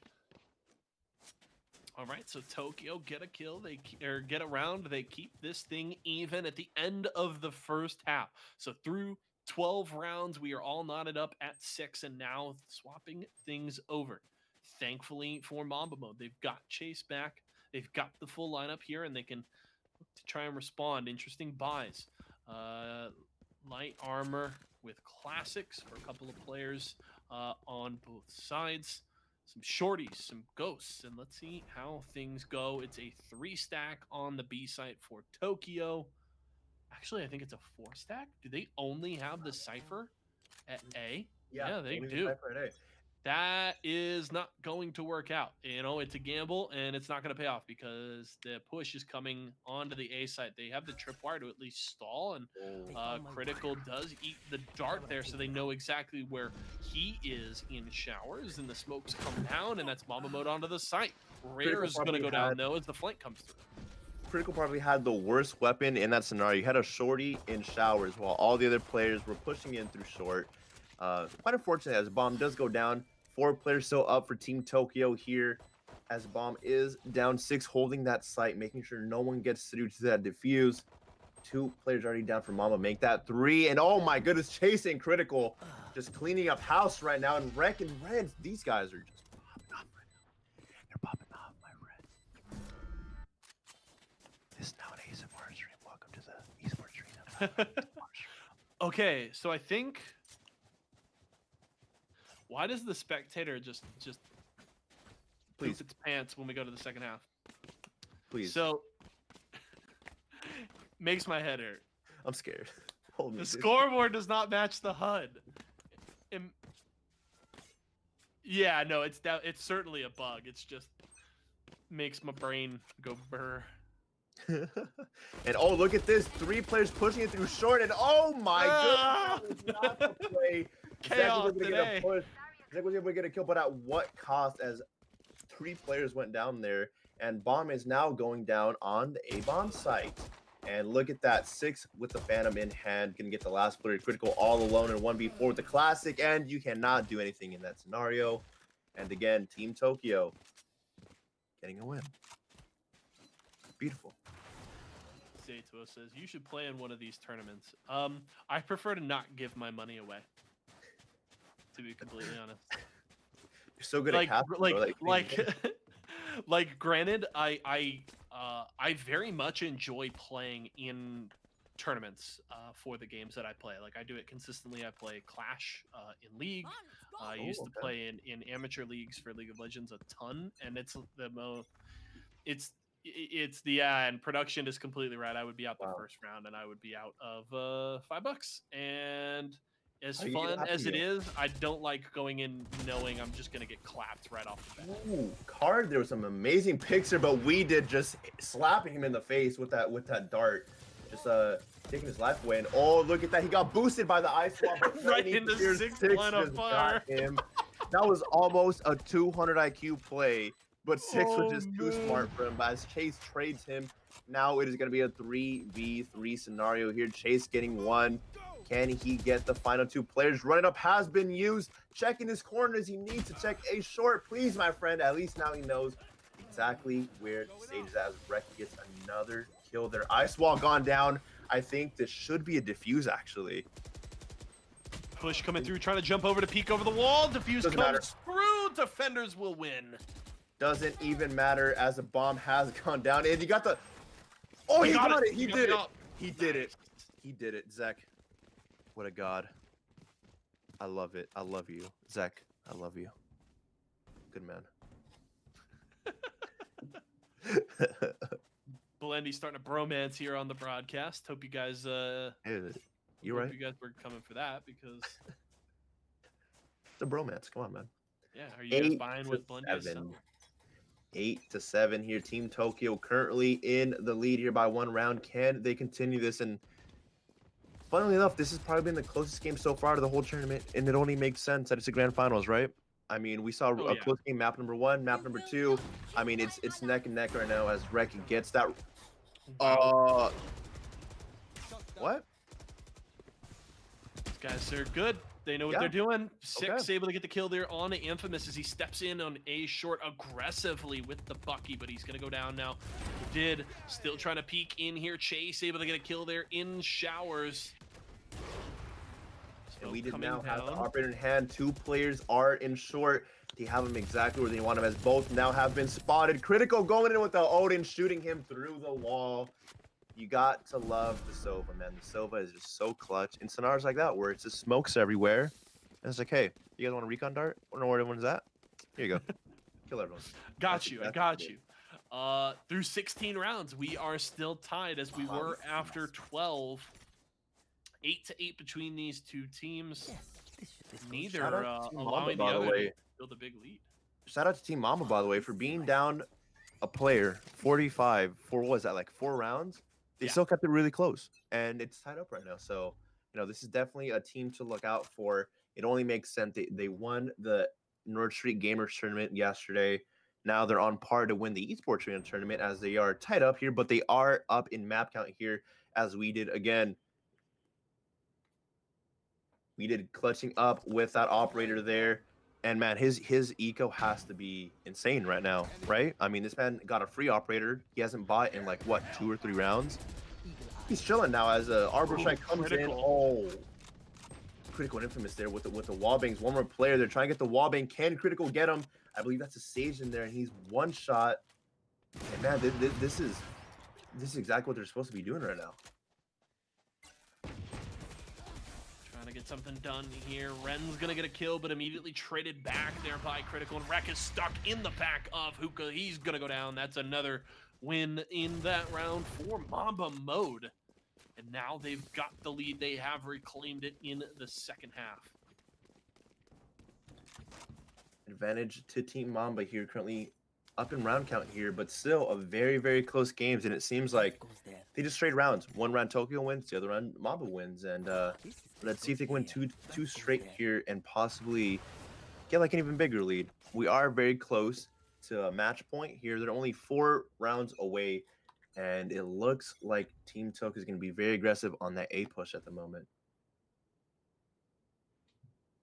Patient here near short as Phoenix has stepped in aggressively. Chase sitting inside just a little cubby right there to the side of A short, just waiting to see if somebody's going to go for the peak. 2 players here maybe looking to step forward. He will get the information before they're in his sight. That's going to be a smoke going down there from the jet. 2 smokes, actually, as Beautiful setup from the spectator so we can get the bird's eye view here on short. Smokes coming down. That's the combat stim. That's the push through. It's a 1-for-1 though. Infamous takes out Rare Card. It takes out Chase. Ooh. Now we did with the Hunters. Fury takes out 6. Not able to get a second kill, but that's still some good damage done. Down is the Rays. It's 2v3 in favor of Mamba Mode. And we just got 2 huge kills with the Hunter's Fury. And look at that. He gets the 4K. This man is absolutely insane. He got 1 kill with that Hunter's Fury. And then he's like, hey, I have an operator. Let me just go and kill everybody. And that's exactly what he did. He killed the remainder of the squad there, getting that defuse. And now they're up by 2 rounds here. And again, we did eco. It's got to be just amazing. This man has not bought a single weapon in 4 rounds. And he's consistently getting 3 or 4 kills. Things looking very, very good so far for him. Got to love it here, and that's a 10-8 lead, so Mamba Mode. We talked about it in the last game. It was kind of back and forth early, but then, you know, kind of towards the middle of the second half, they took control. They were the first team to hit double digits, and they're trying to do the same thing here. They have hit 10 early. Ooh, that's an aggressive step forward, and they trade 2 for 1. Make it 3 for 2. Ren's able to take out Zach, but they've got the numbers advantage. And just like that, now the Sage and the Jet are all alone in a 2v3 scenario as we did, trying to get as much intel as possible. I don't think he actually spotted the player that was on the bomb site there, so needs to be very careful. Chase trying to get the wallbang. Chase actually gets the wallbang, but he gets traded out by Ren's. Amazing shot there by Chase. Now we did try and go for the clutch. Oh, he actually went down there, but no need to fear. Infamous is here with the Odin. And this is why I use the Odin, ladies and gentlemen. Just for that reason alone. And Mamba Mode may be set up to finish this off. We were hoping for 3 games, and it was looking like at the end of the first half, we may have that. Tokyo had responded fairly emphatically. They were duking it out, going back and forth. But again, late in this match, Mamba Mode has again taken control. They've got a 3-round lead. This ain't what they signed up for. And this round is going to be extremely key. And here's the problem. It is a force buy. It is not full guns here for the side of Tokyo, so they are in big trouble right now. They need to take this round. Infamous trying to get the sprays here through the smoke, not able to do so successfully. And look at that, we did is putting on a clinic right now with this operator as he gets one, but Infamous gets that trade there over in showers. The orbital strike coming out, I do believe, yes, it has. And there we go. It's going to temporarily pause that bomb plant and see if we can get some more picks here. Infamous looking over on that push, and oh my goodness, we did just save critical, but no, he went down regardless. Now it is a 4v1, make that a 4v0 as they take round number 20 here, and now they're going to be up 12-8, my friend. This is game point for them, and next round when they get, that's whole tournament. Yeah, it is a tough spot to be in here. And down 4 rounds, Tokyo has to run the table here to close things out. Otherwise, their day is done, and Mamba Mode will take the title here. Yes. An impressive performance from them, dealing with a disconnect for 4 rounds, able to still come out of that, have their mental together, and are performing so well right now. And they are on match point. Match point here as we did again with the operator, and oh my goodness, they're all pushing in through showers, and Infamous has that Odin in hand. He has already sprayed one, but the orbital strike coming in. We did goes down to Rare as he gets a nice little 2-piece all up the chase here. Can he get the picks that he needs as the ice wall actually coming in and blocking them? Critical up in heaven. Can he get the picks here as all these players need to do is just hide in showers and not even push?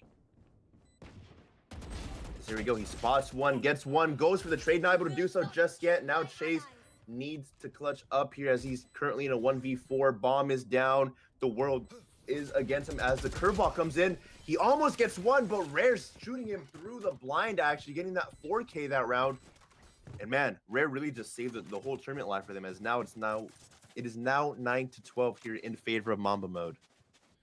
Yeah, and they live to fight another day, but again, all of these rounds now are do or die. And Tokyo's going to have to keep it up. So a good response in that last one. They are able to full buy.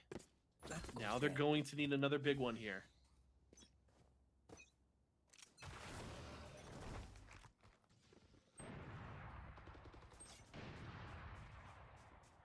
Pushing on to B site. They're going to send 3 towards Hookah, 2 towards Long, as Card's going to drop some bombs onto the site. But critical with the collateral with the operator, and that could be the shot heard around the server and could secure a win here for Mamba Mode. He's still alive. It's actually 2v3, so the numbers are actually still in favor here, but critical able to grab another. It's just the Sage left. He's looking for the peak. That is it. It's critical. The ace. Unbelievable from Critical. What a play to secure the win.